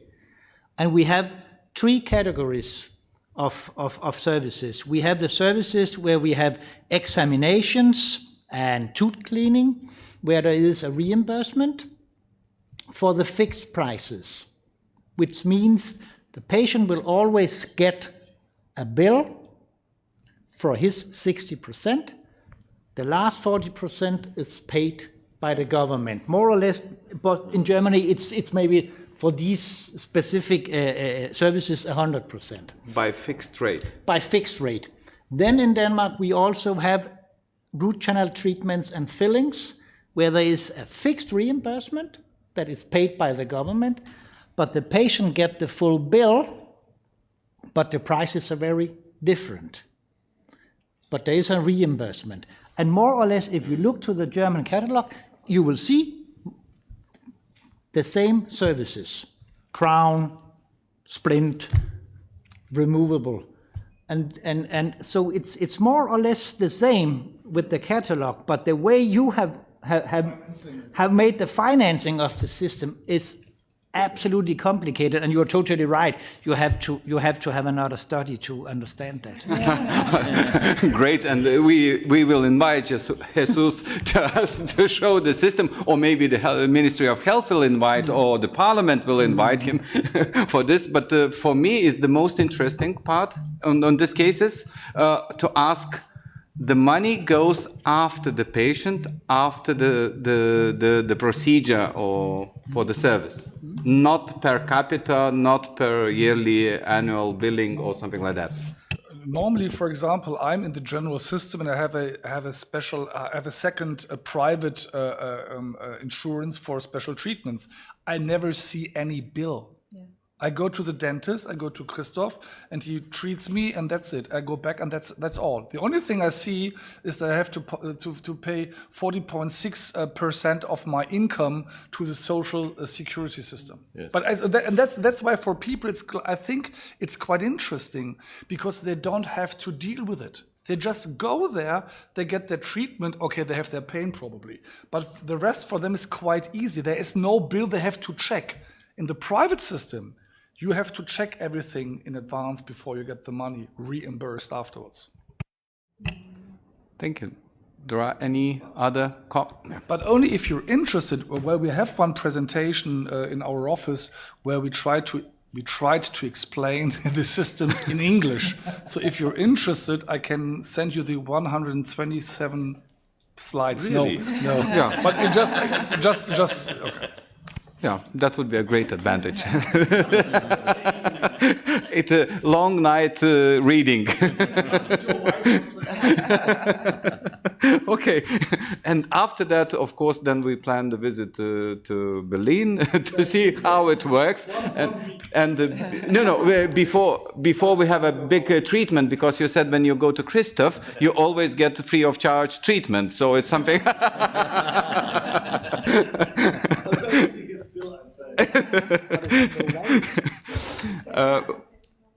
Yeah. Is any more comments on that? Because I would like to ask another one. Someone of you are sorry to forget who, but the aging of the doctors, the nurses, was also on the table, and it's also a big issue for Lithuania.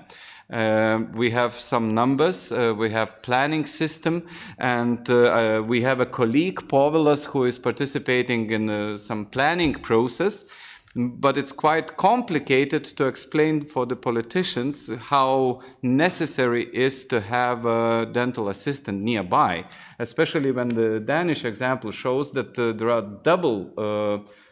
number is double than doctors of dental assistants, when in Lithuania we have double less. We are missing so much dental assistants. So this topic for us is also very important, but also the age of doctors. And if we go a wider spectrum, so the family doctors has even more bigger problems with that. Are you facing any similar challenges? I think I was the one who mentioned that in Denmark we can see in the next 20 years. In the next 5 to 10 years, 20% of the dentists will retire.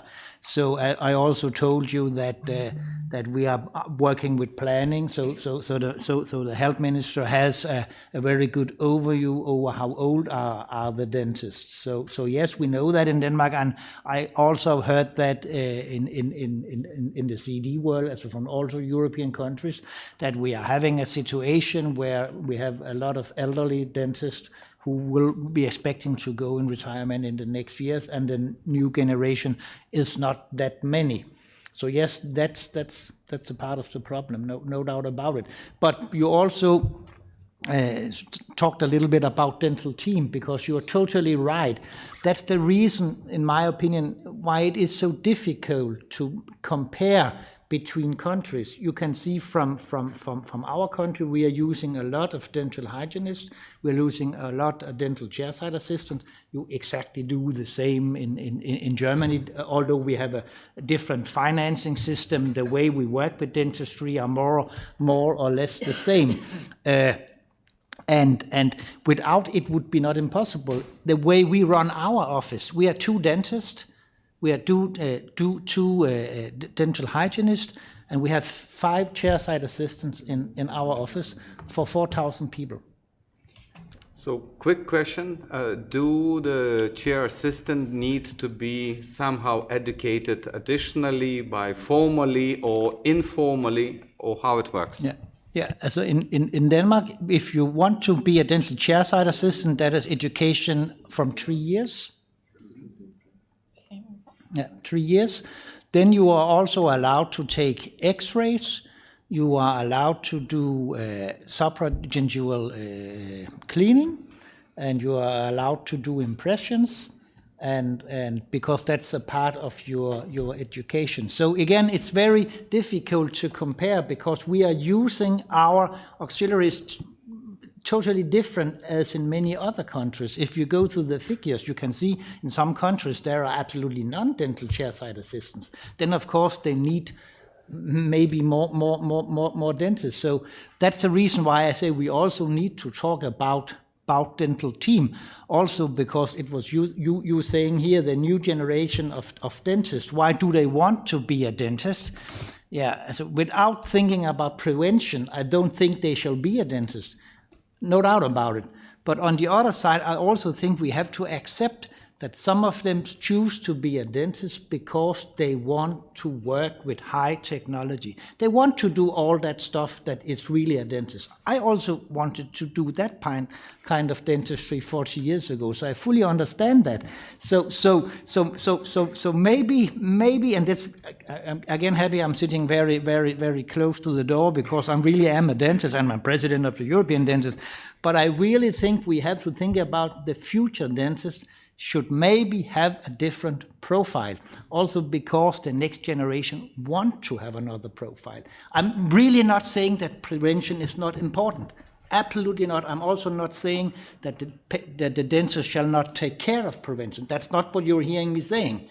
But I think it could be otherwise where we can organize that we also can give the next generation of dentists what they want without compromising having a strategy based on prevention. Yeah, thank you. It's actually the same as we have in Lithuania, 3 years education, post-education, and so on. But I see Christoph would like to add something. Yes, I totally agree. We dentists learned to work with 4 hands, as it is called, at the patient, at our chair. But this is difficult from year to year, more difficult, because we have the demographic problems with young people, and young people don't want to have a job like that. They want to study and have a bachelor or master or whatsoever. So we compete with all the other areas where people don't need a bachelor or master. So it's more and more difficult, and I don't see any solution.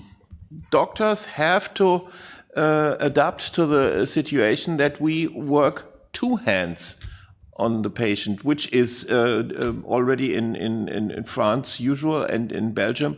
And we want to visit them to see how they are educated, the dentists. And if I don't see there such a big problem. Of course, it's very nice to have someone to call and here, do this, do that. It's very nice, but I think it will be difficult in the future. Difficult. There are dentists in Germany who don't have anybody to help, or maybe only Wednesday and only 2 days, and yes, it's difficult. No solution. So what do you do in Denmark to attract so many dental assistants?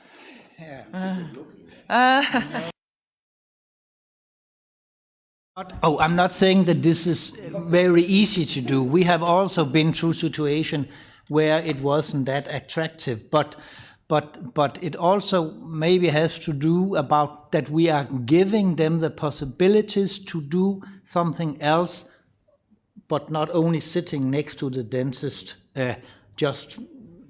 what shall I say in English? You can sit there and you can suck out the saliva, and that's everything what's in your job. We can see that. We have never had problem where we live recruiting new dental chairside assistants. We built them, we built them out also because we have a school for that in Kolding, where we live. We have never had problems, but now we can see if we don't offer them the opportunities to do something by themselves, doing a little bit tooth cleaning, maybe doing patient advice, maybe doing an impression, doing something more than only being assistant.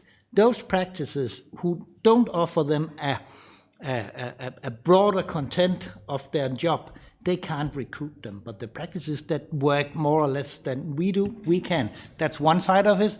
And then I have seen figures today what you are paying your dentist, that we are paying our dental chairside assistants in Denmark. Oh, yes. Money. Okay. Thank you. Anna, what wants to add? There was a question about age of a dentist, and in Poland I could say that we don't have such a problem because each year we have more and more young dentists, so the future looks not so bad. We have such a problem when it comes to physicians because 1/3 of physicians in Poland are somehow retired. They still work if they stopped, wow, it will be disaster. So it's, but it's not the same when it comes to dentists. I believe it's quite good when it comes to average age. And when it comes to auxiliaries, dental assistants and hygienists, it was maybe just a few years ago, it was a problem to find good assistant, good hygienist. And now, year by year, it's changing, improving, because new schools for hygienists were opened. And these graduates, students, I don't want to tell ladies because they are also men among them. What was quite new, because in the past it was only girls, and now we have a young man who also attend to a hygienist school.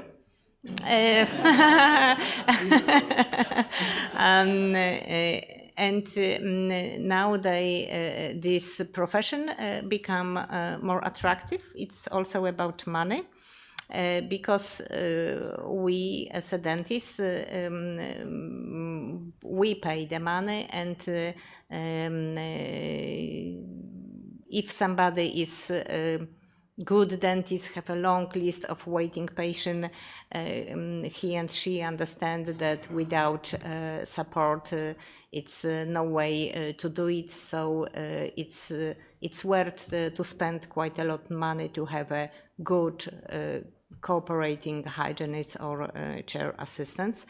So it's work like that, but we have also some problems, which is not easy to find a solution because of the regulation. For example, Freddie said that they are allowed to do the X-rays in Poland. It's according to the law, the X-ray should be done by dentists. We wish to allow them do it. Maybe some less official, sometimes they are doing, but officially it's not allowed to them. So it's a problem, because it should be like that, because for me it's a waste of time to do it.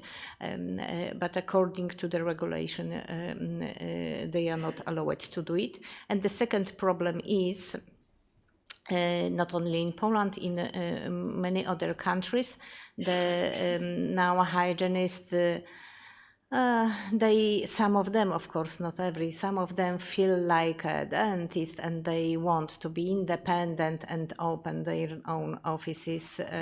And this is somehow a crazy idea. And whenever we discuss on international level about it, always French colleagues say, "Oh, we are lucky we don't have hygienists at all." But it's also something to which should be discussed. When we see what is good, we also should see what is bad. So if they want to replace dentists after 3 years of education without any responsibility and take the same money, it's crazy. When we talk about this problem, I think in Lithuania, the aging for dentists is not a problem in general. When we talk about dental technician, oral hygienist is not a problem. But when we talk about assistants, here is a problem, because they are this part which doesn't earn money.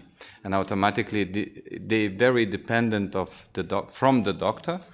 And yeah, it's a big really issue, but just to understand how big a problem for physicians is, just yesterday before coming here, I talked to one of the children doctor, physician, and she said, "Can you imagine, yesterday I got invitation to go back to work. In my 80.5 years age, I got invitation to go back." So for some certain areas or specialists, it's really burden and it's really a problem. But I see Piret want to say something. Yeah, I wanted to also give you a little bit of information in Estonia. I think our dentists don't go to pension because pension is so low. that they prefer to work at least part-time. But anyway, we don't have a problem with aging so much in dentistry. We have more problems in general medicine. We really will miss very much doctors soon, and also nurses, but especially doctors, and that's it's really, I would say, it's problematic that they want to now enlarge all responsibility of the nurses, which used to be on doctors, just because to fill the gap. And the same issue, what I think it's, for me personally, very much touching for years, because of lack of doctors, they made this kind of amendment that they allow the students on the last year to go to work in hospitals, and it was automatically, because it's only one law, large to the dentist. The student who has been doing one root canal filling in his life, and as we have all private dentistry. And the biggest problem for me is that they let them so-called name as assistant doctor. So using the name of doctor, and they are not having diplomas as a doctors. They are undereducated, they don't have a basic education yet. In a hospital, it's more easy because they are going with a doctor, maybe mostly, but they are already working sometimes in emergency care. And of course, students are very proud of calling themselves doctors. This assistant goes very silently, but as a doctor is very loud. So there is a really missing part of the health professional in the nearest future. What I wanted to talk about nurses in Estonia, we have a lot of medical nurses working in dentistry because hospital salaries are lower and dentistry is paying much more. So, and they are basically educated mainly in a clinic where they start to work. Now we have a possibility that they can go to the school to have special education on assistance. Now it is similar to Austrian system that they are working already, and then they go 2 years, in some weekends they have education. But they basically practices in the clinics already. So to have a really assistance profession implemented in Estonia. Hygienists we educated once years ago in one private school, they are only 33. And the rest are now basically either some doctors give some responsibility to do some kind of work for the assistants who they have. But we agree with those hygienists who have a diploma as hygienists that nobody else can call themselves hygienists. Only those who have a diploma on hygienist, they can be as hygienists. Where I work, we have 3 hygienists working in our clinic, and I remember when we started to always to have this maintenance regular basis. Some of patients have used to come to me or my colleague to do these things, and now they are learned to go also to hygienist. But I personally think that we need to think very carefully how much we delegate and not to do it over, because this is it's not that like some very highly educated surgeons sometimes say that we are overeducated for prophylaxis and we are overeducated to talk to the patient about the oral health, and we are overeducated even to do so.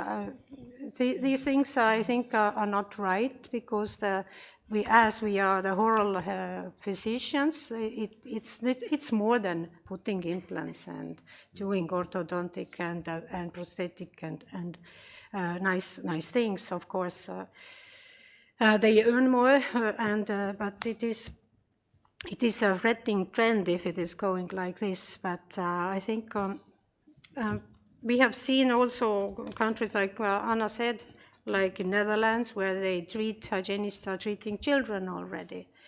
And where's the limit, if they have 4.5 years of education. doctors now, dentists are 6 years now, to have a little bit bigger cap to avoid this mini dentist feeling, you know. So I think it is complex issue, like Freddie said, and in different countries is a different background systems. But let's not devalue the diploma of dentists and doctors, and keep eye on that dentistry is staying alive and is somehow regulated. And I'm very proud of Lithuanian Chamber that you are having this self-governance system here, that you can tell how it needs to be done and nobody else. So. Hopefully. Yeah. I know that Jurgita has just short question. I wanted to ask, do you really do not have the lack of nurses in Estonia? Because in Lithuania, the lack of nurses is even bigger than doctors, and we have the bigger problem with the unequal distribution between bigger cities and rural areas. But actually, the absolute number of doctors is enough, and the nurses, we have a great lack of nurses. We have also lack of nurses, and they now want to educate them more because the gap is very big, which is coming. So now they started to take 3 times more students for nurses because the education is shorter. To educate a doctor or a hospital, the minimum is 11 years.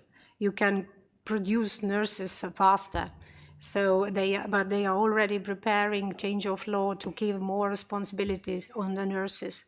And in our family doctor office, you know, it's very difficult to get to the doctor because mostly you are communicating and everything is, the goalkeeper is a nurse there. So we have a lack of them, but they really now promote education, and it's have been popular to come to dentistry, of course. It's also a big problem for them. They don't want to give us these nurses who are educated nurses.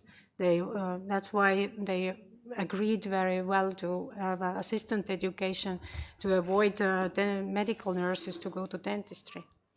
Before we go with comment from Professor Mare, I think I have a solution for you how to keep more doctors inside the country. So it's a big trend nowadays. Just close the border with Finland and build up high wall. Professor. And just a short comment. You said that assistants are low paid and that's why you are missing a lot of them. This last data for salary for nurses, it's half of the medical doctor's salary. And like hourly payment, 11 euros compared to doctors 20 euros. And in dentistry, dental assistants, nurses, so they are almost, there is no big difference, depends on responsibilities and how the duties are shared. It's 9.6 for dental assistants, nurses, and the monthly salary average is for this year 28, which means 1/3 of the salary. But this 28 is of course due to the orthodontist's high salary. And I think that the, let's say, deficit with nurses, it's also a result of migration to Norway and Sweden, where nurses are well paid, and Finland also, our special target areas. So to build a wall, it's not a bad idea. But Jesus, yes. Actually, it fits very nicely. I would like to comment this more from the angle of as a health economist.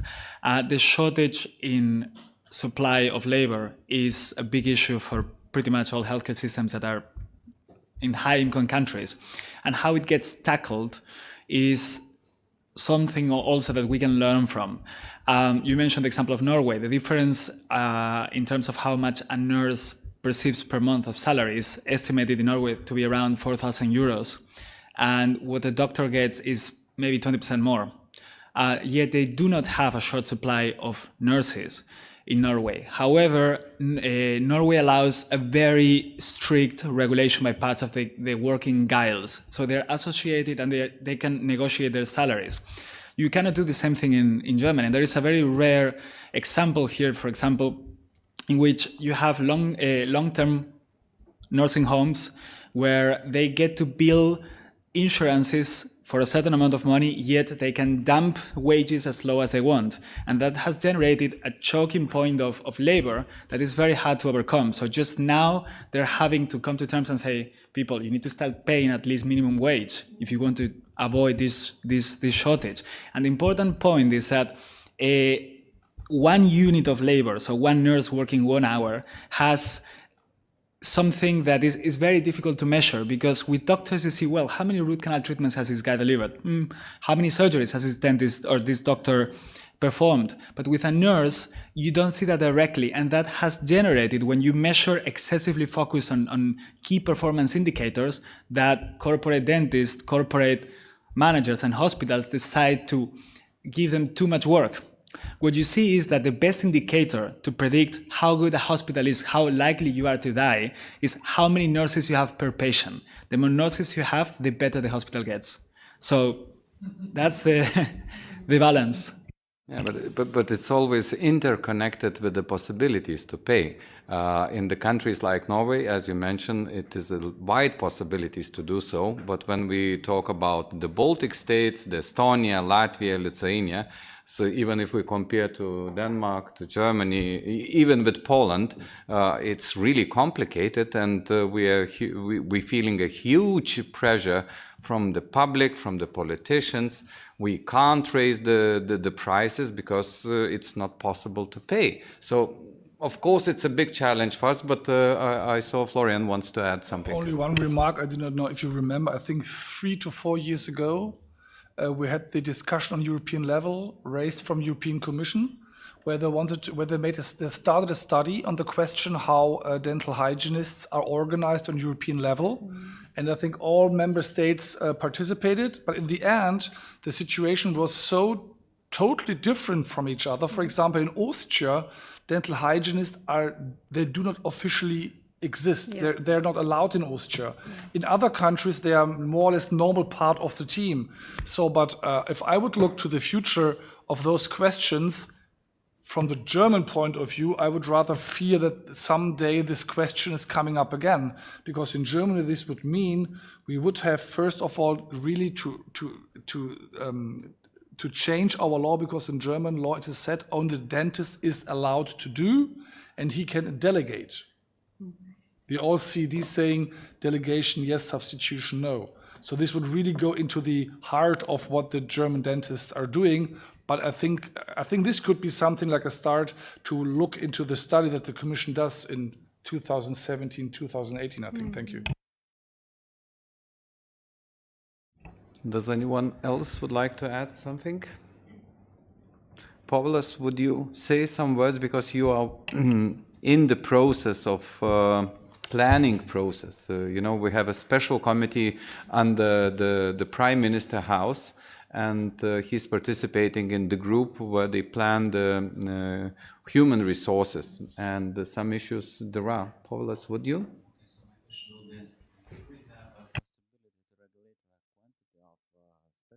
At the level of European Union.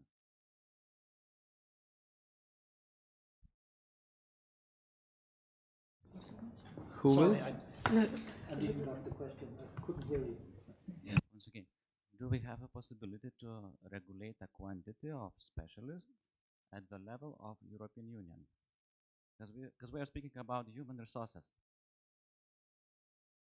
So we have on a European level, we only have 2 recognized specialties, orthodontics and oral surgery.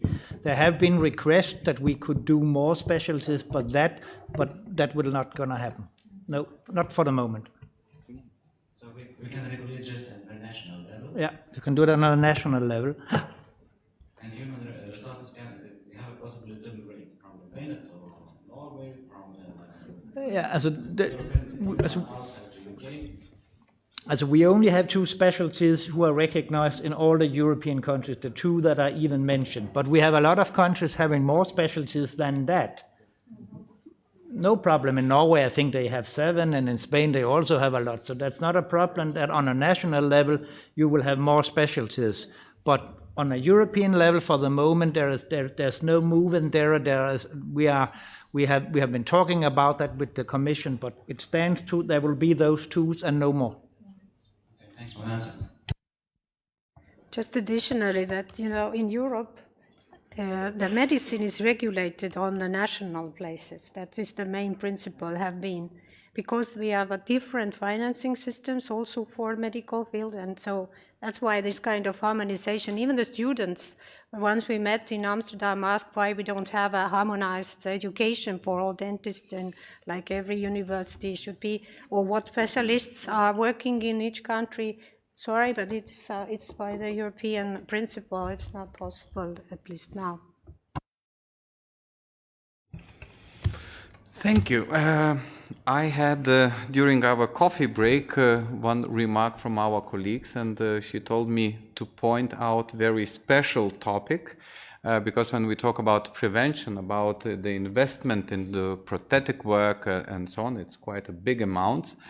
She asked me loudly to let's say announce or to say that still we have a position that preferably we pay for the prosthetic work for the children in full instead of investing in the prosthetic work.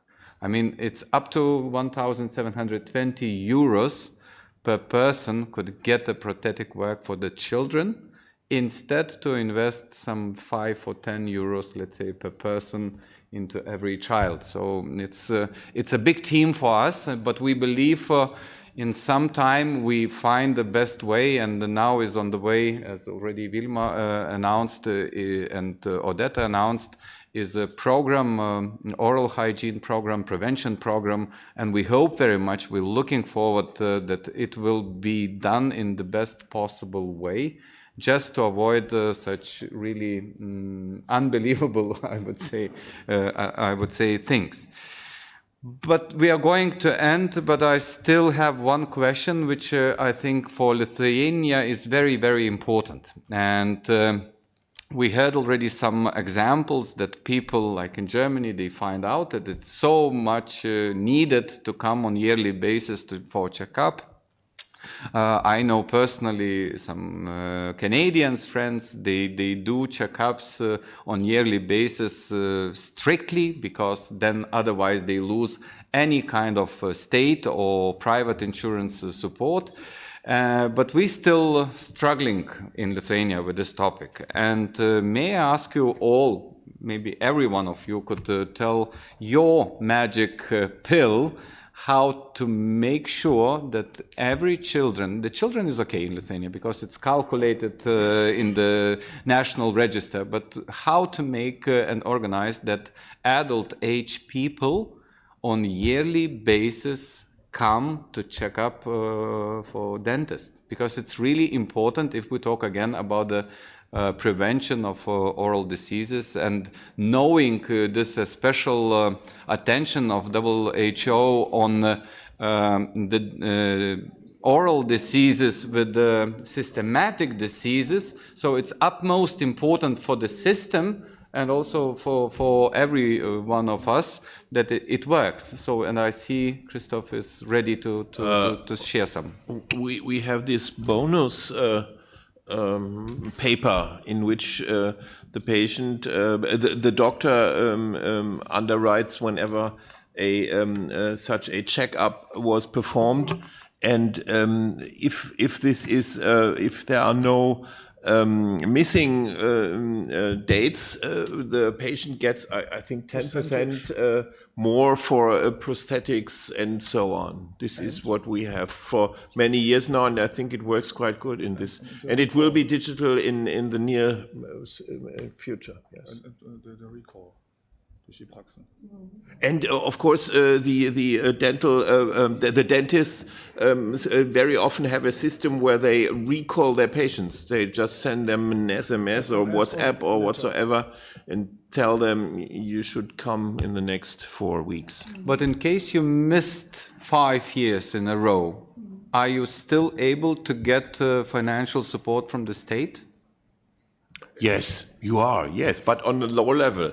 No, 10% less than those who have nothing missing. Well, actually, it's a bonus system. You always get your 100%, but if you want to have 110%, you need to show that you have been there for years and years. I haven't been actually someday.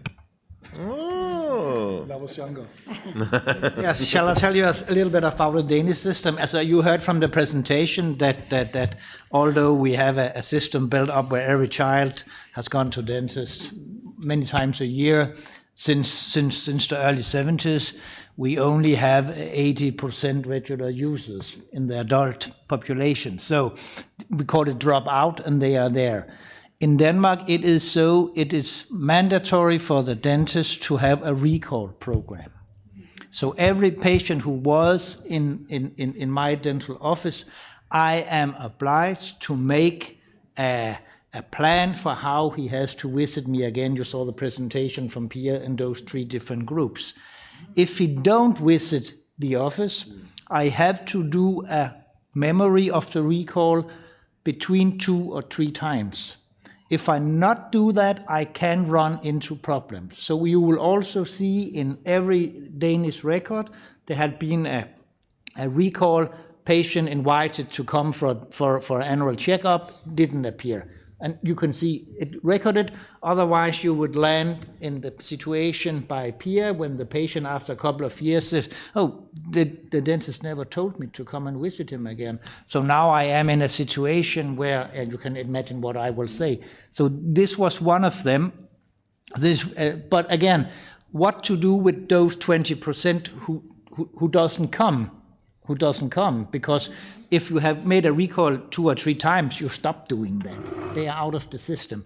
We negotiated a couple of years ago that if they haven't been to a dentist in 2 years, it was up to the regions who are organizing this part of the health system to write to them. We can see, because there have not been any kind of reimbursement, so they really know if the patient has visited a dentist or not, because we have this totally control about everything in my country. So it's very easy for the government to find out if there have been some dental consultants or not, to vote them and to tell them, so it's a long time ago since you were by a dentist, it's time to go. But this hasn't until now solved the problem. That's the only 2 things that we have in Denmark. Yeah, in Lithuania, we have some kind of problem with people engagement in different programs. For example, early cancer diagnosis programs and so on and so on. Only about 50% of those who should come and get investigated comes. So how do you do this? Do you call physically, or maybe SMS or letters, physical letters or emails, or is it always a physical call from a doctor? In the past, we of course did that with letters, but now our country is totally digitalized. I know the mobile telephone number of each of my patients. I know the emails of each of my patients. So we do the recall by email. But we also have set up our program. So if you have an appointment with me tomorrow, I will remind you about the appointment today through an SMS. So we have, I'm not saying this is the right way to do it, but you can see the responsibility that you visit your dentist. We have more or less taken this, and this is a little bit in contrast to that, sorry, it's your teeth, it's your responsibility. But we have taken over as a dentist a part of that, but we know that it works. When we have started going from where we didn't do something about SMSs, we have patients not visiting the office, 10 or 15% of our patients didn't appear. loss of time. I having a dental chair, I have my staff there, and I produce nothing. So yet we have said, okay, it cost me a little bit of money sending this SMS, but if I look in my book, I normally never has a patient who doesn't come for an appointment. So the money I invest for sending out those emails or those SMSs, I pay for that in my office. I fully understand. Out of my pocket, you can say.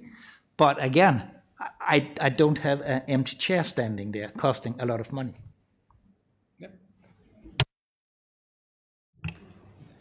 In Estonia also, it's up to the dentist, but it's not a mandatory, basically. Of course, it's a duty of the dentist to call, somehow tell to the patient that they need to come when they need to come again. So we have also the SMS system. It's linked to our programs, which are automatically sending. That is 1 year ago when you visited, it's time to come. And the same way, like Freddie said, we have 1 week before the call, then have a SMS reminder, and then 1 day before. It was really helping to change it. But we don't have any sanctions on that, and we have been discussing it with Sick Fund. Should we have some kind of more mandatory for also the parents to take the children? No. Nobody can be forced. It's very liberal, so we are not able. But we would like to have it, because it's a really pity if we see the army doctors are telling that boys come to army, full carrier's mouth, and they are released from army because nobody wants to take them to the army. You cannot have a sick soldier because it's not possible. And they tell that they never heard that there was free of charge to go to dentist. So again, it is coming, this education, I think, education of the population, that oral health is part of general health, that they really think about it.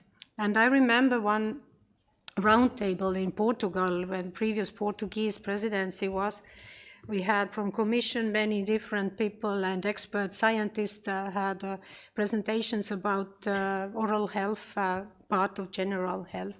And when was a conclusion, then this one person from Commission said that what she learned during the day was that floss or die. So, so I think anyway, I think the education is to motivate them. I think if maybe part of it is also the finances. If they spend the money on this, they want to maybe more, they value more, and they want to keep the healthy mouth. But the problem is if it's only private service, we don't see maybe 30 or 40% of the population, because they have maybe a lot of needs, but they don't come because of their too low education, of even generally speaking, because they are mostly the vulnerable groups, and this we don't meet. This should be linked to the general health system, that they are called and by the family doctors to show this kind of initiative, that because usually everyone is visiting sometimes a family doctor or nurse, that they look in the mouth and say that, sorry, you need to go to the dentist. This could help in the prevention field. Yeah, thank you so much. Nowadays, I'm sure it's all about effective e-health system, which really help us a lot.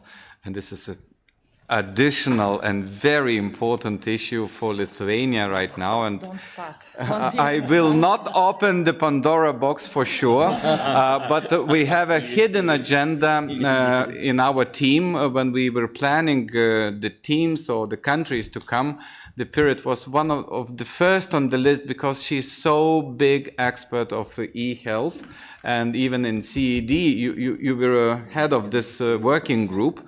So maybe I have a good chance once again to ask a health representative of Ministry of Health to show here is the best expert on the e-health issue in dentistry. It's not about the general medicine and the e-health systems. Okay, the calling system, everyone now, even taxi has the system, but it's question how effectively organize our works, and this reminders and other stuff, they looks like simple, but when you try to include them in the system, it always a question. So I will not open this issue, but if you find a second to talk to each other, would be great advantage, I think, for Lithuanian dentists.